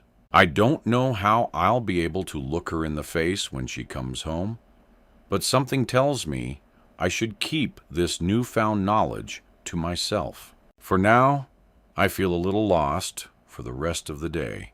As I'm preparing some food in the evening, the weather deteriorates once again. I'm not hungry, but I know I need to eat. I'll need my strength. Helen Abbott has a secret, and I fear that she'll want to find out if I know what it is. How much did she overhear before Tom shot himself? I remember hearing someone coming down the stairs, but I don't know how much she'd have heard before the gunshot. I can't imagine she'd be much of a threat, but she might want to find out how much I know. I'll have to be very careful. I head downstairs and throw together some food from what little Helen has in the fridge. I throw most of the meal I prepare in the bin. Just after 8 o'clock, I turn off the lights in the house and head back upstairs to my room. As I undress, I get a text from Adam. "What you doing? Want some company?" I can't bear the thought of seeing Adam or Lily right now. I don't want to see anyone. I just want to sleep. So, I send a reply telling him I changed my mind and I'm staying in a hotel for the night and that I'll probably return tomorrow. He simply replies, "Okay, no worries. Sleep tight." I brush my teeth and crawl into bed. Every time I close my eyes, I see the flash of the gun. I hear the deafening sounds of the shot, and my ears are ringing again. I see Tom's head exploding across the walls and over my face. The wind howls outside. Debris and detritus from the garden blow against my window, and it sounds as if skeletal fingers are tapping on the glass. I've never felt so alone. For the first time since I got back to Palmerston, I wish I hadn't come. I close my eyes and fall asleep to the tapping at the window. 34. A noise wakes me. I don't know how long I've been asleep. I feel groggy. I find my phone on the bedside table and check the time. It's just after midnight.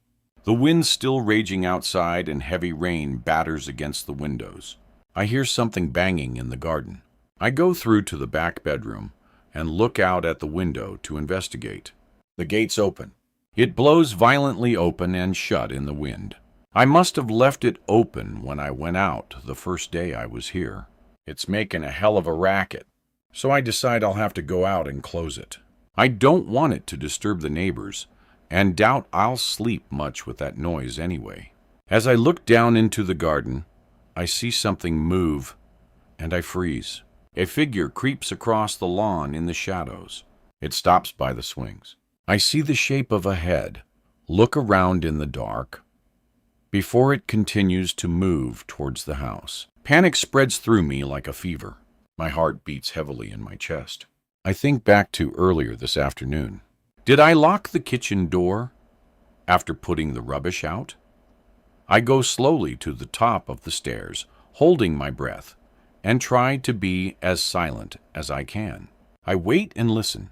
The kitchen door cracks slowly open and then clicks closed softly. Somebody is in the house. A shadow falls across the hallway carpet at the bottom of the stairs from the direction of the kitchen. The panic is surging through me, but I realize I must try to remain calm. Keep calm. Think straight. I head back into my bedroom, closing the door quietly behind me. I pick up my phone and turn it off, looking around the room for any sign that I've been there. The bed is crumpled and looks slept in. I make it as quickly as I can. I hear the creak of footsteps on the stairs. I throw myself silently to the floor, pushing my chest down hard into the carpet as much as I can, and crawl uncomfortably under the bed. There's not much room, but I can just about fit. I hold my breath, and time seems to slow. Blood pulses through my ears, and I feel my heart is pounding so loudly that whoever it is will be able to hear it. The door slowly cracks open, and dark boots step into my room. I see the arc of light from a torch sweep slowly and purposefully around. The person comes closer to the bed. Their feet are almost directly in front of my face. They step away, moving across to the other side of the room. I hear drawers being opened. Whoever it is, they're looking for something. The feet come back over towards me, and the person sits on the bed. Springs creak down above me as the slaps come closer to my face. I gently let out my breath, trying to be as quiet as I can.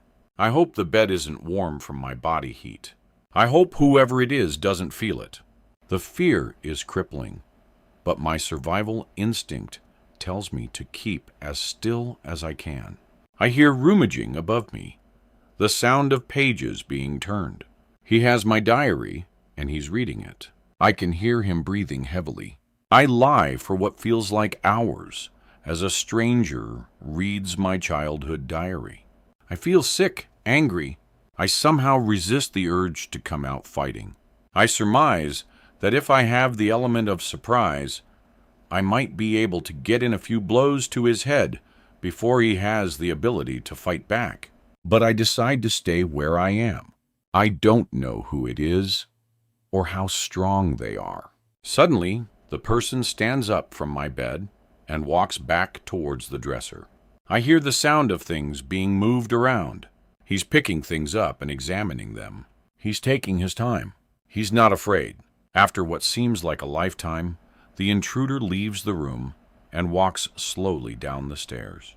I hear the back door open and close again.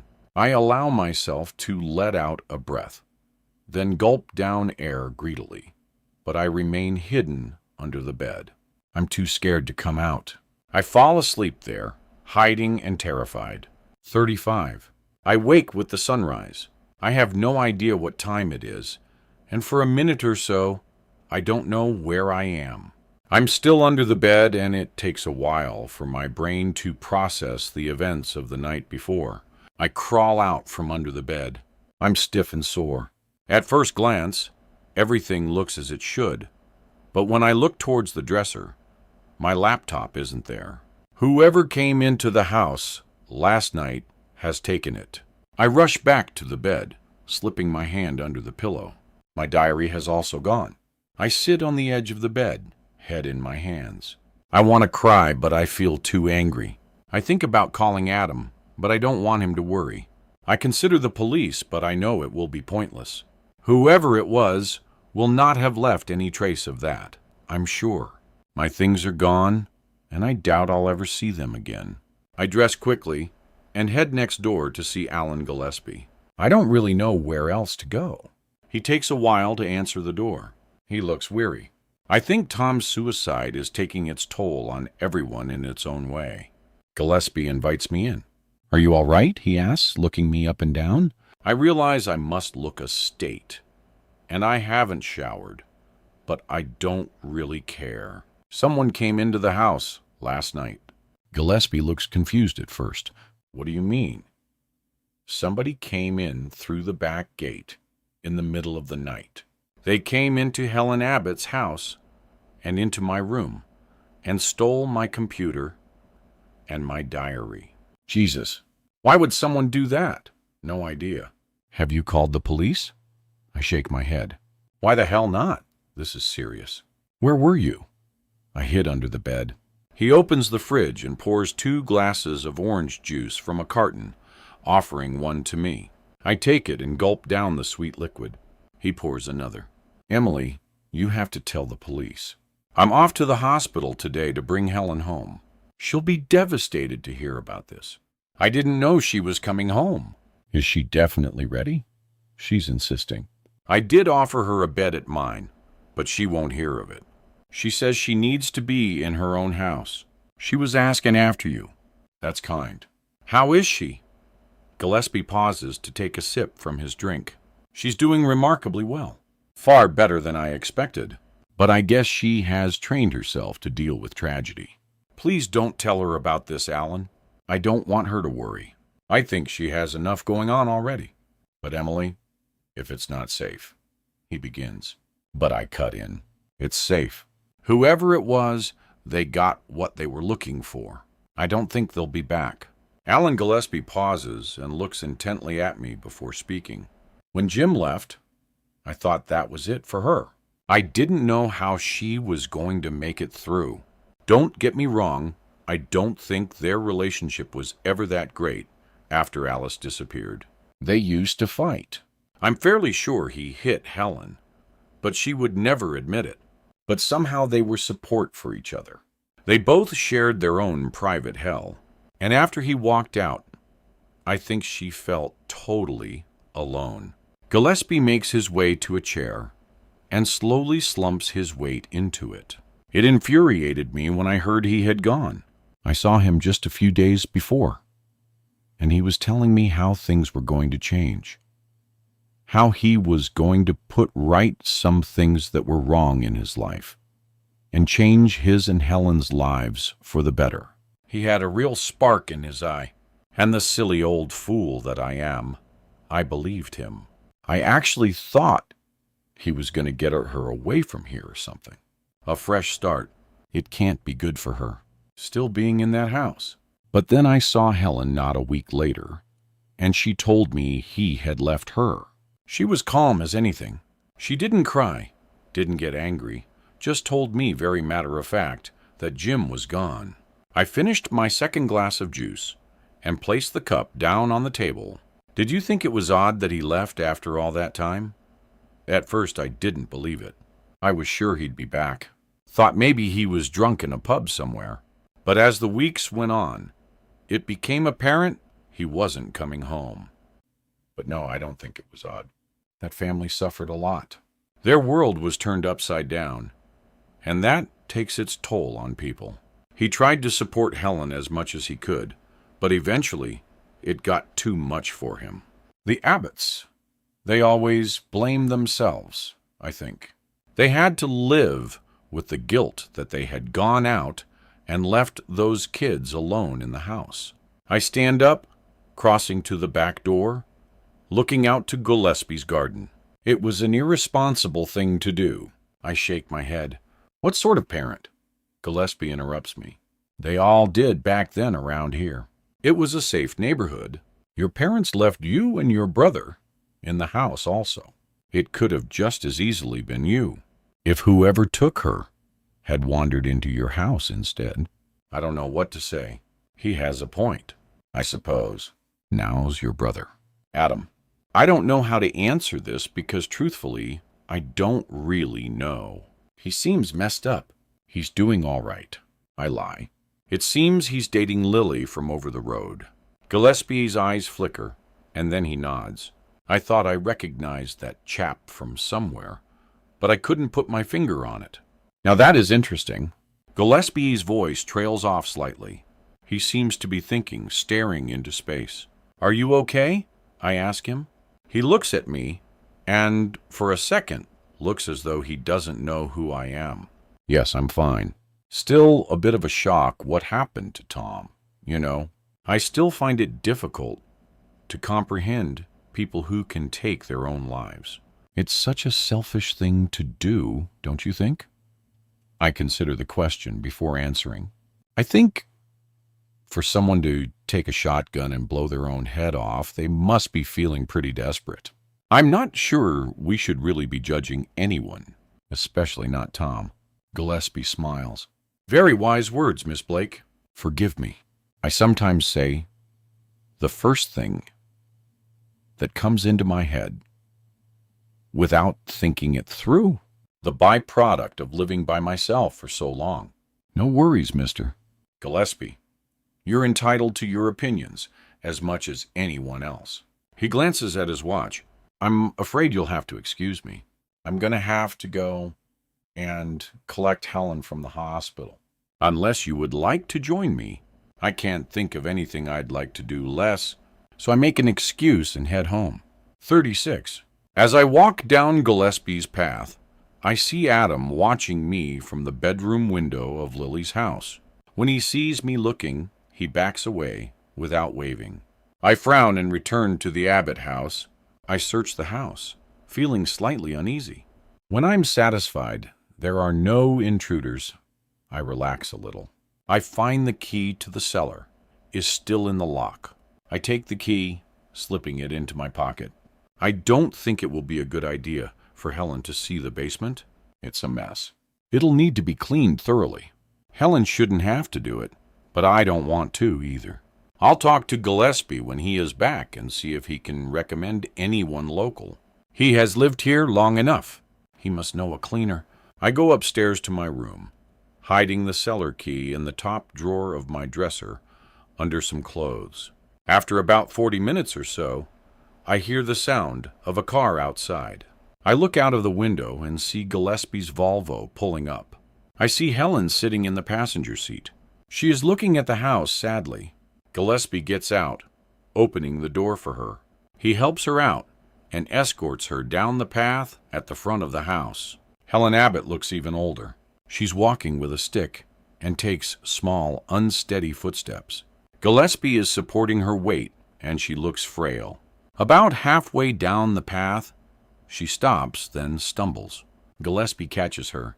He is tender towards her, gentle and almost loving. I wonder if anything has happened between them since Jim Abbott left 5 years ago. I go to let them in, and Helen's cold eyes settle on my own as I open the door. She stands there staring at me without saying a word. I step towards her and embrace her. I whisper into her ear, "I'm so sorry." She does not respond, nor does she return the hug. She simply walks past me down the hallway and into the living room. I hear the television click on, and the sound of daytime telly fills the house once again.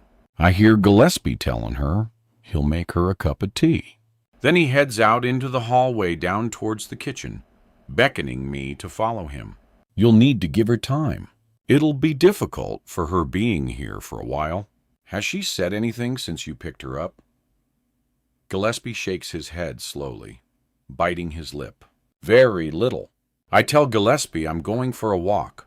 I don't know what to say to Helen, and I don't want to be in the house with her. I leave Gillespie busying himself in the kitchen. As I pass the living room, I pop my head around the door. Helen's sitting in her chair, still in her coat. The TV's on, but she's looking in the opposite direction, just staring at the wall. She doesn't acknowledge me in the slightest, so I leave without saying a word. I walk away from Pear Tree Close without looking back. I want to be far away from this house. The reality of what has happened is slowly sinking in. Somebody has broken into the house. They have taken 2 very specific items relating to Alice Abbott. Who would want to steal these items? I honestly don't know, but I intend to try to find out. I think of poor Tom and his shocking confession. But I know there's something more to this. It's not as simple as he made it seem. The fact that somebody has stolen my things confirms this in my mind. The mystery is far from solved. I will not believe that Tom killed his sister, my best friend. Without realizing it, I find I've walked to the old park behind the woods. It all looks the same as it did the last time I was here. The swings are a little rustier, the grass a little less well kept, but it remains largely unchanged. I sit on a swing and rock back and forth. As I look to my right, I see Alice sitting on the swing next to me. She's laughing, and Adam pushes her, making her swing higher and higher. Tom's sitting on the floor next to the swings, laughing as Alice complains that she is frightened. But she's not frightened. She loves the feeling as she plummets downwards. I can tell from the expression on her face. She's beaming. I see 4 happy children playing on the swings in a quiet, safe neighborhood. And I wonder how that changed. We were each robbed of our childhoods. Alice, in the most definite way, with the loss of her life, it would seem. Tom with a secret so horrific that ultimately it ended his life. Adam and I lost our innocence when Alice Abbott disappeared. Our whole family disintegrated, and we were never those happy children ever again. I wonder if Alice and Tom have got off easy. We're the ones who are left to deal with all they don't have to worry about anything anymore. I feel guilty for such a callous thought. I still can't process what Tom told me about Alice. I need to find out the whole truth, and my educated guess would be that there's only one person left around here who can give me that. Helen Abbott. I'll need to broach this subject with great caution, but I need to get some answers. I head home, but as I approach the house, I see Adam at the Abbott's front door. It looks like he's arguing with Helen Abbott. I duck behind a tree and watch from out of sight. Adam is gesticulating. His arms are flailing about all over the place. He looks furious. Helen also looks angry. She's poking his chest with her index finger, jabbing angrily at him. Her expression is wild. I can't hear what they're saying, but he leans right into her ear, saying something with his head close to hers. Helen pulls away and slaps Adam hard in the face. For a moment, I think he's going to hit her back, but she slams the door before he has a chance. He stands on the doorstep for a few moments, rocking back and forth. He reaches his hand up, rubbing his cheek where he was slapped, and then he punches the wall next to the front door. He looks around nervously, then thrusts his hands into the pockets of his leather jacket and turns briskly, hurrying back towards Lily's house. 37. Sandy is not afraid to admit when she is wrong, and given the events that have unfolded in the last few days since her chat with Tom, she concedes that telling him about her relationship with his father was not the brightest idea she has ever had. Tom had taken some convincing, but when she took him back to her house and showed him the photographs, he could not really argue the case anymore. He had not taken it well. After bombarding him with questions about his father, Sandy had walked him back across the road, satisfied that he knew nothing about what had happened to Jim. She had heard that Tom was unhinged, but she had never imagined that he would kill himself. A pang of guilt creeps over Sandy, and she remembers how fond Jim was of his son, but she quickly swaps it away. There are often innocent casualties for the greater good. Sandy reminded herself of the bigger picture. The frenzy had been intense since young Tom had shot himself. Sandy had had to lie low for a while.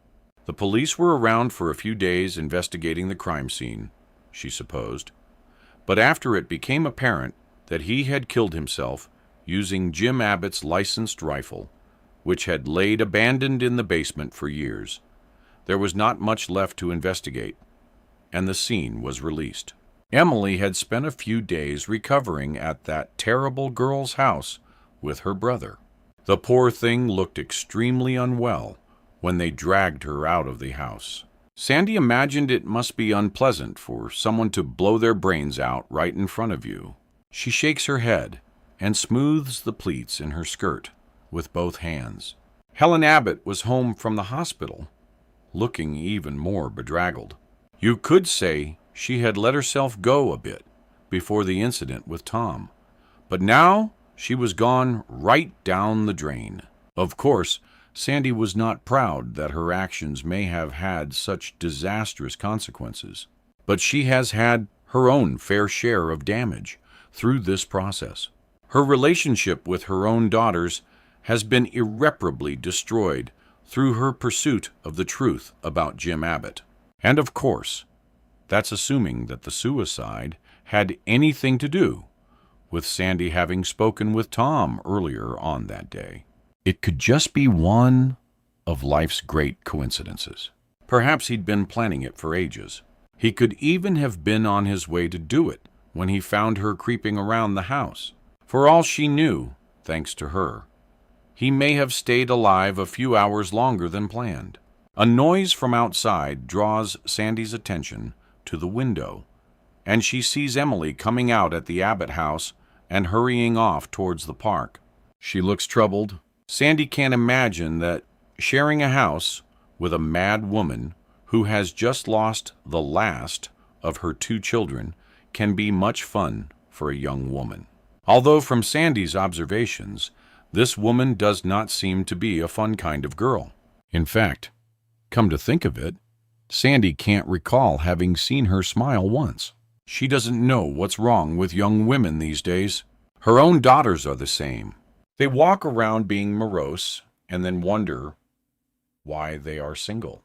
What man would want such a joyless woman?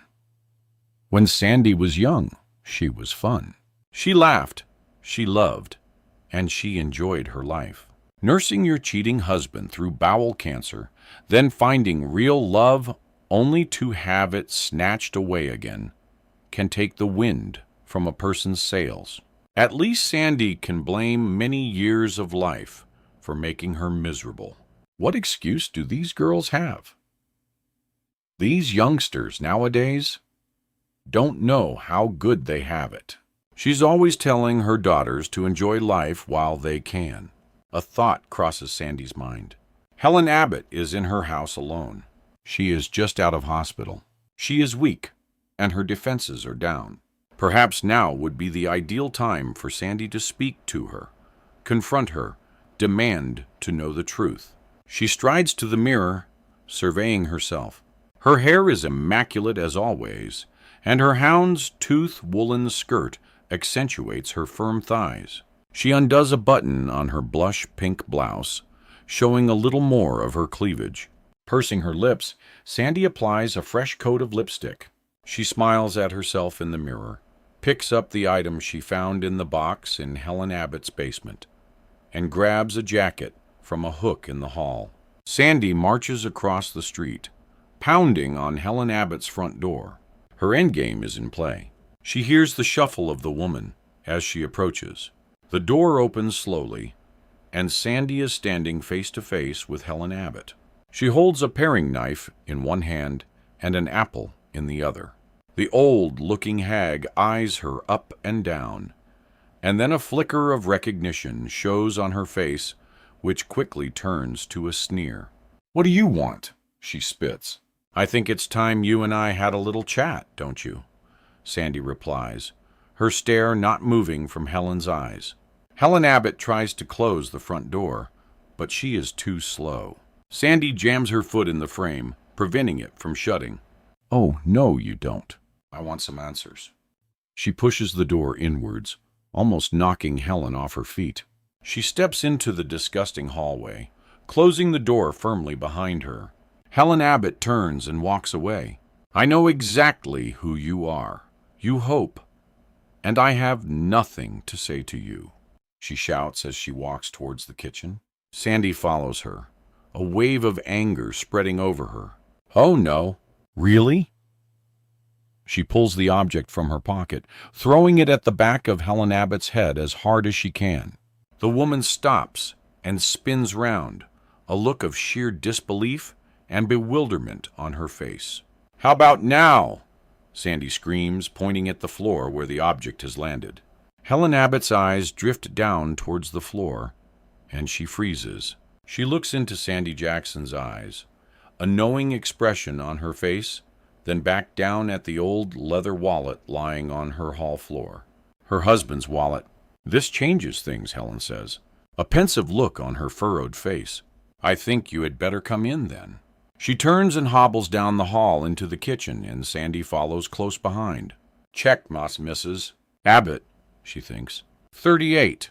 After my parents moved away from Palmerston, I found it very difficult to build new friendships in the city. I was greatly affected by the loss of Alice, and I did not want any more friends.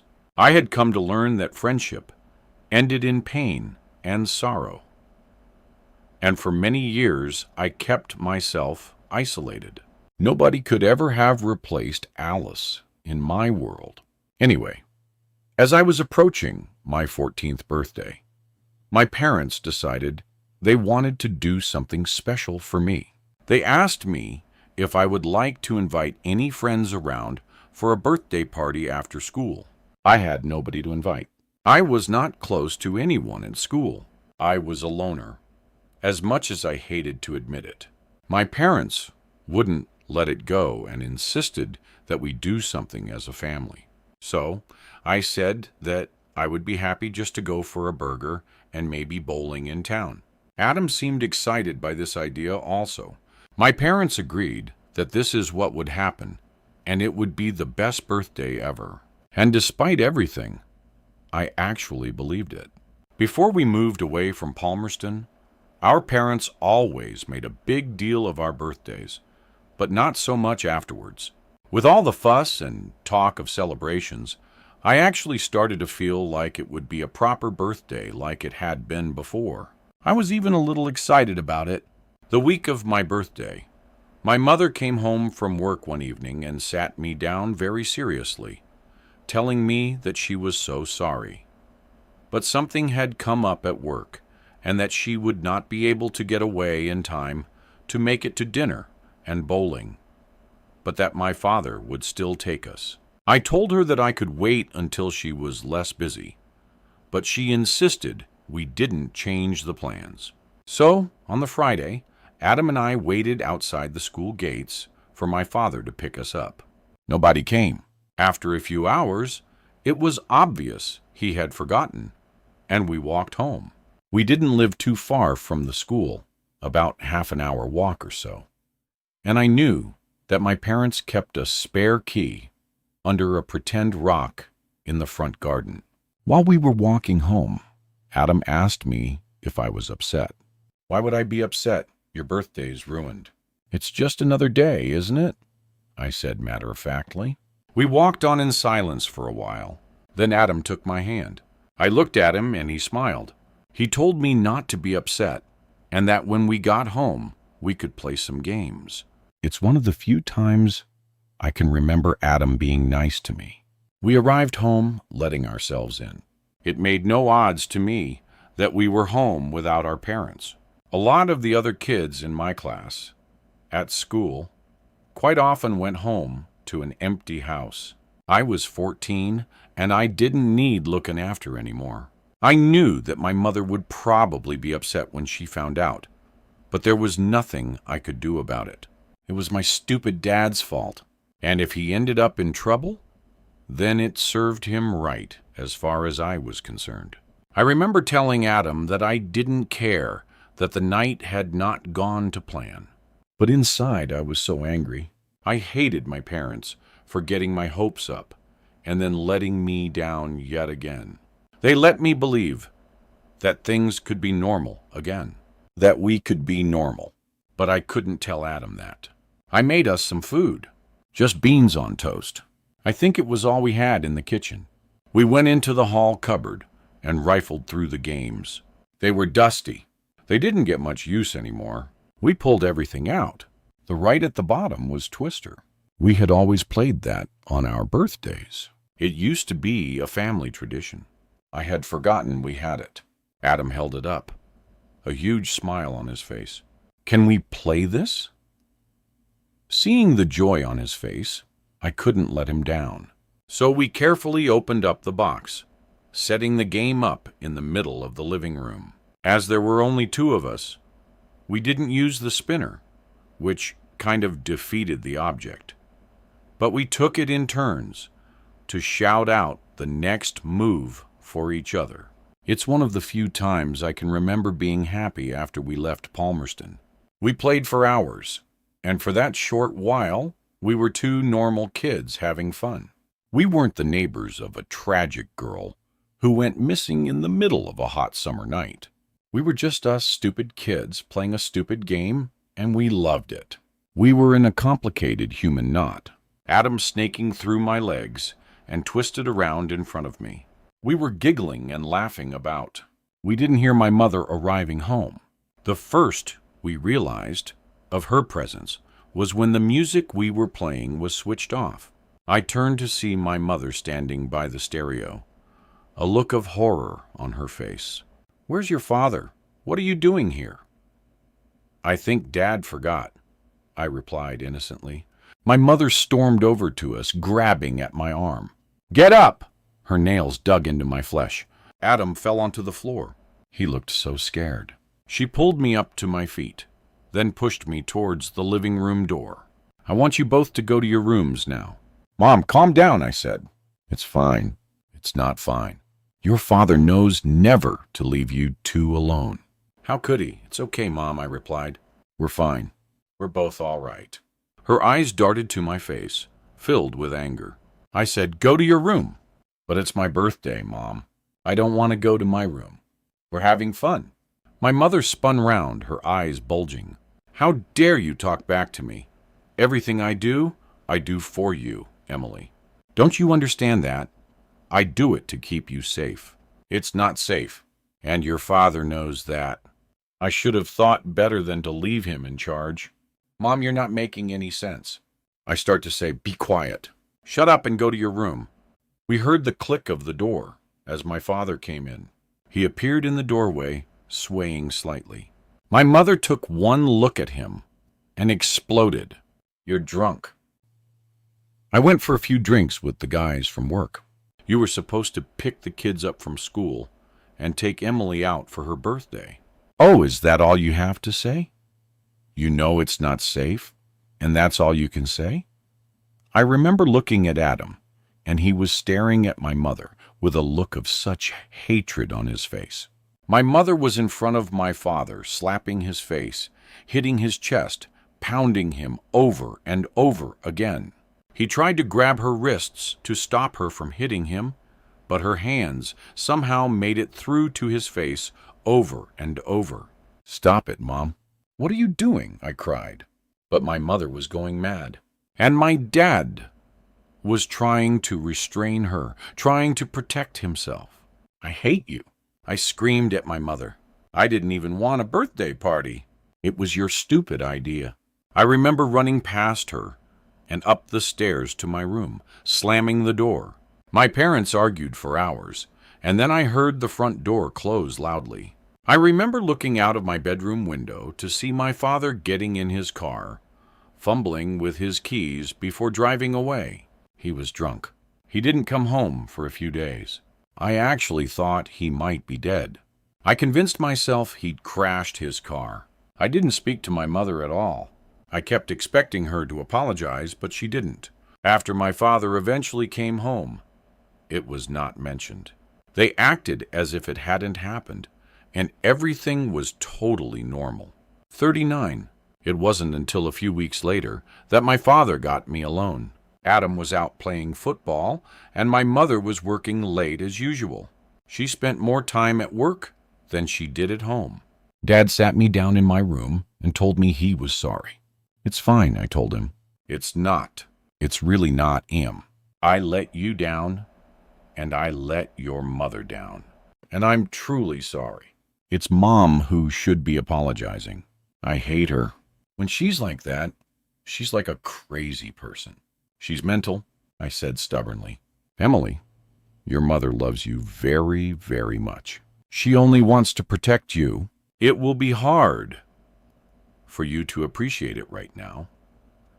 But one day, when you're older, you will understand." "No, I won't." "I'm not a kid anymore. I wish you would stop treating me like a little baby. I'm 14. Loads of kids at school with younger brothers and sisters are trusted to look after them for a short while. But Mom won't even go to the shops and leave me to look after Adam. It's so embarrassing. My dad shook his head. Hems, I wish I could explain it to you, but you're too young to understand her reasons just now. It's because of what happened to Alice, isn't it? I snapped. My father looked at me sadly.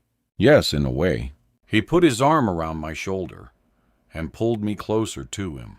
You can think what you like about your mother, but please don't ever hate her. She only wants what's best for you, I can assure you. But she was awful to you that night. How can you defend her after the way she behaved? Because I deserved it. What I did was inexcusable. Your mother is a wonderful woman, and she would do anything to protect you. We both would. And everything we have done is to keep you safe. I don't think my relationship with my mother was ever the same after that night. I tried, but I'd seen something in her that was unhinged and terrifying. She had hurt my father, and I felt that was unforgivable, despite what he said. Looking back, I suppose I can see that Alice's disappearance hurt my family a great deal, just as it hurt her own family. My mother and father were always fun-loving, carefree people. They lavished us with love and affection, or at least they had before Alice was gone. Afterwards, they were far less affectionate. I was older and able to handle it more, but I think Adam saw it as rejection. It damaged him. I wonder how much my parents treated him as a child has determined the way he's turned out as an adult. He clearly has anger issues. He believes he was unloved and abandoned. He still seems to blame Alice for everything that's gone wrong in his life. And to some extent, he's right. If she hadn't disappeared, then we might have had some semblance of a normal family life. I guess we'll never know. Just as Helen Abbott will never know what it's like to grow old with any of her family around her. 40. Helen Abbott stands at the kitchen worktop. She doesn't offer Sandy a drink. She makes no attempt at friendliness. It has been established where the two women stand with each other after years of it being unsaid, and this is where their relationship shall remain. Helen calmly slices the apple she is holding without looking. Her eyes are fixed on Sandy's own. So what do you want, Mrs. Jackson? She asks coldly. Sandy slams her hands down on the kitchen worktop so loudly she almost makes herself jump. The palms of her hands sting from the impact. I want to know why your husband supposedly upped and left all those years ago, standing me up and didn't think to take his wallet with him. Helen Abbott smiles. Perhaps he was in such a rush to get away from you, he forgot to take it. That's and you know it? Sandy picks up the wallet from the hall floor and opens the folds. It is still full of money, but this is not what she is after. She slips her fingers into the folds of the leather, pulling out the old creased photograph. She carefully opens it up and puts it down on the counter in front of Helen. Helen stares at it. Jim loved Alice, and that was his favorite picture of the two of them. He would never have left without it. He loved me too, and we were leaving together. Sandy is calmer, composed. You think I don't know that? Ellen spits at her from where she stands. I'm not stupid. I knew exactly what the two of you were up to. For Christ's sake, half the street knew. You weren't exactly discreet. Perhaps for the first time in her life, Sandy Jackson does not know what to say. She had not been expecting this. They always thought they had been so careful. Helen looks her up and down and sneers. You think you're better than me? You swan around here in your fancy clothes and your expensive shoes with your hair, all done pretty, and a face full of designer makeup troweled on, and you think your doesn't stink. You had an affair with my husband. Helen Abbott comes round the counter, so she's standing right in front of Sandy and leans in so Sandy can smell her rancid breath. She turns her face away from the putrid smell. God knows when this woman last bothered to clean her teeth. I used to be attractive too, you know, she whispers bitterly. I used to wear nice clothes and makeup and jewelry. And you know what? People looked at me the same way. They look at you. Men wanted me. Women wanted to be me. We were happy. And you stole Jim from me. You tempted him away. And you him in our bed. How do you think that made me feel on top of everything else that happened? I'll tell you, it was a final straw. Sandy shakes her head. No, Helen, you're wrong. I didn't steal anything from you. Your relationship with Jim was over long before I met him. You made sure of that. What happened to Alice was terrible, and nobody deserves that. And I feel for you. I truly do. But you stopped living. The night she disappeared, you disappeared too. And that wasn't fair on Jim. And God knows he tried to stand by you. But you made it so hard. But he tried to do the right thing. He really did. Helen Abbott actually laughs at this. The right thing. Jim wouldn't know the right thing if it slapped him in the face. Nothing about that man was right. He was poison. You think it was me that killed our relationship? Is that what he told you? I can hear it now. Oh, Helen has withdrawn since we lost our little girl. Helen doesn't understand me. She doesn't give me what I need. Blah, blah, blah. And you fell for it. Hook, line, and sinker. You stupid little tart.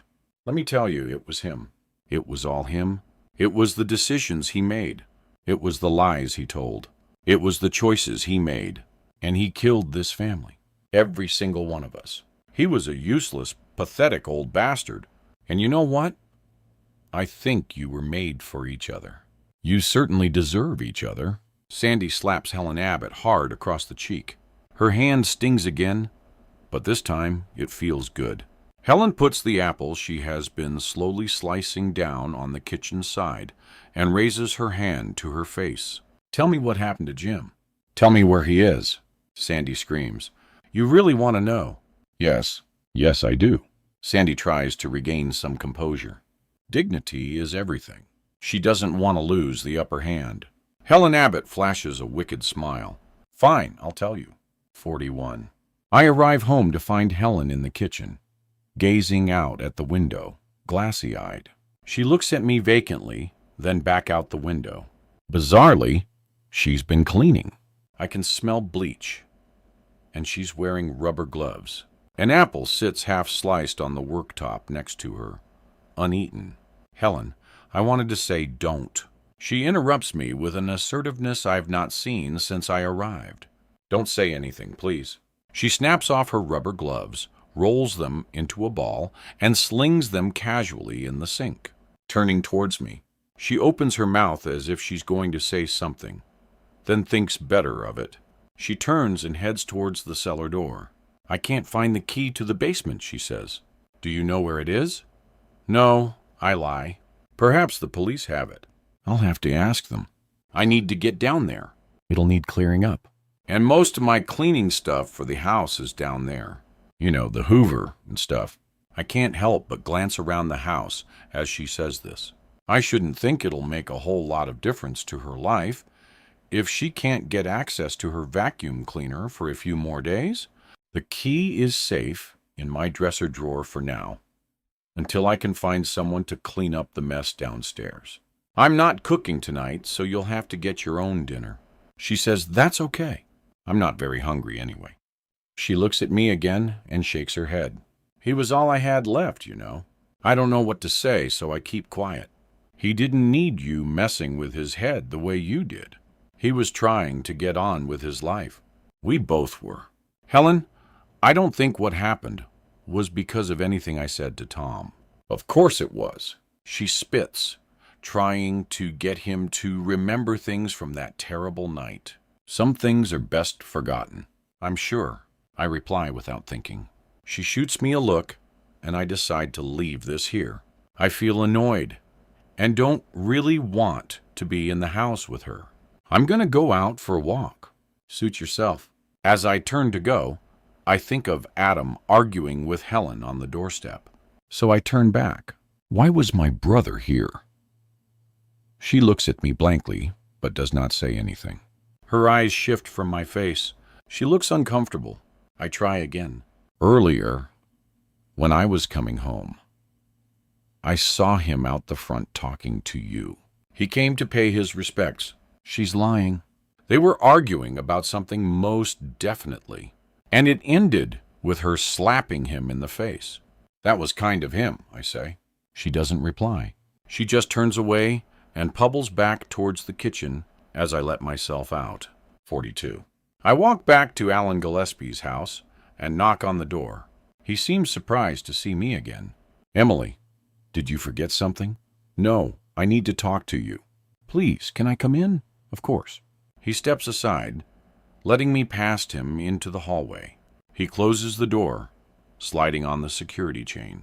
It's a pretty safe neighborhood, but with my history, I like to make sure, he says, as if he's embarrassed to be securing his home. I walk into his living room and stand waiting for him.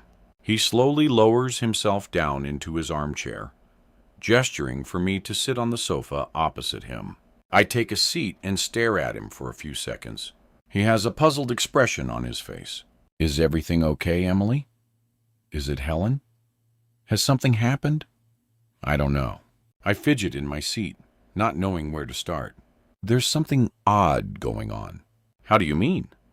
Alan's staring me directly in the eyes. When I returned home, I saw my brother at Helen's door. They were talking. It actually looked like they were arguing. Gillespie waits for me to continue. She slapped him in the face. I see, but then she totally denied it. I asked her why he was there, and she panicked and said he had come to pay his respects. Why would she lie about it? Maybe she feels awkward and doesn't want you to feel stuck in the middle of whatever's going on with them. But why would anything be going on with them? I don't understand. Who knows? I'm sure she had her reasons. Perhaps she thought he hadn't supported Tom enough. I wouldn't worry too much about it if I were you.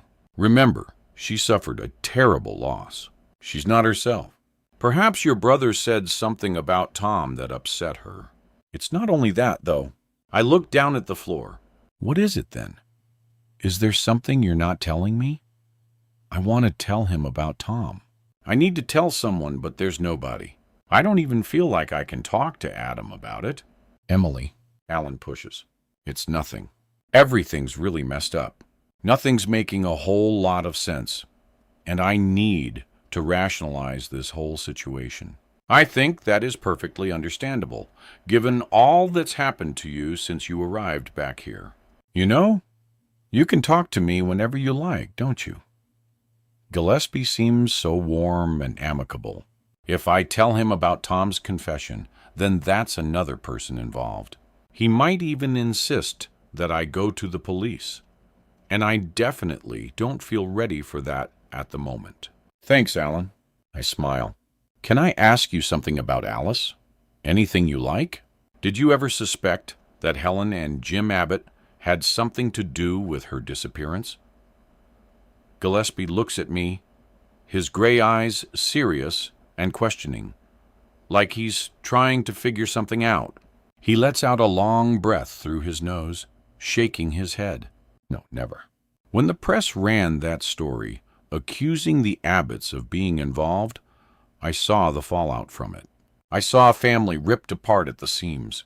There was no guilt there as far as I could see, just sadness. And the courts obviously didn't think they were involved because they awarded them all that money from the papers. Yeah, I suppose. Why do you ask? No reason. I just wondered after what happened with Tom. You know, that boy was screwed up. From the day Alice was taken with him being in the house. You know, he felt guilty. Anybody would. I don't think there was ever any coming back from that for him. As much as he tried, he was damaged goods, unfixable. And sadly, it culminated in the events of the other night. I don't think that had anything to do with the guilt on the Abbott's part, other than Tom's own sense of guilt for not having been able to help his sister. So, you can't think of any reason you know of that Helen Abbott would be arguing with my brother. Gillespie shakes his head. I don't think so. I stand up from my chair. Right then, I guess I should be going. I think I need my bed. I walk to the mantelpiece, picking up a pen and a scrap of paper. I scribble my number on it. If you think of anything, please let me know. Of course. He takes the paper and slips it into his pocket before showing me to the front door. I return to Helen's house and let myself quietly inside. I can still hear the TV blaring from the front room, the neon blues illuminating the dark hallway. I creep past the living room, tiptoeing up the stairs. I don't have the energy to make awkward small talk with her tonight. As I take my mobile out of my pocket and place it down, it vibrates on the bedside table. There's a text message from Alan Gillespie. Can you pop back in the morning? There's something I need to talk to you about. I reply, telling him I will be there first thing, then switch off the lamp. The room is plunged into darkness, and as the wind howls outside my window, I drift off to sleep. 43. I have terrible nightmares. I see Tom's face covered in blood. He's laughing at me, but then his face turns into atoms, and he reaches out, grabbing me by the hair. He's furious. He's punching me in the face. And Helen Abbott is standing beside us, laughing the whole time. Alice is dancing around the room, humming a childish tune and giggling. I know this is a dream, but I can't wake up. It seems to be on a loop. Once I manage to struggle free from Adam's grip, he's Tom again, and it all starts from the beginning. I know exactly what's coming, but I can't seem to do anything about it. Each time I see Helen's face contorted with laughter, Alice skips around in a circle. Her face is aging. She's turning into an old lady, but she still has the body of a little girl. When she hums and giggles, it's still a child's voice. The whole scene is absolutely terrifying. The noise wakes me from the hellish nightmare in a cold sweat. The bedclothes are drenched, and my hair is plastered to my head. As my eyes adjust to the darkness, I see a figure in the corner of my room. I lie still, petrified, staring at the shape in the corner. It does not move. I cannot move. My eyes adjust to the dark some more, and I realize it's just a shadow of a pile of clothes. I feel stupid for being so afraid. As I lie in the dark room, staring up at the ceiling, I hear more noises from outside, muffled voices and some dull thuds. I climb out of bed, creeping to the window, peeking carefully through the blinds, but can't see anyone outside.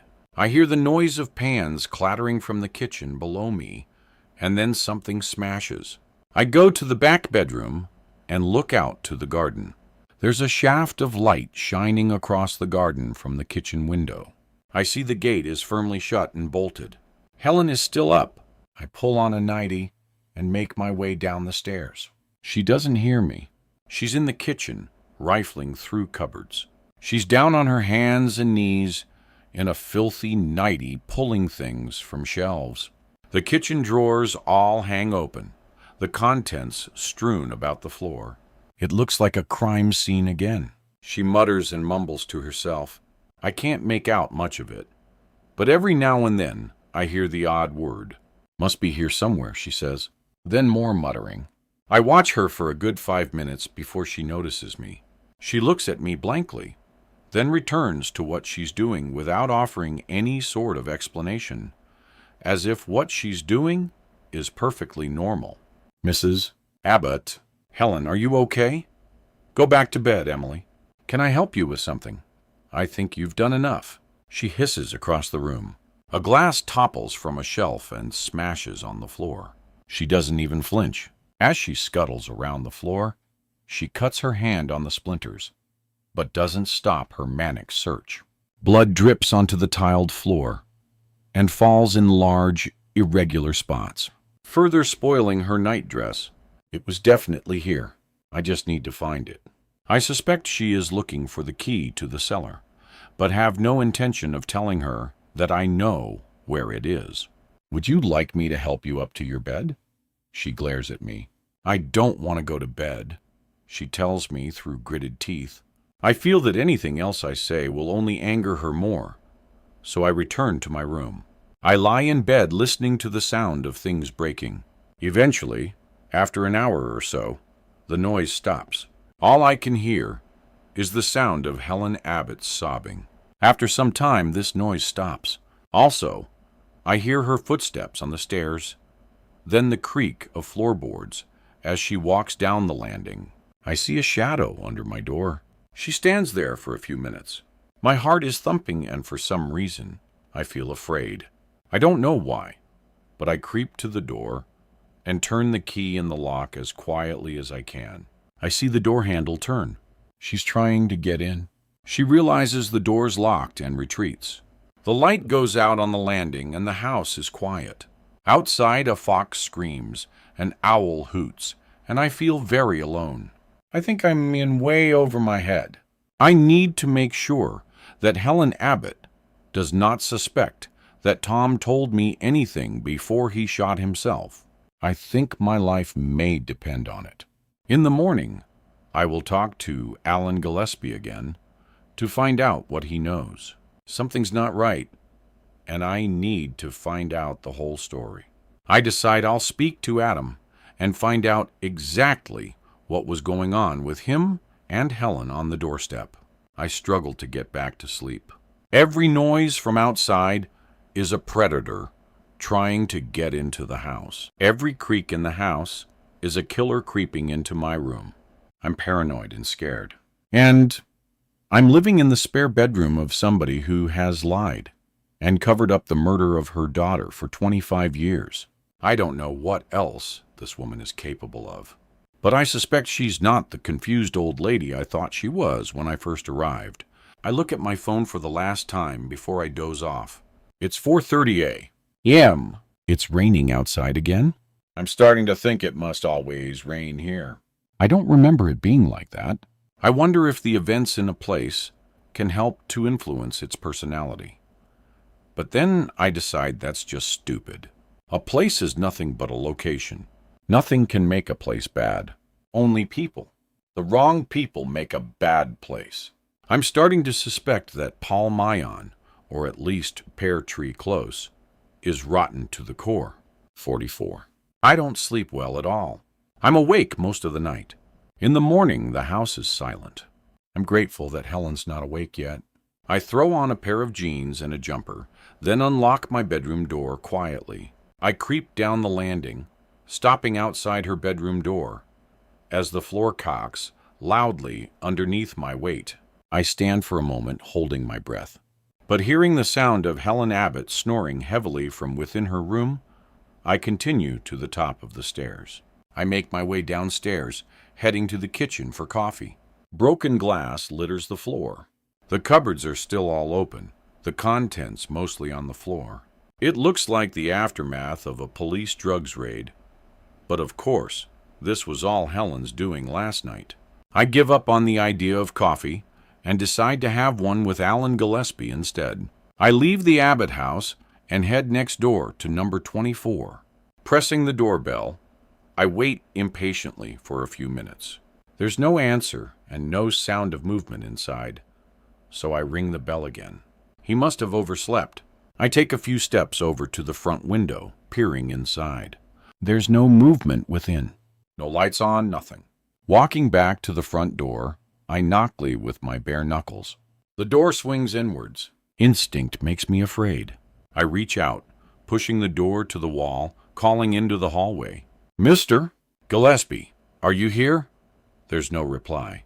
Your front door's open. I'm coming in. I step over the threshold into the dark hallway. Nothing looks out of place as I head into the living room. Everything is neat and tidy, as it was the previous day.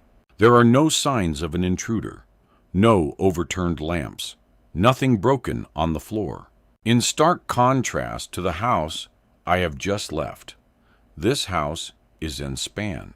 But something feels wrong. I make my way up the stairs. Mr. Gillespie, it's Emily. Are you in bed? I continue to call out as I make my way into the bedrooms. Each one is pristine.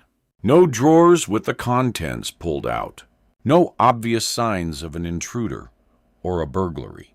I arrive at the master bedroom at the end of the hall. The door is wide open. The bed is neatly made. I approach the bed. Pulling back the covers, I run my hand over the sheet. It's cold to the touch. There is a glass of water and a book next to the bed. Again, nothing in the room is out of place, but I can't shake the feeling that something's not right. I return downstairs and out the back to the kitchen. The kettle's cold. There's no coffee cup in the sink. I walk to the back door, surveying the garden, which is tidy and well looked after. Glancing around the kitchen, I notice a piece of paper on the worktop, folded neatly beside the cooker. A weight from a set of kitchen scales has been set on top of it to stop it blowing away. My name is written on it. So I move the weight and pick up the folded paper. As I do, something slides out from inside it, landing on the floor. I look down and see something glinting in the light, and I recognize it instantly. 45. Alice's necklace, the other half of my heart-shaped pendant, is lying on the floor by my feet. I bend down and pick it up. I turn it over in my hand and see the inscription of Alice's name on the back. I pull mine out from inside the neck of my jumper, holding the two halves together. They are a perfect match. I unfold the paper, reading the note that's written on the other side. Emily, I know you will be disappointed to read this, but I can't live this lie any longer. I have kept the devastating truth to myself for 25 years and had thought that I would take this secret to my grave. But your recent return to Palmayon and apparent investigation into the circumstances of your friend's disappearance have reopened old wounds and made me realize that this will never go away. I know you wanted to believe that I was innocent, but the truth is I am not.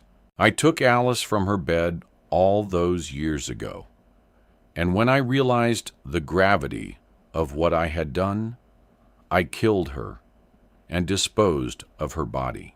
I cannot live with this guilt any longer. I have to end it. Please don't try to find me.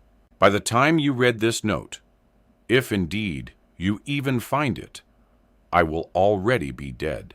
Tell Helen that I am sorry, but at least now she will have closure and will hopefully be able to lay this story to rest. You can give this confession to the police. I am guilty, and I deserve what is coming to me. Goodbye, Alan Gillespie. I read the note again, then folded up and put it in my jacket pocket along with the necklace. I don't know what to make of this note. I don't believe it. It doesn't make any sense. I now have 2 confessions to Alice's murder, and I don't believe either of them. I pull my mobile phone from my jeans and call Adam. He answers on the second ring. Yo, Cease. I tell him I'm across the road and coming over to Lily's house. I'm walking down the path as he comes out of the house, closing the door behind him, pulling on his leather jacket. He looks tired. Large, dark rings hang under his eyes, and he looks 10 years older than the last time I saw him. I used to suspect that he was into drugs when he was younger, and the thought returns to me now. He does not look healthy, and Lily certainly fits the bill of a drug addict with her waif-like figure. I can't help thinking this girl is bad for my brother. A bad influence would be the wrong choice of words, as I know firsthand that Adam is far from a saint. But I think maybe she brings out the worst in him, encourages his bad side in a way. I shake the thought from my head, wanting to believe he's changed from the angry boy I used to know. Adam, can I come inside? Lily and I were up pretty late last night in town. She's still sleeping. Let's go down the road and grab a coffee. He puts his hand behind my shoulder and steers me back down the path towards the street. As we come out of the gate, he turns left and walks to the end of Pear Tree Close. He cuts down an alley, which opens out onto a small parade of shops. We enter a coffee shop called Joey's. He orders a double espresso. I order a large Americano. Then we slump down into two oversized brown leather armchairs in the window. "What's up?" he asks. I glance nervously around the coffee shop. There's a skinny girl with freckles and glasses on a laptop sitting alone in the middle of the room. An old couple with a West Highland Terrier is sitting at a table for two by the counter. The man sips coffee as he reads the newspaper, and his wife feeds pieces of her muffin to the dog. Nobody's paying any attention to us. The barista is making our drinks, so I pull the note out of my jacket and hand it to Adam. He gives me a quizzical look. "Just read it," I tell him. His eyes scan the page, and they widen as he reads. He folds it in half and hands it back to me. What the... I pull the necklace out of my pocket and give it to him. He's turning it over in his hand. The full gravity hasn't hit him. I don't know if he would even remember the necklace. So I pull mine out to show him. It's hers. It belonged to Alice. We got them together. Friends forever and all that rubbish. After she disappeared, I tried to find it in her bedroom, but it wasn't there. So I always assumed she had been wearing it when she went missing. We never took them off. I still wear mine all the time. Adam has a sad expression on his face. His eyes glaze over, as if he's reminiscing. But then he's back with me. I was supposed to meet Mr. Gillespie at his house this morning. He said he had something to tell me, but when I got there, the door was open and no sign of him. Just this note with the necklace in the kitchen. Adam's eyes don't move from mine. He holds me with a cold stare. It sounds like he's lost his nerve and left you this instead. This would certainly be something to tell you. You need to give this note to the police. Telling Mrs. Abbott. Just go straight to the police. I'm not so sure. 46. The waitress brings over our drinks, and I wait for her to walk away before I continue. I've spoken to Alan Gillespie a lot since I got here, and not once have I got the impression that he knew anything about Alice. No offense, him, but he's been lying about it for 25 years. I would imagine that he's got pretty good at telling his story. Adam's flippancy irritates me. No, I don't think so. He screws up his face. Something doesn't ring true here. I don't think it was him. Emily, you have the man's signed confession in your pocket and the necklace Alice was wearing when she was taken. I'd say that's fairly conclusive evidence, wouldn't you? Although I know how this must look to Adam, this confession doesn't make any sense, especially when I consider Tom's pre-suicide confession. After 25 years of wondering what had happened to my best friend, I now have two men wanting to confess to her murder in almost as many days. Of course, I can't tell Adam about what Tom said.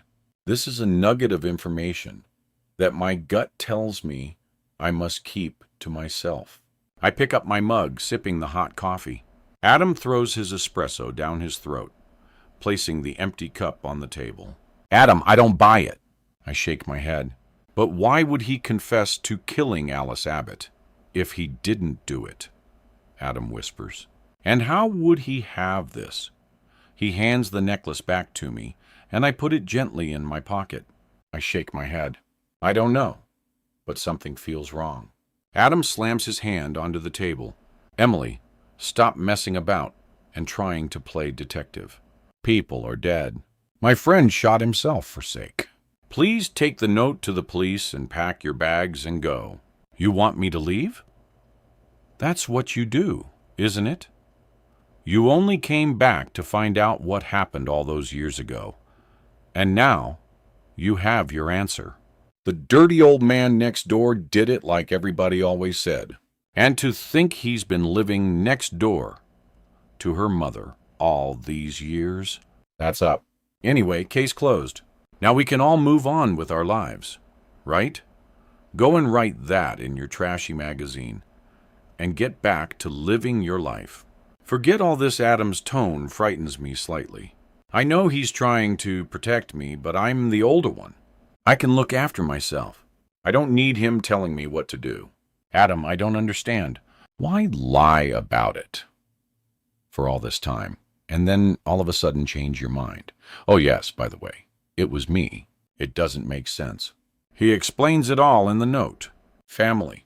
You digging around has opened up the old wounds, and he realizes he's never going to be free from his guilt.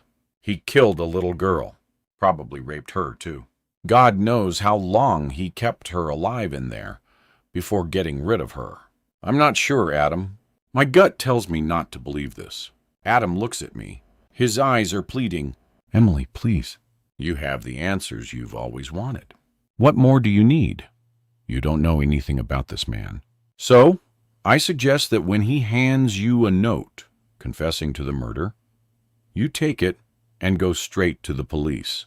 I'm worried about you, Emily. I don't think you will ever accept what happened to Alice. You have the answer right there. You have the explanation, and the mystery is over. What about the girl who's disappeared down the road? He shakes his head. What about her? Kids go missing all the time. Gillespie doesn't mention her in the letter, so like I told you before, they're probably unconnected. It's just another little girl gone missing. Another set of uplives set in motion. He sounds so matter-of-fact about it all, as if he's talking about a lost pet rather than somebody's child. I changed the subject. So, what's the deal with you and Lily? He eyes me suspiciously, not used to me showing an interest in his personal life. What do you mean? I choose my words carefully. She's interesting. She passes the time, he says without emotion. Charming. It's difficult, Em. I've been with a few girls over the years, but I seem to be really good at picking the up ones. They always seem to have issues, whatever. I can't help but smile sarcastically. No offense, but is it any surprise the stick-thin girl with blue hair has issues? I know. I didn't really pick Lily. I had no intention of getting into a relationship with her. It kind of happened. I have this tendency of meeting girls, and before I know it, it's a full-blown relationship, and I'm like, whoa, how the heck did this happen? And they're planning weddings and talking about babies and stuff. This one girl, Jenny, I met at work. She was lovely. I told everyone she was the one. She seemed perfect. We went on a few dates, and then she got pregnant. She wanted to keep it. She said we should get married. We had literally been seeing each other for about 3 weeks. That's hardly the firm foundation for a stable family. Adam, what happened? I'm genuinely interested. If I have a niece or a nephew out there somewhere, I'd like to know. I made her get rid of it. It took some doing. She was determined. She wanted to keep it, but in the end, she saw sense. She quit her job because she hated me for it. I see her around town from time to time. Last time I saw her, she was with this guy. Poor sod. I wanted to warn him. Run while you still can. Again, I am surprised by Adam's lack of compassion when talking about a sensitive subject. He is telling me about the abortion of his child with a casual flick of a wrist, as if it means nothing. After that, I kind of stayed away from girls for a while. It scared the out of me. I'm not ready to be a dad. I can barely look after myself, let alone a kid. I really dodged a bullet there. Had this really long period where I was unsure about a lot of things. I thought maybe I might be gay. Maybe that's why I can't seem to find the right girl. I raised a questioning eyebrow in his direction. Thought past tense. I'm not, he says casually. I went to a gay bar in Brighton. This guy hit on me and it freaked me out. I'm totally fine with gays, but it's definitely not for me. Adam fidgets uncomfortably in his seat. And then there was Lily. I went with Tom to a party at her house, and she threw herself at me. Would not take no for an answer. And here we are. I've not seen her about for a few days. I hope she's not avoiding me after what happened at her house. You know, when she was questioning me about Tom, she's fine. She can just be kind of intense, I suppose. Is it serious with you two? It must be fairly serious if you're living together. We're not. I have my own place in town, but my flatmate is a total dick. We were shit-faced and got into a huge fight and ended up smashing a window. He cut himself pretty badly. We're not really talking at the moment, so I'm staying at Lily's on and off until things calm down. When he's out, I stay there, but if he's around, I find it easier to be out of the way. I wouldn't want a repeat performance. I might end up killing him next time. He shoots me a grin. That's not funny, especially after seeing you with that old guy in the warehouse the other day. I really thought you were going to kill him. Adam looks embarrassed. Why are you so angry? I ask him. Adam picks up a napkin and twists it tightly in his hands. He doesn't answer for a while. He just looks at me with empty eyes. His face is devoid of any emotion. Do you really need to ask me that? I pick up my coffee and take a mouthful, considering my next words. You said the other day you blame Alice for everything. You think I abandoned you. You think Mom and Dad abandoned you. But eventually, you have to stop blaming your own bad choices on things that happened when we were kids. He frowns and seems annoyed, but doesn't say anything. You need to take responsibility for your own life. If Lily isn't the girl you want to be with, then don't. He laughs at this, a dark look in his eye. I continue. Don't be scared. Yes, it might hurt her, and yes, she'll more than likely get angry. But that's no excuse to waste time in a relationship that isn't right. You're not getting any younger. You're going to have to sort things out eventually. You're wrong. Lily cares about me. She loves me. When nobody else gave, she was there for me, which is more than can be said for you.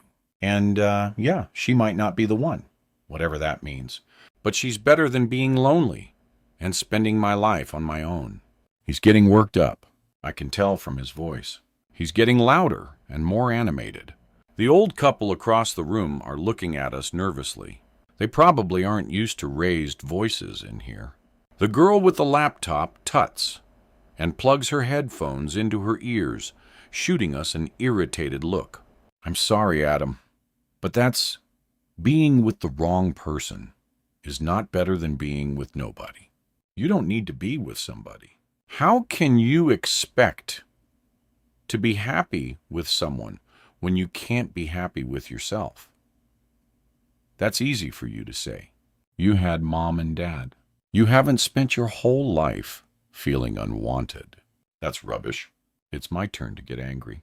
The old couple with the dog stand up and shuffle out of the cafe, looking at us disapprovingly as they pass by.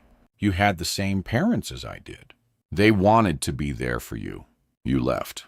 You didn't stay in touch. You never spoke to them. You didn't return their calls. I remember on the morning I'm getting worked up and emotional. The morning of the accident, Dad was trying desperately to get hold of you on the phone before they set off in the car on holiday. He called you about 20 times. He left you messages. You just didn't care. You passed up the last opportunity you had to speak to our parents. You'll never get that back.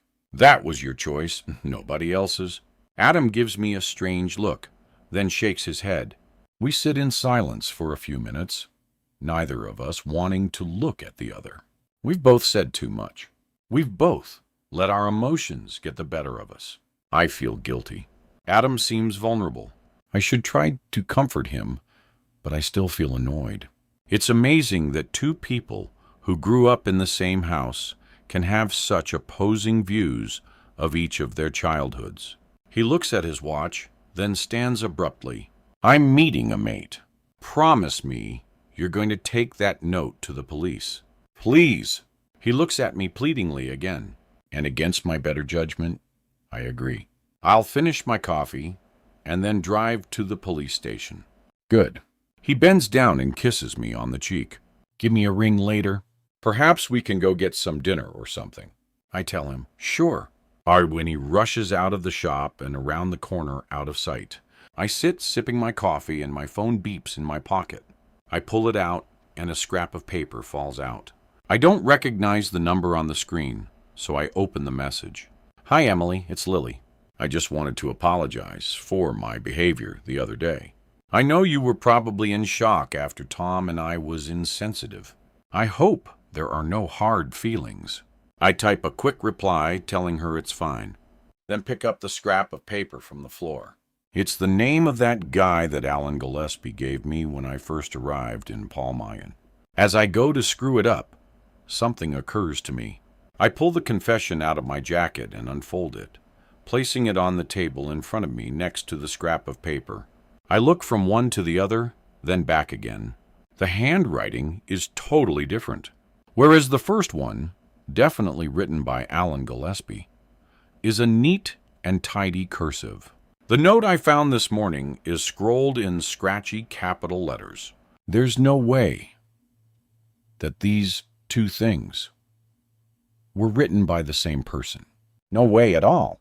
I don't know who's written the confession, but one thing is for certain. It wasn't Alan Gillespie.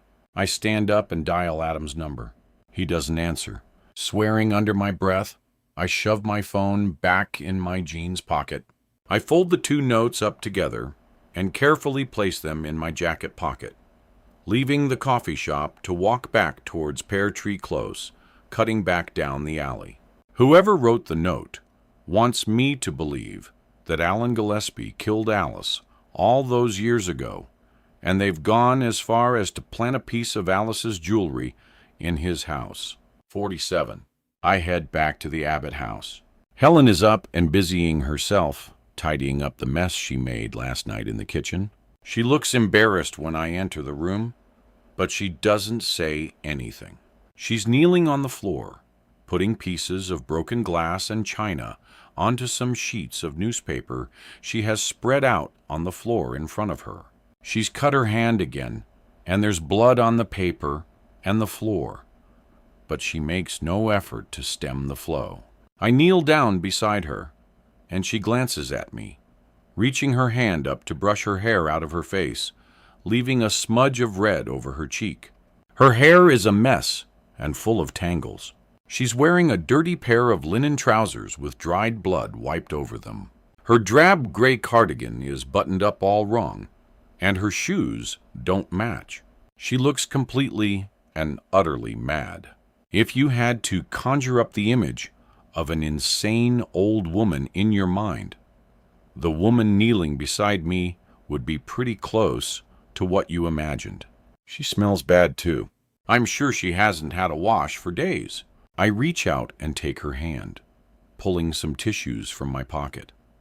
I wrap them around it and squeeze to try to stop the bleeding. She looks at me and gives me a weak smile. I take her other hand and place it around the tissue, then pull my own away. I retrieve my necklace out from inside my jumper and hold it towards her. Mrs. Abbott, Helen, do you remember this necklace? She glances at the necklace and her eyes fix on it. Yes, of course I do. Alice had one the same. Not the same. The other half of this one. Mine has my name on it and hers had her name. Helen smiles to herself. That's right. Yes. I remember taking you girls to get them. You were so excited when you were allowed to get your names engraved on them. You told her that it meant you were friends forever. Neither of you would ever take them off. She shakes her head. Mrs. Abbott, I need to ask you something about Alice's necklace. She looks up into my eyes and holds my gaze. She frowns, trying to anticipate what I'm about to say. Do you have Alice's half of the necklace? Do you know where it is? Helen shakes her head, and then continues to lift the broken kitchenware from the floor, placing the pieces onto the newspaper. Alice never took it off, just like you. She was wearing it when Helen stops. A tear in her eye the night she went away. Are you absolutely sure of that? 100%. She folds the newspaper around the broken glasses and plates, then stands up. She takes a roll of tape out from a drawer and wraps it around the parcel a few times, then drops the whole thing into the bin before shuffling to a tall cupboard in the corner. She takes out a broom and sweeps the floor. A coldness runs through me as I realize I needn't have gone down into the cellar for one after all. There's no system to what she's doing, and she just ends up spreading the splinters around the floor and into the grouting between the dirty tiles. She places the broom back inside the cupboard, then shuffles towards the door. She stops in the doorway, but doesn't turn round to face me. Careful if you're wandering around without any shoes on. I can't get down to the Hoover in the basement, so there might still be some splinters of glass on the floor. She waits in the doorway for a moment, then heads into the living room. I hear the television click on. Then the familiar sound of the daytime programs that she spends her life watching drifts through the house. I stand up and I notice that Helen's half-eaten breakfast is on the table. She set a place for Tom and prepared breakfast for him. It sits looking sad and lonely on the table beside hers. I glance towards the cellar door and notice that the door has been hacked at with a screwdriver or some other tool. There are deep gouges and stab marks in the wood around the handle. She's desperate to get back down into that room, but I can't for the life of me understand why. It will be a stark and brutal reminder of what happened to her son. I'm not sure I can even face the mess down there. I shake the image of the red-soaked basement from my mind and make myself a cup of coffee. I sit by the counter, mulling over the events of the last 24 hours. Helen has confirmed that Alice was wearing her necklace when she disappeared. The necklace that I have in my jacket pocket. But Helen Abbott is not the most trustworthy of people if Tom's confession is anything to go by. As much as I could not or did not want to believe what Tom had told me about Alice's death before shooting himself, I know that Alan Gillespie's confession note is fake. Somebody wants me to believe that Gillespie is guilty. Whoever wrote the note was somehow involved in Alice's death. Tom is dead. I know that for a fact, as I saw it far too closely with my own eyes, which leaves Helen Abbott. But I also know for a fact that Helen was in the house last night. I was here with her. Plus, she is a frail, low-looking and old mad woman. Alan Gillespie is a big-built, tall man. There's no way Helen Abbott could have overpowered him in his own home. And even if she had, where was Alan now? She can't have him in prison down in the cellar because I'm the only person who knows where the key is. No, Helen is not the culprit in this instance, which would only leave one person, Jim Abbott. He would be the only other person who knew the truth about Alice's death, that his own son had killed his daughter. I can only theorize that Helen has been lying about not knowing Jim's whereabouts for the last 5 years. She must have contacted her husband to let him know what's been happening, and he's returned to clean up the mess and keep the family in the clear. But where is he? Is he in the house somewhere, possibly hiding up in Helen's bedroom? Suddenly, I feel afraid again, and I look around the room. There's nobody there, but the darkness and gloom of the Abbott house feels hugely oppressive. I stand up and rush to the hall, grabbing my jacket from the coat hook. I head out the door without saying a word to Helen. I don't know where I'm going. I just know I have to get out of this house. Briefly, stopping on the doorstep, I reach up and take hold of my heart pendant in my hand. I turn it over between my fingers, caressing it, and close my eyes. 48, 6 years earlier. It's a warm summer's day in early August, and I'm sitting in my parents' kitchen in Highgate, North London. I turn my heart-shaped pendant over and over in between my fingers, miles away in a daydream, thinking about lost friendships and a time when things seemed so different.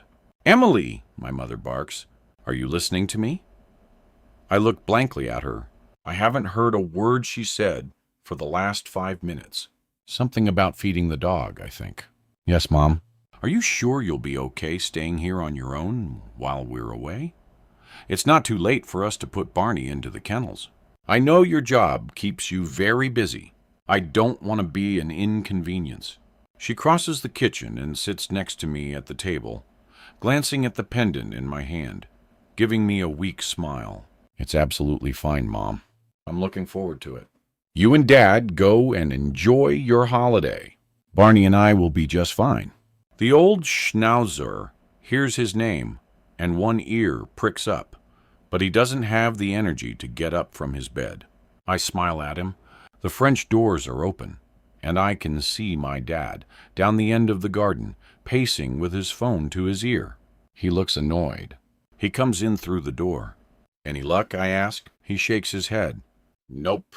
I've tried 5 times and left 2 messages. I honestly don't know why you kids bother having mobile phones if you never bloody answer them." I catch my mother's eye and mouth, kids to her, raising one eyebrow. She swats her hand at me in the air. "I wouldn't worry, Dad," I reassure him. "You know what he's like.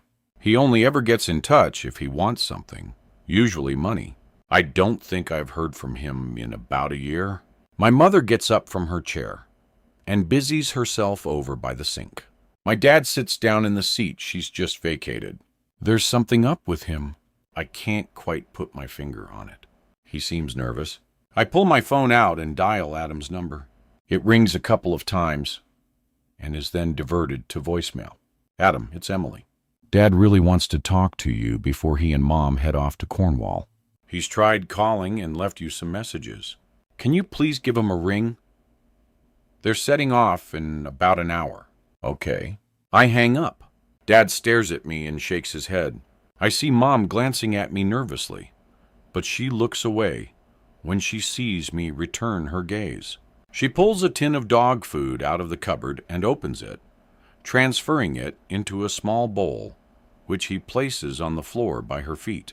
Barney slowly raises himself from his bed in the corner and trots over. He sniffs at it, walks around it, sniffs again, then trots back to his bed. "He doesn't eat a lot these days," Dad says as he eyes me watching the dog. "He doesn't really do much anymore either. He'll only need a little walking, but he'll let you know if he wants to go out." Dad has a sad expression on his face. "The dog has been their faithful friend for 15 years. I think my mother loves him more than she loves my brother." The dog lowers himself stiffly onto his bed, letting out a long, slow sigh as he does so. "I'm telling you now, if that dog dies while you're away, it's not my fault, okay? That's my one condition." My mother shushes me. "Don't say things like that. He understands every word, you know?" Barney lifts his head from the bed, looking in my direction. He tilts it to one side, then lays it down again. I let out a small laugh, and my dad joins me. "He'll be fine. There's plenty of life left in the old boy yet," my dad tells me rather unconvincingly. My mother approaches Barney's bed, crouching down beside it. She ruffles his ears and the top of his head, and he closes his eyes pleasantly. It almost looks as if he is smiling. She looks over to me. "You will look after him, won't you?" she asks me, a worried edge to her voice. "Of course I will, Mom. It's only a week. He'll be fine. I'm sure I'll be okay too, in case you're worried," I say with a little too much sarcasm. She stands up and comes over to me, placing her hand on my shoulder, giving it a gentle squeeze. Dad walks out to the garden again with his phone. Mom gets some plates out from the cupboard, then crosses to the fridge, taking out a selection of groceries. She busies herself making some sandwiches. There's plenty of food, she tells me. But if you need anything, your dad's left 20 quid under the black lamp on the mantelpiece in the living room. Gosh, I'll be sure and hit the shops then, I joke. She smiles. She joins me again at the table, placing the plate of sandwiches in the middle. She gets a bottle of cold lemonade from the fridge and pours 3 glasses. Dad joins us. I can tell from his demeanor that he still hasn't managed to get hold of Adam. Dad picks up a couple of the sandwiches, dropping them onto his plate. So, Cornwall should be lovely at this time of year. We're having a great summer so far, so hopefully the weather will hold out for you, I say cheerfully. What's on your itinerary? Mom looks at Dad, but doesn't say anything. We're just going to take it easy for a week, I think. Dad says, nothing too raucous at our age. I still don't understand why you're not taking poor Barney. I'm sure the owner of the cottage will let you if you give them a ring. The drive's too long for him. I don't think it would be great for him to be in the car that long in this heat. To be honest, I'm not sure how your mother's going to cope with the journey. He winks at me. She smiles again. I'm glad you decided to go away. It'll do you some good to have a little break from here. He can be so oppressive in London in the summer. A nice bit of sea air will do wonders for you both. I see Dad looking at his phone. Please try not to worry too much about Adam. Don't let him ruin your holiday. Promise me. I've got quite good at ordering my parents around over the years. My dad nods. I don't know why you're so desperate to talk to him. It's not like you'll get much from him aside from a few grunts and some surly comments. You know, I always like to talk to you both before we go off on a trip. And we haven't been on holiday for a while, so he trails off. It's only Cornwall, Dad. You're not going far, and you'll be back next weekend. I'm sure he can cope. You go and enjoy your holiday. 49. After lunch, I help Mom clear up the plates, while Dad busies himself out by the car, making sure the roof rack is secure. Barney senses something is up and drags himself out of his bed to investigate. I pick him up and cuddle him close to my chest, kissing the top of his head. Right, Buster. I'm not taking any nonsense from you. You can consider this week a boot camp for badly behaved, lazy dogs. I'll sort you out. I heard that. My dad shouts in through the front door. Barney licks my ear and I smile. We walk out into the garden, and I sit in an old wooden chair on the lawn with Barney on my lap. He makes no effort to escape as I stroke him gently, playing with his thick, wiry coat between my hands. He licks my fingers. The sun beats down on my face, and a blue tip swoops past me, landing on the branches of a small tree to my right. I feel extremely content, and I'm looking forward to my own holiday dog-sitting. I've squared it with my boss, so I can work from home for the most part of it. I have my laptop with me and a few stories to write up for the magazine. But apart from that, Barney has me all to himself for 7 glorious days. Dad finishes packing the car, and my parents stand by the front door. They both hug me tightly and tell me they love me like they always do every day. I hug them back, but I don't say I love them. I always feel too embarrassed. I will regret this forever. They get into the car, and as they drive away slowly, my mom turns to wave. I'm holding Barney, and I waggle his paw at them. The car disappears down the road, and Barney and I go back into the house. I try Adam again to no avail. 2 days later, the house phone rings in the middle of the night. Barney's sleeping at the end of the bed and sits up grumpily at the disturbance. I'm groggy and don't quite understand what the noise is at first. I realize after a moment and glance at the clock. It's 1:30 a.m. Who would be calling my parents' house at this time of night? Then I realize it can only be Adam. I pick up the phone, ready to give him a piece of my mind. Hello? A crackly voice at the end of the line says, Who's this? Hi, this is Officer Dobson with the Devon and Cornwall Police. My heart thumps, and the room spins around me. Everything seems to slow down. Yes? My voice is shaky. We found this phone at the site of an accident. This number is listed as the home number, so we thought we would give it a try. I feel sick as I try to process the information. The police officer has my dad's phone. It's my parents' house. I'm dog sitting. They're away. Are they okay? I ask hurriedly. Officer Dobson takes a split second too long to respond, and I know that something is wrong. What's happened? I scream down the phone. I hear bits of the next stream of words, but it doesn't seem to compute in my head. Heavy rain, car accident, off a cliff, no survivors. I drop the phone and scream. Barney looks alarmed and jumps off the bed. He's licking my ankles. I fall to the floor in floods of tears. The officer must be wrong. My parents can't be dead. That's ridiculous. It's not possible. I was sitting with them in this house 2 days earlier, eating ham and cucumber sandwiches. There must be some mistake. I have to go and make a positive identification. This will be the last image I have of my parents, and I have to do it alone. I hate Adam for that at the time. The next few days are a blur. I don't sleep much. I try to phone Adam again, but he doesn't answer.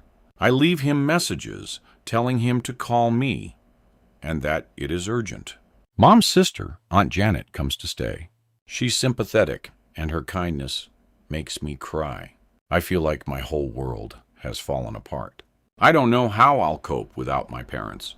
I look at Barney, lying patiently in his bed, waiting for my parents to return, and it breaks my heart. Janet sets to work arranging the funeral. I don't have to do a thing, which is for the best, because I am incapable. I can just about muster the energy to drag myself out of bed at noon every day. I try Adam again. He doesn't answer, doesn't return my phone calls. Eventually, after a week, I get annoyed and leave him a message telling him what's happened. I give him the details of the funeral the following week and hang up. I throw my phone across the room and the screen smashes, but I don't care. It's just another broken thing in my life. 50. The funeral comes and goes. I don't feel much. I'm surprised. I don't cry. I feel like I can't. I'm numb. Some of my colleagues stand dutifully beside me, trying to comfort me, but it does little to help. I feel empty. But more than this, I'm angry at Adam. The day that I should be grieving, and all I can feel is pissed off at my little brother. After the church, a few friends and family return to my parents' house for the wake.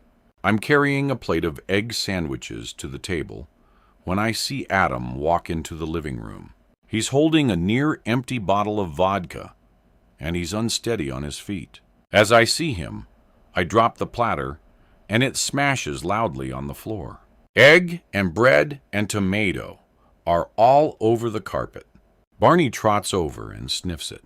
He licks a bit of the egg, then retreats to his bed in the kitchen. Adam smiles at me. "Have I missed the party?" he slurs. His greasy, bleached blonde hair hangs limply in front of his eyes. He's wearing black, skinny jeans and a black jumper with holes in the elbows. He's thin and looks tired. I take a few steps towards him. I stand staring into his face, and then I hit him hard across the cheek.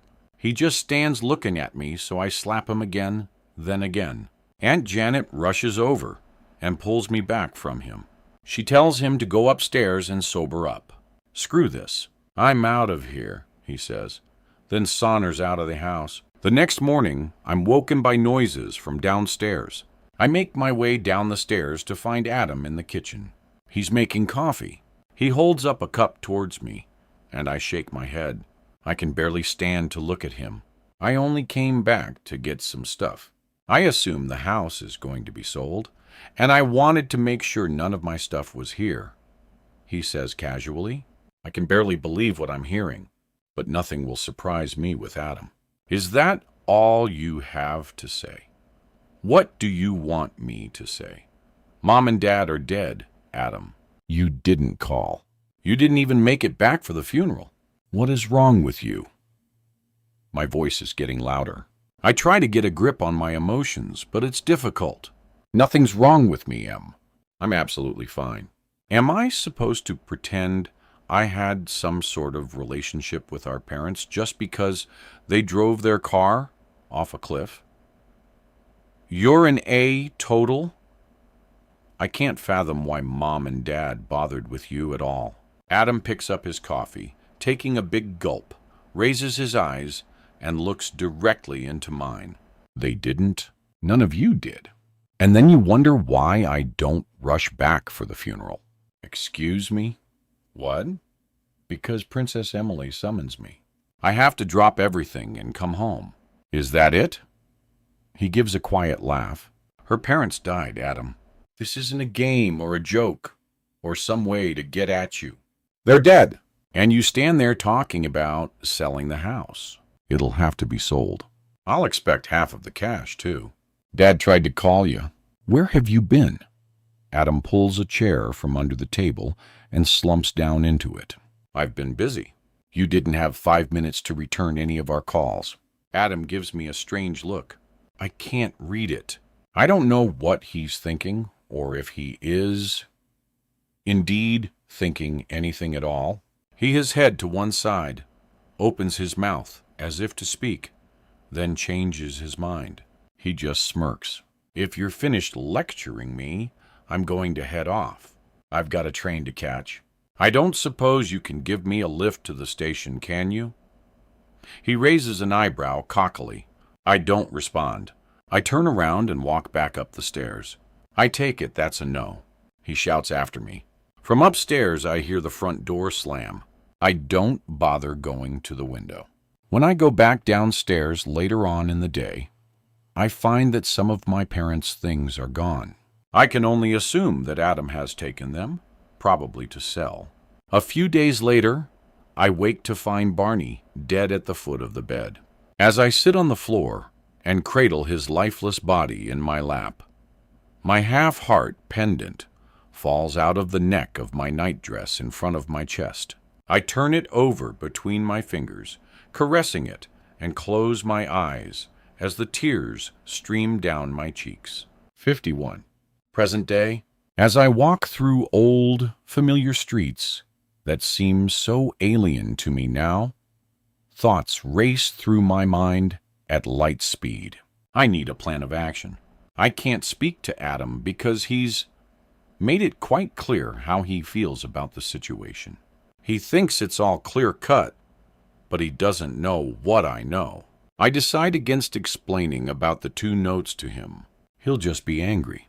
I need to do this on my own. I need to speak to Helen Abbott. But how? She's angry with me. I think she blames me for Tom, and I don't know what she is capable of.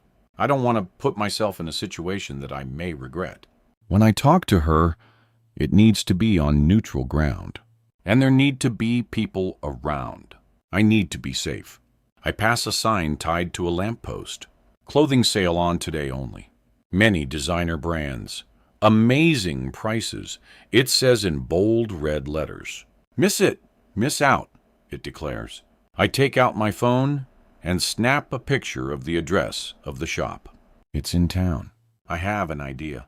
I turn around and head back to Helen's house. When I get home, she's sitting in her chair, staring blankly at the television, even though it's not switched on.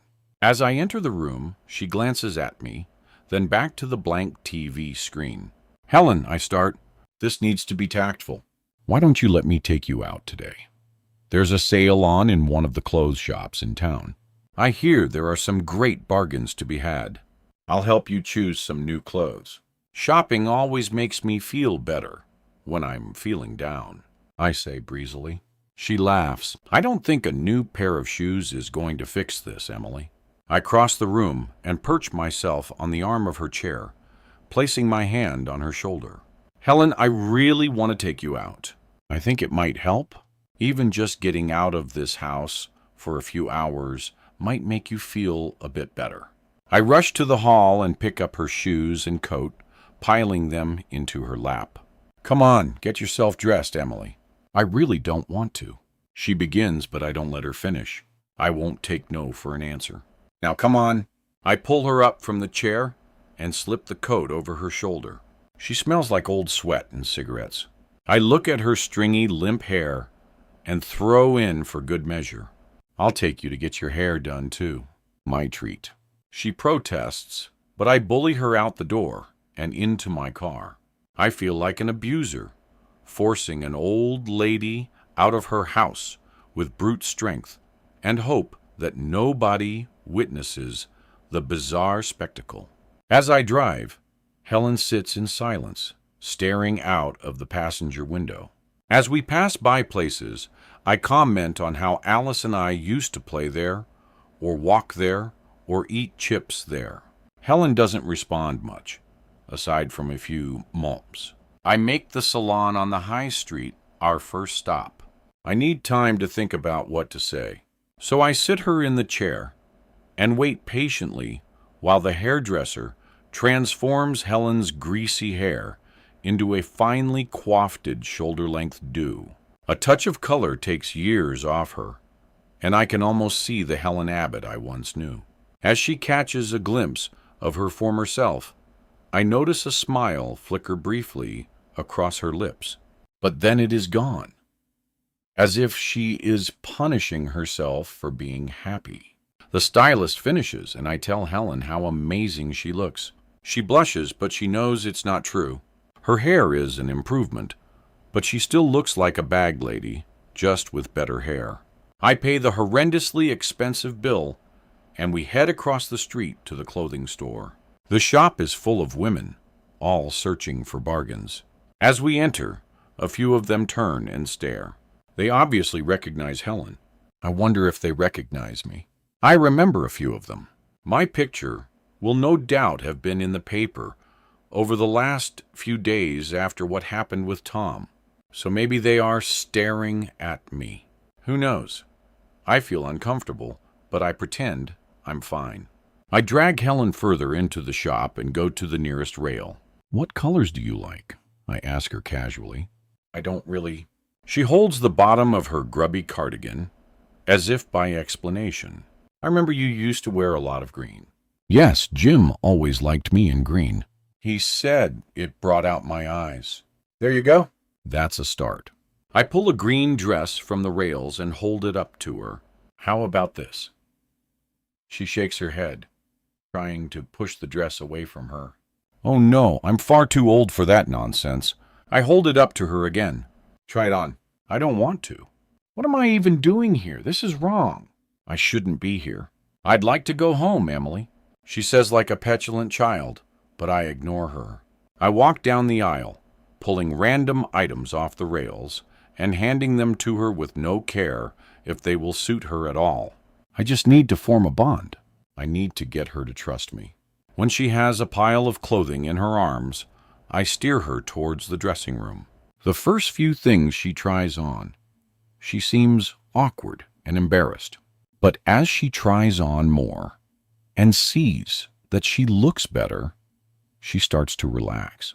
Bingo, I think. She steps out of the changing room in a pair of dark gray flared trousers and a long-sleeved blue silk blouse. She looks nervously towards me, too shy to pose, but I can tell she wants to. "I like this," she says quietly, looking down towards the ground. I have to admit it's a vast improvement. With the new hairdo, she could almost pass for the old Helen Abbott. Almost. Apart from the twinkle that used to be in her eyes. I suspect that may be gone forever. 52. After much encouragement and pushing from me, Helen leaves the shop with a few new items. She also leaves wearing a new outfit. I asked the young shop assistant if she could remove the tags so the clothes could be worn straight away. She looked Helen up and down and smirked before doing as I asked. Much as I tried, Helen refused to let the girl throw her old clothes into the bin. So Helen strides from the shop in a glamorous white silk blouse and a long flowery skirt, with her tatty old clothes folded neatly with the rest of her purchases in a paper bag. As we leave, I suggest we grab a coffee and maybe something to eat. She looks at her watch as if she has somewhere else to be, but we both know she doesn't have an excuse, so she reluctantly agrees. I choose a quiet-looking bistro just off the high street, aside from one other couple in the corner. We have the place to ourselves. We order some food, and the waitress tots off on her high heels. Helen tuts as she walks away and shakes her head disapprovingly. Why these young girls have to make such a spectacle of themselves, I don't know. It's possible to look nice without looking. Well, she trails off. Cheap, I suggest. Helen smiles and nods. So that was nice, right? Helen throws me a confused look. Shopping?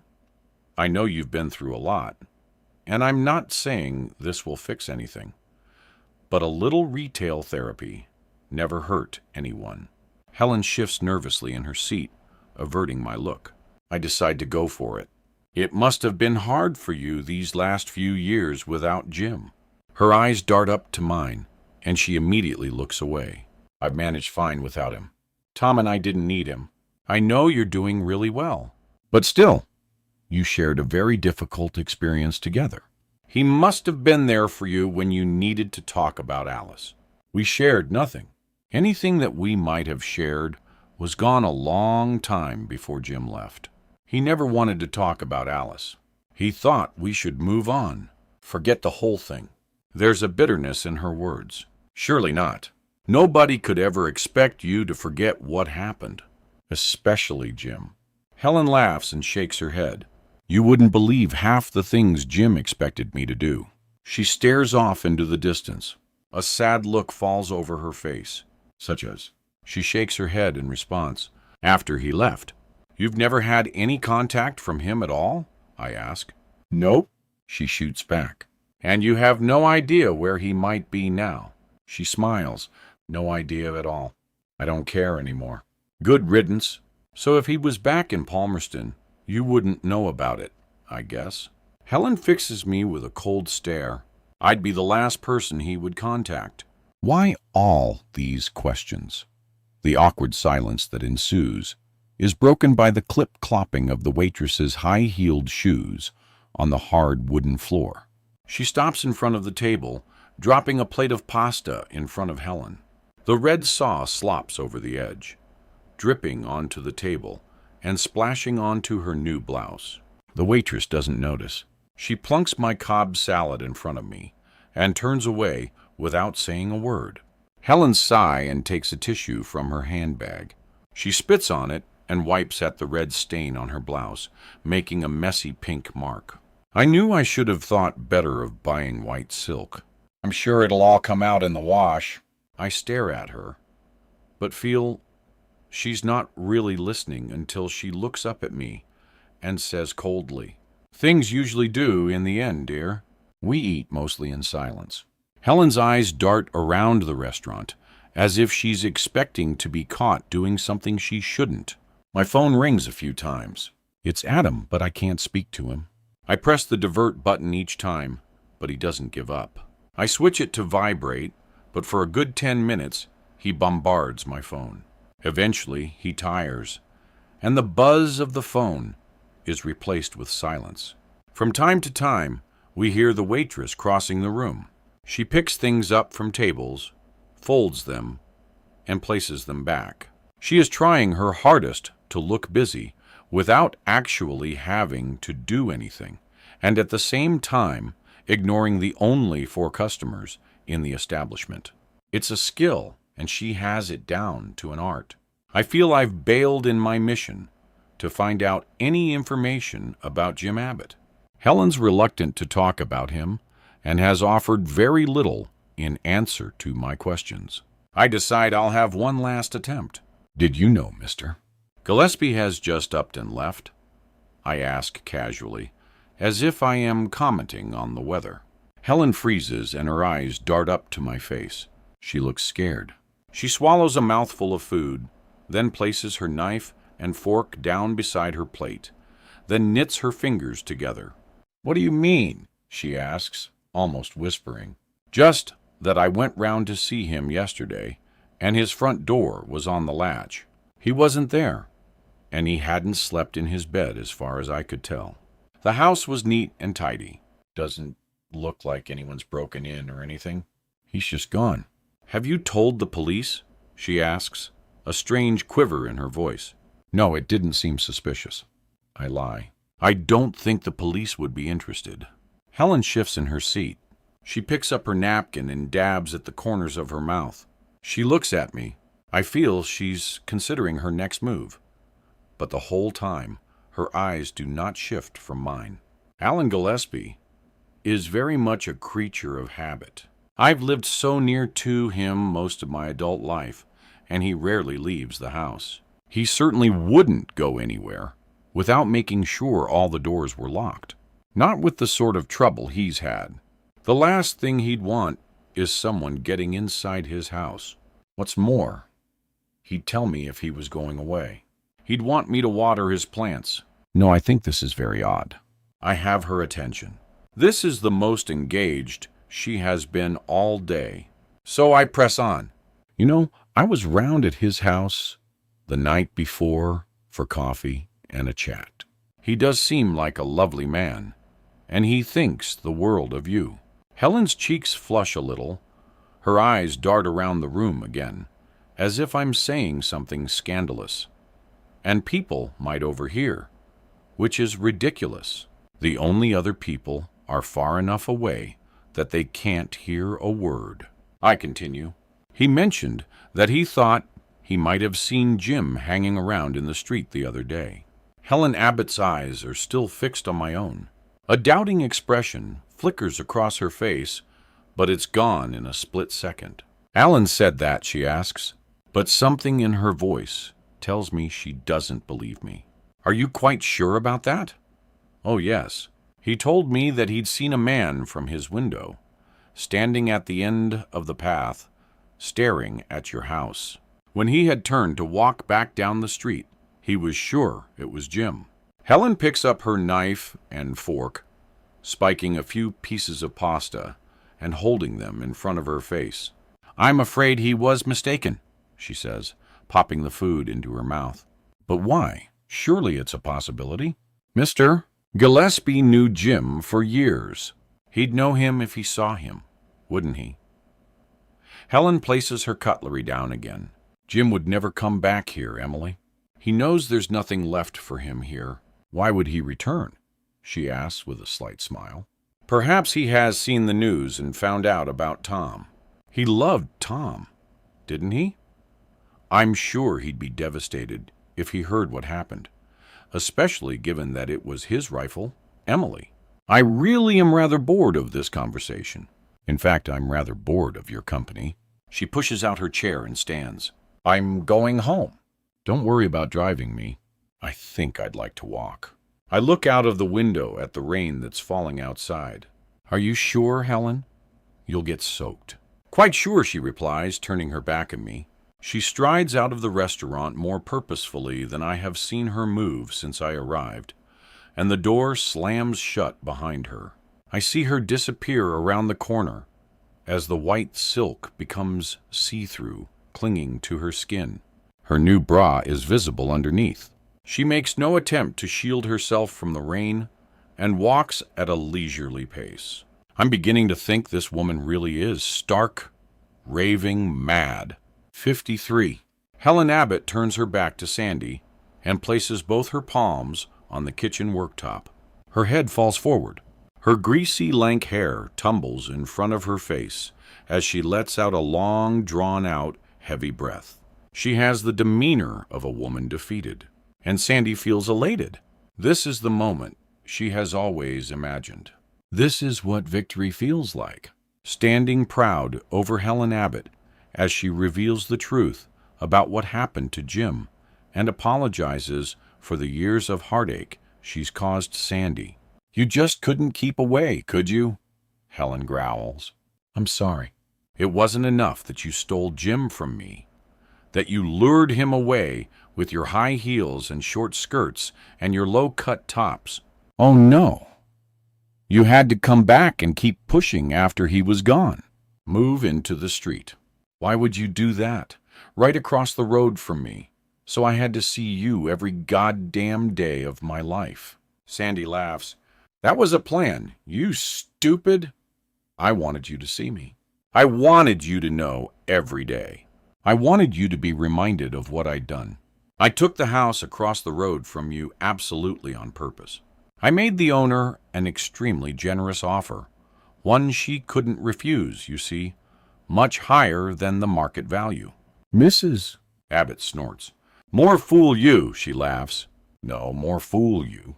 Sandy prods Helen Abbott hard in the back of her shoulder with a pointed finger.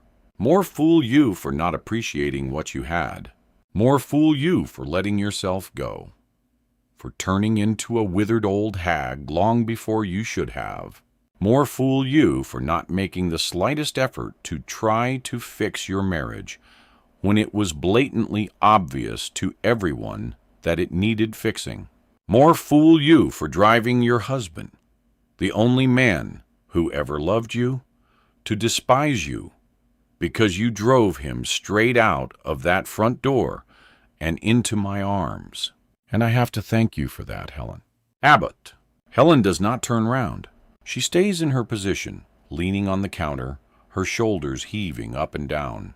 Sandy continues, You think I wanted to live in this hole of a street in a run-down old house across the road from the wife of my lover? A house that smells of damp and mold, no matter how much I scrub and clean. Of course I didn't. There was one reason, and one reason alone, that I moved in across the road from you. And that was so I could keep an eye on you. And you certainly did that, didn't you, Mrs. Jackson? Do you think I couldn't see you twitching at the curtains every 5 minutes? Everybody can see you. Everybody in this street thinks you're a nosy old tart. We all see you parading around in your fancy clothes, thinking you're better than all of us. I am better than you. Shut up. Just shut the up. You've said your piece, and now I'll say mine. You're an idiot, Sandy Jackson. You should have stayed away. If you'd stayed away, then things might have been different. I know you came and spoke to my Tom the day he killed himself. I know you told him about you and Jim. He told me. He tells me. Told me everything. You came into my house when I wasn't here, and you spoke to my son, telling him your filthy little secrets. How dare you, Mrs. Abbott's voice is getting louder as she gets angrier. Oh, give up the woman wronged act, Helen. You said you would tell me where Jim was. But Mrs. Abbott ignores her and continues. If you'd stayed away, then Tom might still be here now, and I wouldn't be left alone in this shitty world, and maybe I deserve it. I guess I do.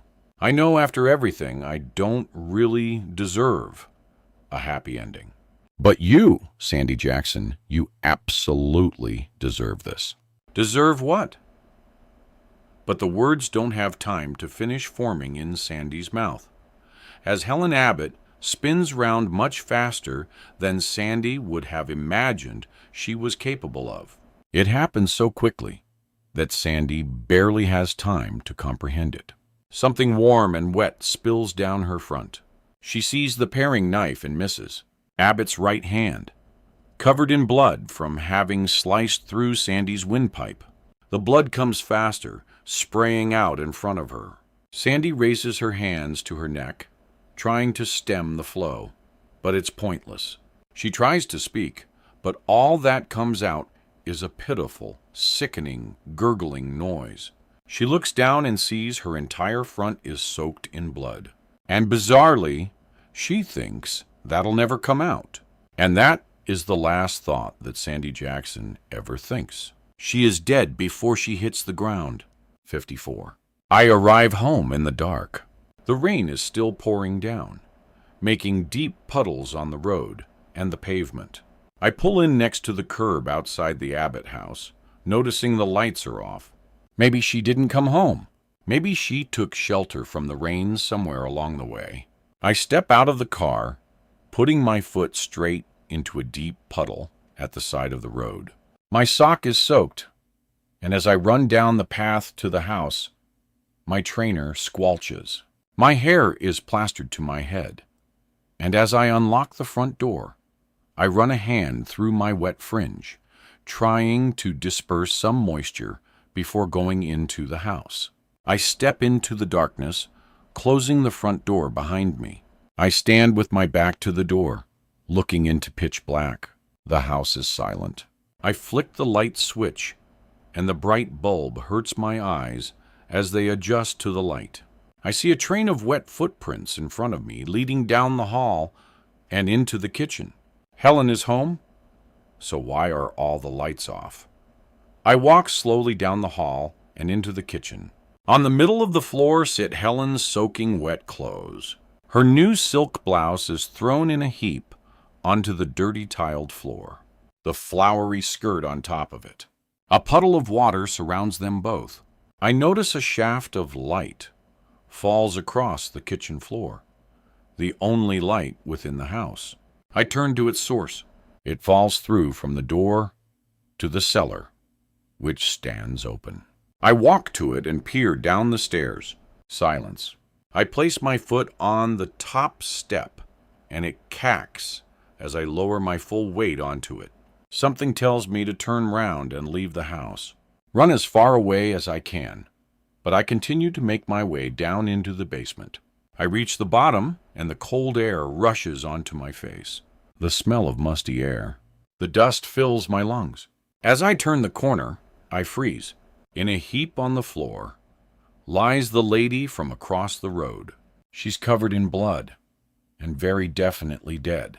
I know this because her throat's cut almost from ear to ear. I try not to scream, but a whimper leaves my mouth. I put a hand to my face, biting on my clenched fist. She left me no choice. You understand? Helen Abbott's voice comes from somewhere deep within the darkness of the cellar.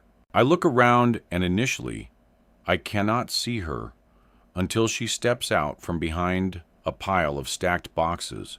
She's dressed in her old, tatty clothes again, her new hiro ruined by the torrential rain.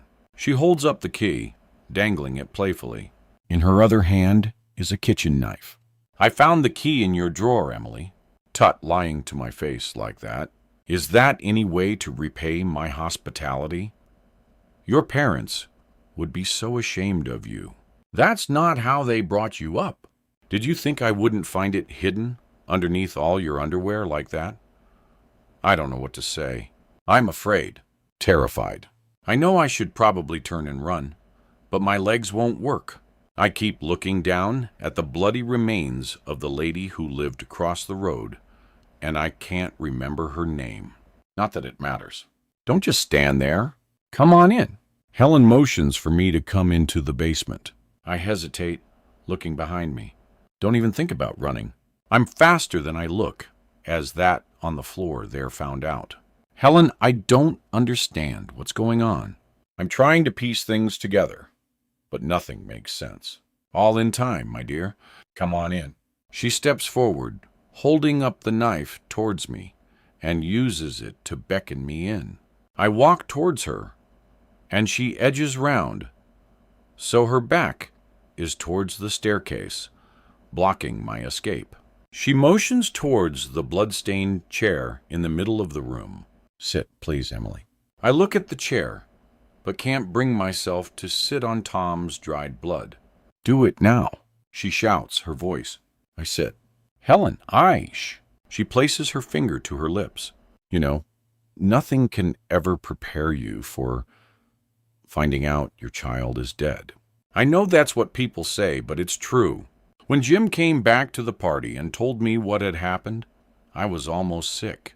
But I then had to stay there, pretending that everything was fine, pretending to enjoy myself. Can you imagine how hard that was for me? Sitting pretending to have fun, sipping champagne all the time, knowing that my little girl was I can only imagine. No, don't speak. Listen. It was an accident, of course. But Jim said we couldn't tell anyone. He said they would take Tom away, but he would be locked up. I wanted to tell the police there and then, but he made me keep quiet. Jim hatched the whole stupid plan. He drove her body away, wrapped in a white sheet. I don't even know where he took her. I never asked, and he never told me. Imagine that, not even knowing where your only daughter is buried. The abduction was all his idea. I've never seen somebody remain so calm in such a horrendous situation. He made me do it. I didn't want any of this. But I didn't want to lose Tom as well. Can you imagine losing both your children in one night? So I agreed.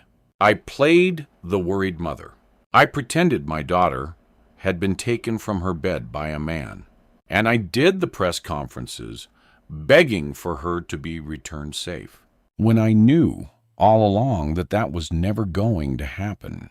Helen stops talking briefly as she remembers. Tears form in her eyes. I can't really believe what I'm hearing. She's confirming what Tom told me. It is true. Alice Abbott never left this house alive. She has been dead all along. I stare at Helen Abbott in disbelief. She looks away. Don't you dare judge me, Emily. My life ended that night. Every day since that day has been a mere charade, a lie. There's been no joy for me since then. So don't think this has been easy for me. But you know what the final nail in the coffin was? He was going to leave me. He was having an affair with that Helen Motions, with the knife towards her neighbor's body on the floor. They were leaving together. But that's not the worst of it. He wanted us to come clean, tell the world what had happened to Alice. He said he couldn't live with the guilt and the lies anymore. Can you believe that? It was all him. And then he wants to go back on it years later. Helen steps closer to the chair and motions for me to stand. So I obey. She spins me round and pushes me deeper into the basement. You're going to love this. It took me a while to get all the other boxes off from on top of it, but I got there in the end. She pushes me towards a large trunk on the floor. It's held shut with leather straps and buckles. I look at it and back at her. She is smiling. Open it. I crouch down on the floor in front of the dusty old trunk and pull at the buckles. They're shut tight, and it takes me a few minutes to work them loose. I lift the lid of the trunk and peer inside. At first, I don't know what I'm looking at. Some old musty clothes, a pair of jeans, a tatty red checkered shirt, some dirty work boots. I don't understand why she's showing me these things. But as the dust settles and my eyes adjust, in the darkness I see and I understand. 55. I see a skull with patchy gray hair on top of it.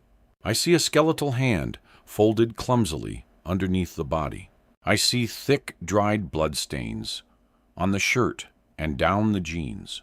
I see the body of Jim Abbott. I turn and look in horror at Helen. He wanted to leave, but I couldn't let him. We would all have been arrested. And Tom, poor Tom, was far too damaged by then. There's no way he would have been able to handle life in prison. We had lied for many, many years. And as much as I longed for the relief of finally telling the truth, I knew it could never happen. She points up the stairs behind her with her free hand, the point of the knife aimed straight at me with the other the whole time. So he stood there in that stinking, dirty kitchen as I chopped carrots for his Sunday roast dinner, telling me he had finally found happiness and that he needed to move on. Emily, you have to understand. For the first time since the whole thing happened, I lost my temper. I really lost it. I didn't plan it. Before I even knew what I was doing, the knife was in his chest, and I kept stabbing him again and again. I kept stabbing until Tom pulled me off him and prized the knife out of my hands. But Jim was long dead. She stares at me, and I stare back, my mouth wide open. I try to think of something to say, but nothing comes out. My mouth closes, then opens again, but still I can't think of any words. And then I hear it, the creak of the top step to the basement. I hold my breath and wait, but I hear nothing else. Did I imagine it? Suddenly, Helen Abbott is right above me. She pushes me hard as I'm crouching, so I fall painfully onto my back at her feet. And then you had to come back, didn't you? You stupid, stupid girl. After all these years, you couldn't leave well enough alone. You came back and started asking questions, and it all gets rad up again. And I realized I'm never going to be free of this. She has a manic look in her eyes, and I know there's no stopping her. Behind her, I see a shadow move across a wall. Is someone here to help me? She prods me with the point of the knife, tearing my t-shirt and breaking my skin. Droplets of blood form on the surface and soak into my top. I loved you, Emily. I loved you and Alice. You were like a daughter to me. Heaven knows you spent more time over here than you did in your own house, and I felt so sad for you. Every time I saw you after she was gone, that look of hope only a child can have. And the guilt I felt whenever I saw you was incomprehensible, because I wanted to tell you that she was never coming back, but I couldn't. She prods me again with a knife, and I bite my lip from the pain. I was so glad when you moved away, because out of all the people I lied to, you were the hardest. I wished I could end that sadness in your eyes and give you some closure, but you know what? Then I reminded myself that, but the sentence never gets finished. There is a loud thud, and something warm and wet splatters across my face as Helen Abbott falls in a heap on the floor to reveal Adam standing beside her. A claw hammer raised in one hand, a look of hatred in his eyes. I've never been so glad to see my brother. But before I can tell him this, he raises the hammer and hits Helen Abbott's head. Then he does it again and again. Her head is a bloody mess. Adam screams and he keeps hitting the pulpy mess on the floor. The blood spatter hits my face again. He's covered. I'm covered. Adam, stop! I scream. But he keeps going until there's nothing left of her head but a smashed-up pile of brains and skull fragments and blood. He stands up and the hammer clatters to the floor beside me. He looks at me. I remain where I am, cowering on the floor, and he reaches out his hand. I take it and he helps me to my feet. Adam, what have you done? She was a murderer. Man, she was going to kill you too. I had to. I had no choice. I looked down at the mess on the floor, then across to the body of Helen Abbott's neighbor. We need to call the police now. Yep. Okay. Let's just get you back to Lily's first. We can call from there. He puts his arm around my shoulder and leads me out of the blood-soaked basement for the second time in a week. As everything starts to sink in, I sob uncontrollably. Adam rubs my back and I hug him tightly. Adam, she was dead all along. Poor Alice. She died that night. Tom killed her. I can barely bring myself to say it. I know. I heard. It's terrible. They covered it up. They lied. How could any parent do that? Adam pushes the front door of the Abbott house open and leads me out into the street, and fresh air fills my lungs. I think most parents will do a lot to protect their child if they love them enough. 56. We walk in silence down the street towards Lily's house. Adam unlocks the door, and a smell hits me. Excuse the stench. He says there's a problem with the drains. Whole house stinks of shite.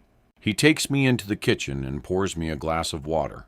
I gulp it down greedily, not realizing how thirsty I had been, until the cold liquid touches my dry mouth. How did you know, Adam? How did you know I needed your help? He looks at me. I saw you get home earlier, and I felt something wasn't right. I tried your mobile, but it went straight to voicemail. So I came to see you, and the door was open. Had I forgotten to shut the door? I don't think I did. Adam, can you get the phone?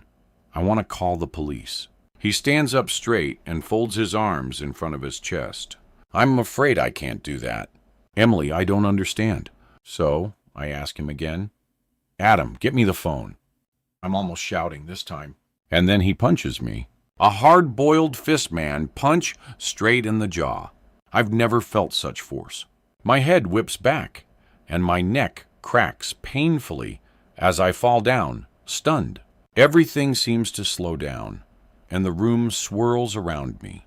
I feel blood trickle from the corner of my mouth. I try to speak, but I can't manage words. I try to stand up, but Adam pushes me back down again.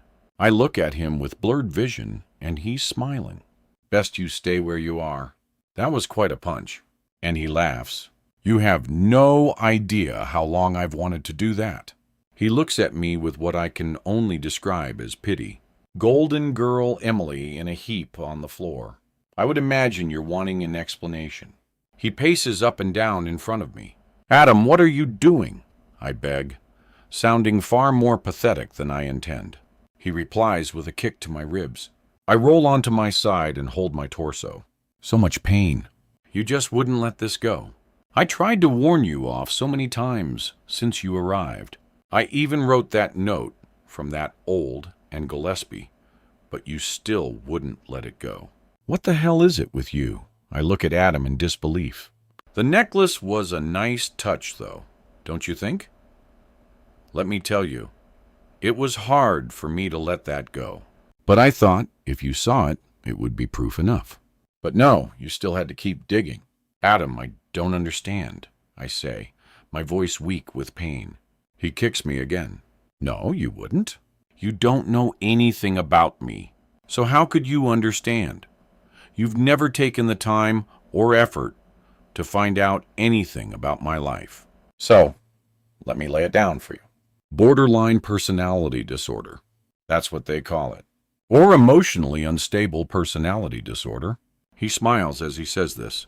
I was diagnosed quite young, but Mom and Dad didn't want you to know. Didn't want to risk upsetting poor little precious Emily. So, that's basically my problem. I don't handle rejection well. And God knows I've been rejected and abandoned my whole life. By Mom and Dad, by you. He pauses and looks at me with a glint in his eye. By that Alice Abbott. And you know what? If she had been a bit nicer to me, then who knows? She might still be here now. So she's really only got herself to blame for what happened. I pull myself up into a sitting position. Alice, what are you talking about? How did Alice reject you? What happened that night? Adam starts toward me. I think he's going to kick me again, so I cower. But he doesn't. He just snickers, then leans against the kitchen worktop. You want to know what happened to Alice? You're so desperate to find out about her last moments. I'll show you exactly what happened to her. He lurches towards me and grabs me by my hair, pulling me up to my feet. He spins me round, so I'm facing away from him, and pulls an arm painfully behind my back, still holding my hair, in his other hand. He pushes me out into the hall and towards the stairs. I try to push with my free arm on the banisters, but he's too strong. I fall forward onto the stairs, and he lands on top of me, crushing my arm in between us. I hear a crack, and a tremendous pain shoots through my arm. He leans his mouth into my ear from behind me and whispers, "That's nice, sis. Keep that going." Yeah. I like it when they put up a struggle. He pulls me up, and I'm amazed by his sheer strength. He leads me along the landing towards a bedroom. The smell is stronger up here, and there are flies too. Lots of flies. He pushes me through the bedroom door, and a cloud of them swarm and buzz around us. The smell is unbearable. As the flies begin to settle, I see the source of the stench. Lying on the floor near to the wall is what used to be a body. The head is lodged against the wall. the neck at an unnatural angle, clearly broken, the locks of tangled, stringy black and blue hair, the only thing able to give away her identity. I put my hand to my face to try to block my nostrils and my mouth. My gag. Adam throws me in a heap on the floor next to the body. That was your fault, you know. He gestures towards Lily with his head. I stare back at him defiantly. That morning you were here, after Boy blew his brains out. I told her to leave you alone. I told her I would handle you, but she wanted to find out if Tom had told you the truth before he checked out. I thought he would have done it years ago. I'm amazed he lasted as long as he did. So anyway, we got in a bit of a fight about it, and I lost it. Really lost it this time. I didn't actually mean to kill her. Her head hit the wall at the wrong angle. I was quite surprised at how easy it was to snap her neck, but she was very thin. Too much skag, I think, stupid cow. I did her a favor. Really? She was totally up. You know, she actually found it to turn on. What happened with Alice? Lily loved it. She used to ask me to tell her about it while we were... what is that? But you know what? She was the first person in my life who's not abandoned me. Even after she found out about Alice, Lily stood by me. She was a real diamond. And now, she's gone because of you. Adam pulls something from his back pocket, and I shudder as I see what it is. A pair of handcuffs. He crouches down over me. I struggle. I kick. I scratch. My nails connect with his face, and he slaps me hard across mine. It takes no effort for him to overpower me. He kneels on my arms so they're pinned to my chest, and slides the cuffs onto one wrist. I scream, and he punches me in the face again. He feeds the cuffs around a pipe on the radiator and cuffs my other wrist. I'm powerless. He's kneeling on my legs and straightens up, loosening his belt. Adam, what are you doing? I ask, panicking. He unbuttons a fly on his jeans, sliding them down over his thighs. You want to know what happened to Alice? And I said, I'm going to show you. 57. As I begin to understand what I think is about to happen, I'm sick. Oh, Emily, I don't want to see that. It's going to have to be from behind now. He slides off of me and flips me over onto my front, twisting my arms painfully in the cuffs. I feel his hands reach round underneath me, undoing my jeans. He tears them down. I'm struggling, fighting with everything I have in me for this not to happen. This can't happen, but it's useless. He spreads my legs with his knee. I hold my breath, preparing for the horror of what my brother is about to do to me. But nothing happens. He just laughs. I lie on the floor crying into a puddle of vomit. He slaps my bottom and pulls my jeans back up. I hear his trousers being pulled up and his belt buckle being tightened, and I relax a little. Not even I would sink that low, Adam says through his laughter. Bet you thought you were finally going to lose your V badge. Sorry to disappoint you. You're just going to have to use your imagination for that bit. I hear Adam exhale a long, slow, drawn-out breath. Yeah. So that night, God, it seems so long ago, in some ways, but in others it feels like yesterday. I still think about it a lot, like every day. So Mom and Dad were out at that party. The whole street was... You were being boring, as always. You'd gone to bed, so I snuck over the road to see Tom. Alice was on the phone to you, I think. So me and Tom, we were messing around, and we drank some vodka from the Abbott's drinks cabinet. Poor little Tom couldn't really handle it, and he got sick. Alice came into Tom's room to see what was going on. She was in her nightie, and she was flirting with me like she always did, and I was a bit drunk, and I thought, yeah, let's do this. So I told her how I felt about her. I was crazy about her. I said it, I love you, and she laughed at me. Can you imagine what that felt like, to lay yourself bare to the person you're infatuated with and she laughs in your face. She told me to go home, and like I said, I was a bit drunk. So I kind of grabbed her and threw her down on the bed. It was just supposed to be a laugh at first, but then her nightie rode up and I got a glimpse of her, and I thought, yeah, I want that. And I her. She totally wanted it, but she kept screaming like really loud. That idiot Tom. It was his fault. I told him to shut her up, and the little put a pillow over her face. I felt her die while I was her. That was sick. I turned my face towards him and stare at him in disbelief. I don't know who this man is. He's a rapist and a murderer, and I need to escape. You bastard, I whisper. What was that? You're a bastard. You did all of this. It's all your fault. Everything. Get over it. Mom and Dad would be so ashamed of you. He actually laughs out loud. Mom and Dad. You want to know about Mom and Dad? They knew, of course. The Abbotts knew, too. They didn't know about the sex, but I think Helen suspected there was more to our story than I made out. She never liked me. She always used to look at me with that suspicion in her eyes. She thought she was better than us, you know. She didn't like Alice playing with us. She thought you were a bad influence. Anyway, Tom got his post-traumatic amnesia, so it was down to me to tell everyone what had happened. I told them Tom got in a fight with Alice, and it was an accident. But Mom and Dad, they wanted to know more. Dad used to say to me that I could tell him anything, and he would understand, that he would still love me. So one day, I told him every grisly little detail. It felt good to be sharing it with him. A real, quality father and son bonding moment, you know. I really thought he would understand. He promised he would understand. But you should have seen the way he looked at me.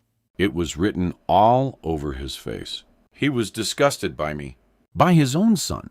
He wouldn't even look at me after that. And then, of course, he told Mom, and that was it. I begged him not to tell her, but he said he had to. She went all psycho after that. As you know, we moved away, and they stopped loving me. They sent me away to that shitty school. I think they were trying to protect you. It was always about you. Adam, you're not borderline. You're a psycho. You're an actual textbook psychopath. You're not well. You must know that, right? We can get you help. We can make you well again. Yes, probably. I've thought about that a lot. But really, what does it matter? And regarding making me well again, Emily, I have never been well. I've been like this as long as I can remember, and I don't want help. I'm getting by just fine. Thanks very much. As Adam rants at me, I scan the room, but I see no way to escape the handcuffs. Lily's decomposing body stares at me with empty eyes. 58. Anyway, long story short, they ended up abandoning you too, as it turns out. Losers. Couldn't live with the guilt anymore, it seems. Don't you dare talk about them like that. They did get hold of me. You won't know any of this. When they went on that holiday, he makes air quote marks with his fingers. What are you talking about? Dad got hold of me eventually. He told me what they were planning. They couldn't live with the guilt anymore. They had created a monster. They blamed themselves. Blah, blah, blah. And you know what the last thing he said to me was? Adam looks at me and his head to one side. I don't reply. He said, look after Emily. Even in their last few hours of their miserable little lives, they were more concerned about you than they were about me. And suddenly, I understand. And I feel an overwhelming love for my mother. She was terrified of Adam. She knew what he was capable of, and she never wanted him to be alone with me. It was never me that she didn't trust. It was him. I spent so many years hating her, thinking she was paranoid after what happened to Alice, when in fact, Mom was protecting me because she knew exactly what had happened. Poor Alice. raped by her friend, and buried in an unmarked, shallow grave by her father. She deserved so much more. And that's when it hits me. I feel a wave of anger, unlike anything I've ever felt before. It was you all along, I scream. In the woods when I first got here, you followed me.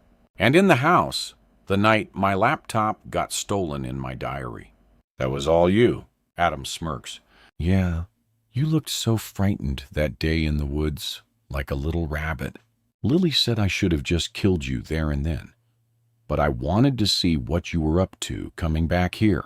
I wanted to see what you uncovered. And you know what? You uncovered all. You're wrong. I knew about Tom. He told me he'd killed Alice before he shot himself. He remembered. Yeah, I figured as much. It was just 'cause he wanted to you. Little Poof wouldn't have known what to do anyway.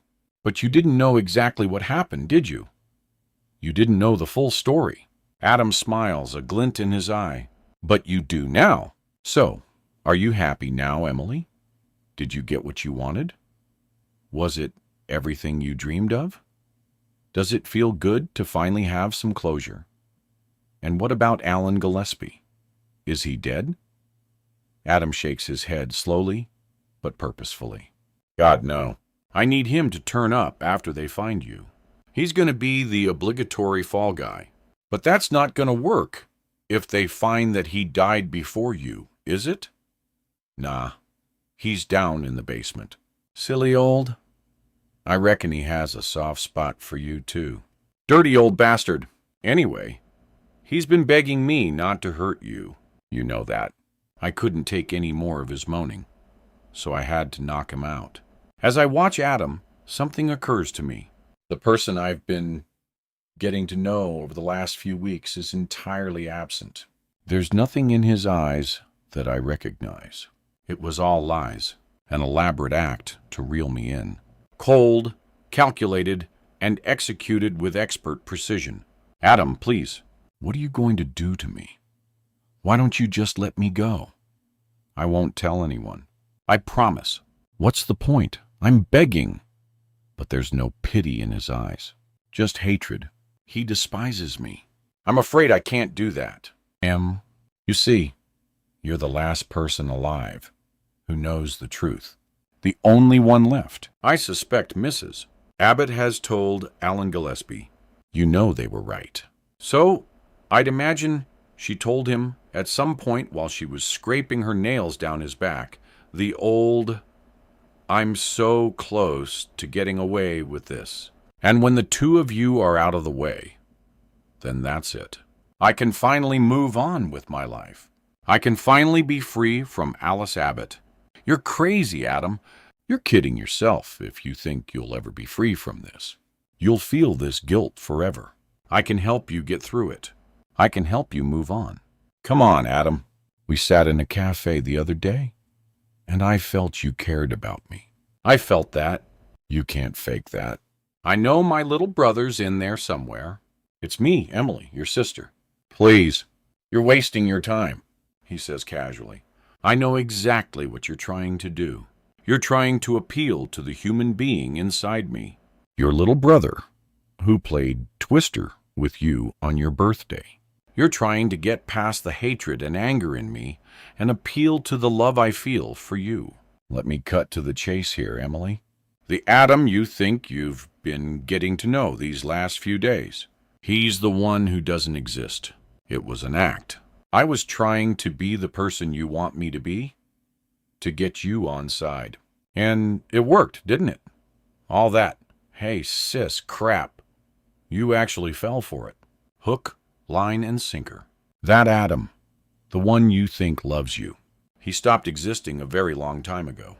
Trust me when I say that all I feel for you is hatred, and maybe a little pity. You're totally pathetic. You've wasted your whole life trying to find out what happened to some stupid kid you knew when you were 12. Worse than pathetic. The whole time he's talking, I'm only half listening.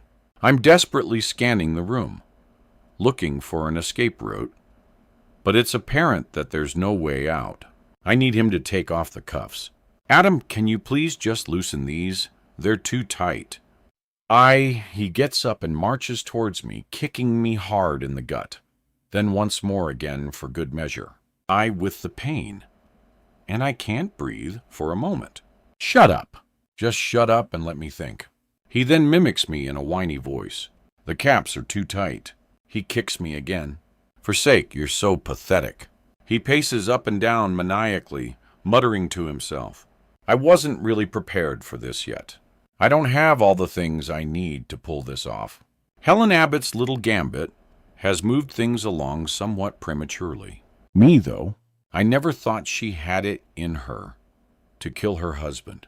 That did surprise me. But worry not, sis. I just need to pop out and sort a few things. Now's as good a time as any to do this. You're going to absolutely love what I have planned for you and Alan Gillespie. It's genius. He looms over me, staring down at me with a smile on his face. Now don't you go anywhere.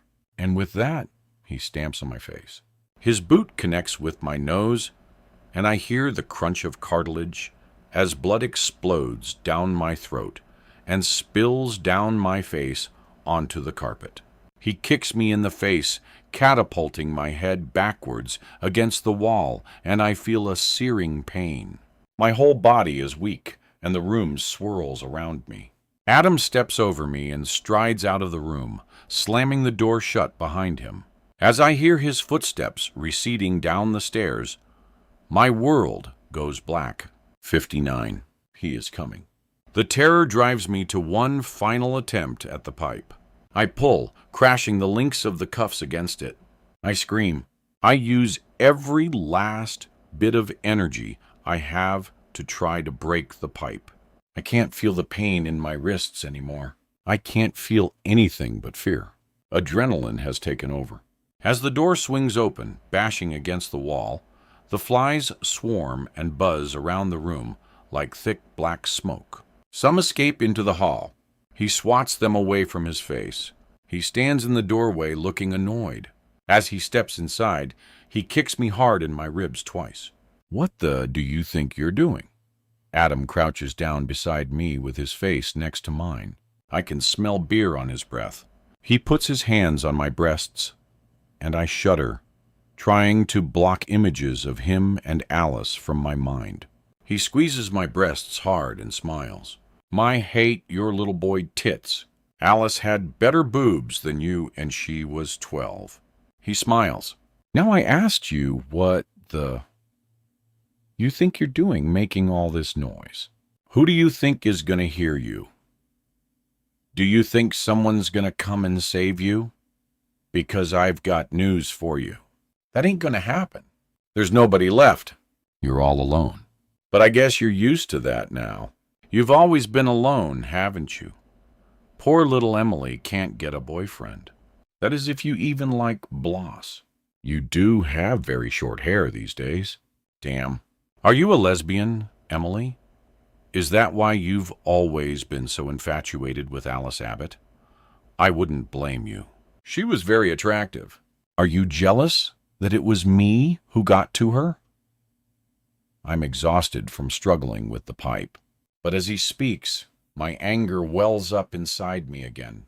The cocky little prick is so sure of himself, and I can't let him win.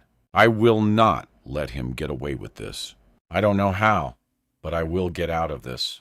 I just need to be my time and wait for an opportunity, and pray that he doesn't kill me before one presents itself. He's strong, but I'm clever. And I'm furious. I'm furious for my parents. I'm disgusted at Adam, at what he's become, at what he's done to me and the other residents of Palmerston. I'm angry for Tom, who was driven mad by guilt because of my brother's actions as a boy.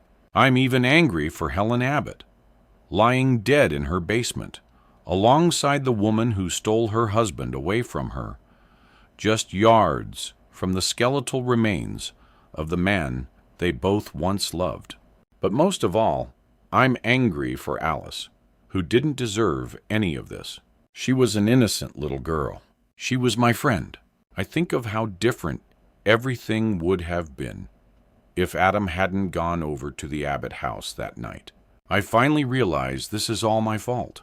If I had been paying more attention to him, to where he was, then none of this would ever have happened. And I don't know why, but I laugh. Adam gives me a strange look. He seems annoyed. Why are you laughing?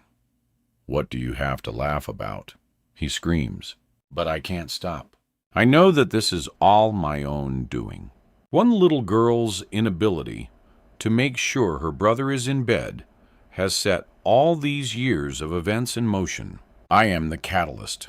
As I laugh, I list in my head all the people whose lives I have ruined. Alice Abbott, Tom Abbott, Jim Abbott, Helen Abbott, my mother and father, the Lady Sandy from over the road, Alan Gillespie, Bluehead Lily, Adam, me. 2 whole families destroyed. 3, if you count Lily and her parents. And the thought of Adam being the only person to come out of this alive gives me the determination I need to beat him. He slaps me hard across the face and I stop laughing. He reaches down, unlocking the handcuffs. He pulls me to my feet and shoves me out through the bedroom door. 60. My wrists are bleeding and sore, and I try to stretch them, but Adam manhandles me down the stairs and into the kitchen. He forces me towards the basement door, turning the key and swinging it open. He shoves me, and I scream as I fall forward down the wooden stairs. I slide on my chest with my hands stretched out in front of me, landing in a heap at the bottom, my face pressed against the cold concrete floor of the basement. I think I am so used to pain by this point that it doesn't even feel like it hurts that much anymore. Adam flicks on the light, and I hear his boots clumping down the stairs behind me. I know I should try to get up, but I can't. Every inch of me aches. I can only see out of one eye. The other is badly swollen from Adam's kicks and punches. He pulls me to my feet and shoves me deeper into the belly of the basement. As we round the corner, I see a bloody figure tied to a chair in the far corner. Alan Gillespie. He has 2 black eyes and what appears to be a broken nose. His clothes are heavily stained with dried blood. He stirs, but he's not conscious. Adam pushes me down to the floor in front of Gillespie. He grabs my hand and uses it to claw at Alan's cheek. I assume to get traces of his DNA on my nails. Adam then walks to a workbench by the far wall. As he does, I crawl away from the chair with Gillespie on it, slowly towards the shaft of light coming down from the kitchen. I glance back towards Adam. He screws up an old rag, placing it in his own mouth before picking up what looks like a pair of bolt cutters in one hand.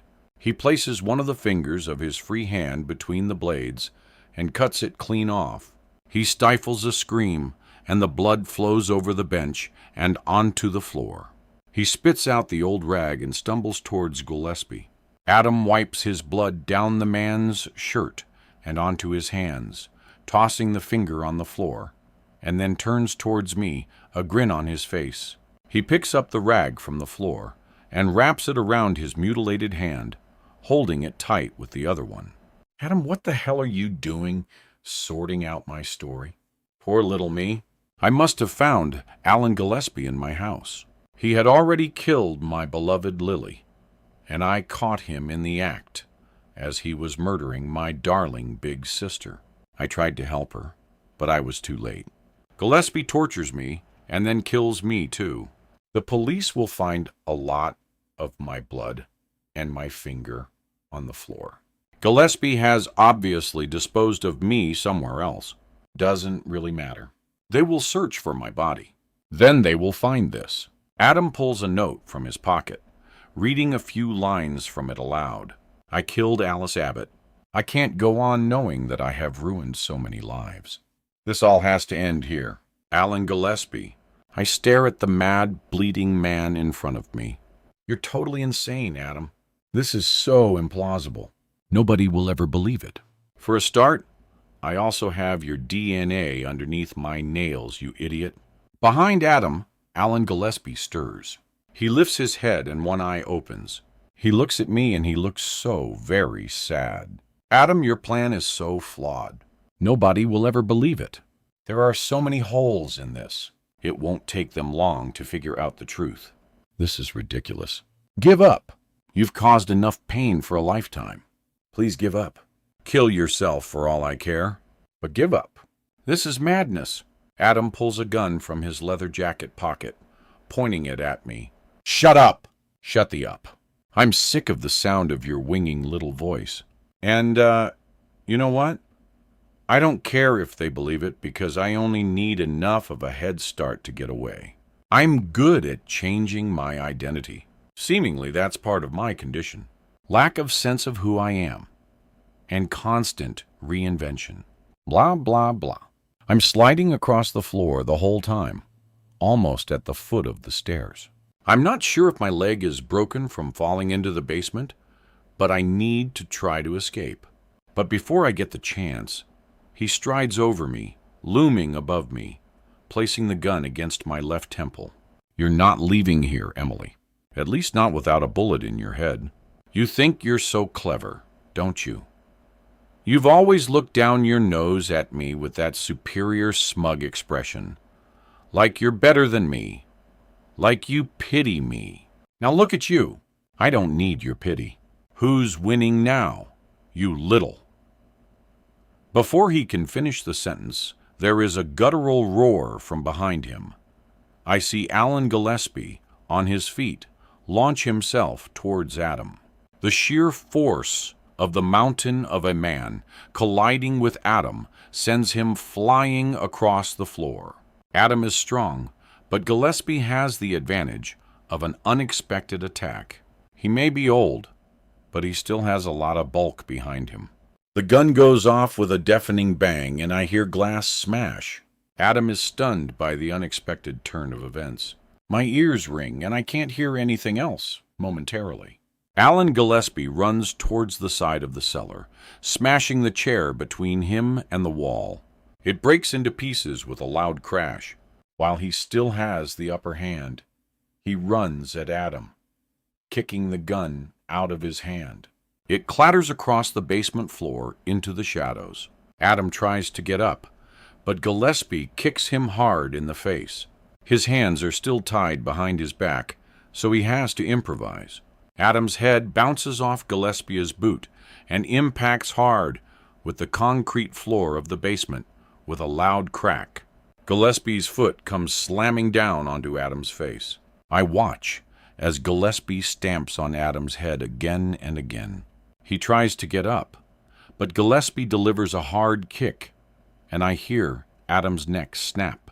Gillespie continues to stamp on the bloody mess of Adam's face. Long after he's dead, bone crunches under his foot. Something fleshy and pink bursts and splatters across the concrete. Tears stream from Gillespie's eyes, and he screams and screams until finally he stops and falls to his knees, sobbing, and I sob too. Alan Gillespie turns his blood-soaked face towards me, and in that split second, we both know this is finally over. Epilogue. I am standing at a grave, Alice's grave. With the information I was able to provide the police, they reopened the search for Alice's remains. It took them a few months, but eventually they found her, or what little was left of her, in some dense woodland on the South Downs, miles from anywhere. I called Dave a few days after the events unfolded in Palmayan. Of course, by that point, it had already been all over the news. He had left me countless voicemails, peppered with his usual colorful language and the odd threat. I told him I wouldn't be returning to work. The events with my brother had made me take a good long look at my life, and I didn't feel that working for a shitty gossip magazine was what my parents would have ultimately wanted for me. He was furious. I don't care. I have enough savings to keep me going for a while. Maybe I'll go traveling, see the world. Alan Gillespie stands next to me. The rain pours down on us as we stand in silence. We are soaked, but neither of us care. I hang Alice's necklace, and my half of it, over the corner of the shiny new marble headstone, and trace Alice's name engraved into the face of the stone softly with my index finger. My hand is drawn to my neck. It feels naked without the chain around it. But I know it's finally time to move on. I have found the closure I was looking for so very long. They may not have been the answers I wanted to find, but nevertheless, they are the answers. We both stand quietly in the rain for what feels like an age. Finally, I break the silence. I take it you heard about Becky Clark. Gillespie looks at me and takes a deep breath before he answers. Hiding at her uncle's house. What sort of people would do that? Lie about something like that and get a child involved. Desperate people, it would appear. The Clarks were up to their eyeballs in debt. They were about to lose their house. They were terrified that the kids would be taken away from them if they ended up homeless. Seems Mr. Clark remembered that a lot of money was donated in the early days to try to find Alice. They thought they could keep Becky hidden for a while, benefit from the donations. Then, all of a sudden, she would turn up wandering in the street or something. Becky didn't know anything about the plan. As far as she knew, she was just having a sleepover at her uncle's house. It was all a game to her, although she did think it was odd that she wasn't allowed to leave the house or watch TV. Anyway, when all the hit the fan about Adam and me, they kind of got cold feet, felt guilty or something, and changed their minds. But then they couldn't keep Becky from saying she had been at the uncle's house all the time. So, the whole thing fell apart. Bloody idiots, Gillespie says, shaking his head. At least her story has a happier ending, I say, looking down to Alice's grave. I look back at Gillespie and open my mouth to speak, but I think better of it before the words come out. I shake my head, closing my mouth again. Gillespie gives me a sideways glance. What? I reason to myself that after everything we've been through together, I can be honest with him. So, I ask him the question that has been playing on my mind. Did you know? He looks at me blankly. Did you know about Alice? That she was dead? Did you know the real story? Gillespie shakes his head, then looks down at the grave in front of us. I didn't know for sure, but yes, I suspected. I spent a lot of time with Helen over the years, and one thing that always occurred to me was that she never believed that I had anything to do with Alice going missing. Even my own sister asked me if it was me. She called me and said, Alan, you're my brother, and I love you, but did you do it? But the Abbotts, they never asked. They never accused me. They showed me nothing but compassion from day one. And that was a little odd. You touched on that when we were talking once, and I wondered if you had figured something out. But on top of that, even back in the very early days in public, they stuck to their line that they believed Alice was alive out there somewhere. There was some hope that they might find her. Gillespie sighs. In the press conferences and interviews, Helen always referred to Alice in the present tense as if she was alive. But behind closed doors, when we were talking privately, she always used the past tense. Alice was such a good girl and so on. I always thought that was peculiar. It was as if she knew. She knew that little girl was never coming home. I knew about Jim. Of course, she came around knocking at my door in the middle of the night. She was distraught. She wanted to go to the police. I managed to calm her down, and then I convinced her that going to the police was not going to help anyone, especially not Tom, who would be left to look after himself alone. I think that's what changed her mind in the end. I helped her put the body into the trunk, and we hid it behind all of Alice's boxes. Then, after Jim had been missing for a few months, we put his stuff into boxes and piled them in front of it, too. The smell was horrendous for a while, but that's when she came up with the story about rats. I let that little nugget of information sink in and take some time to digest it before I ask my next question. What will you do now? I really don't know, he replies after some thought. The house is on the market, but the estate agent doesn't think it will sell. Not with everything that's happened on that street. I don't really know where else to go anyway. Helen, she was the only person I had, you know. Now she's gone. He trails off, a sad look in his eye, and I get the feeling that for a moment, he's no longer here with me. He shakes his head and looks at me. What about you? I don't answer immediately. I think about the options, then smile. I'll live my life.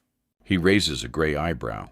My brother stopped a lot of people from living the life they deserved, including me. All I've ever known is the sadness of losing Alice and the pain of not knowing what happened to her. And now we know. And as shitty as everything that happened is, I'm not going to let Adam's actions stop me from living one more day of my life.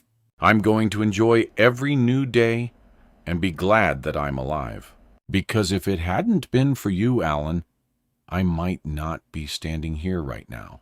Embarrassed, he swats a hand towards me in a shut-up gesture. I'm going to live my life for Alice and Helen and Tom and Jim and Sandy Jackson and Lily. I'm going to live my life for my mom and dad, who felt so wrapped up with guilt about everything that Adam did that they drove their car off a cliff.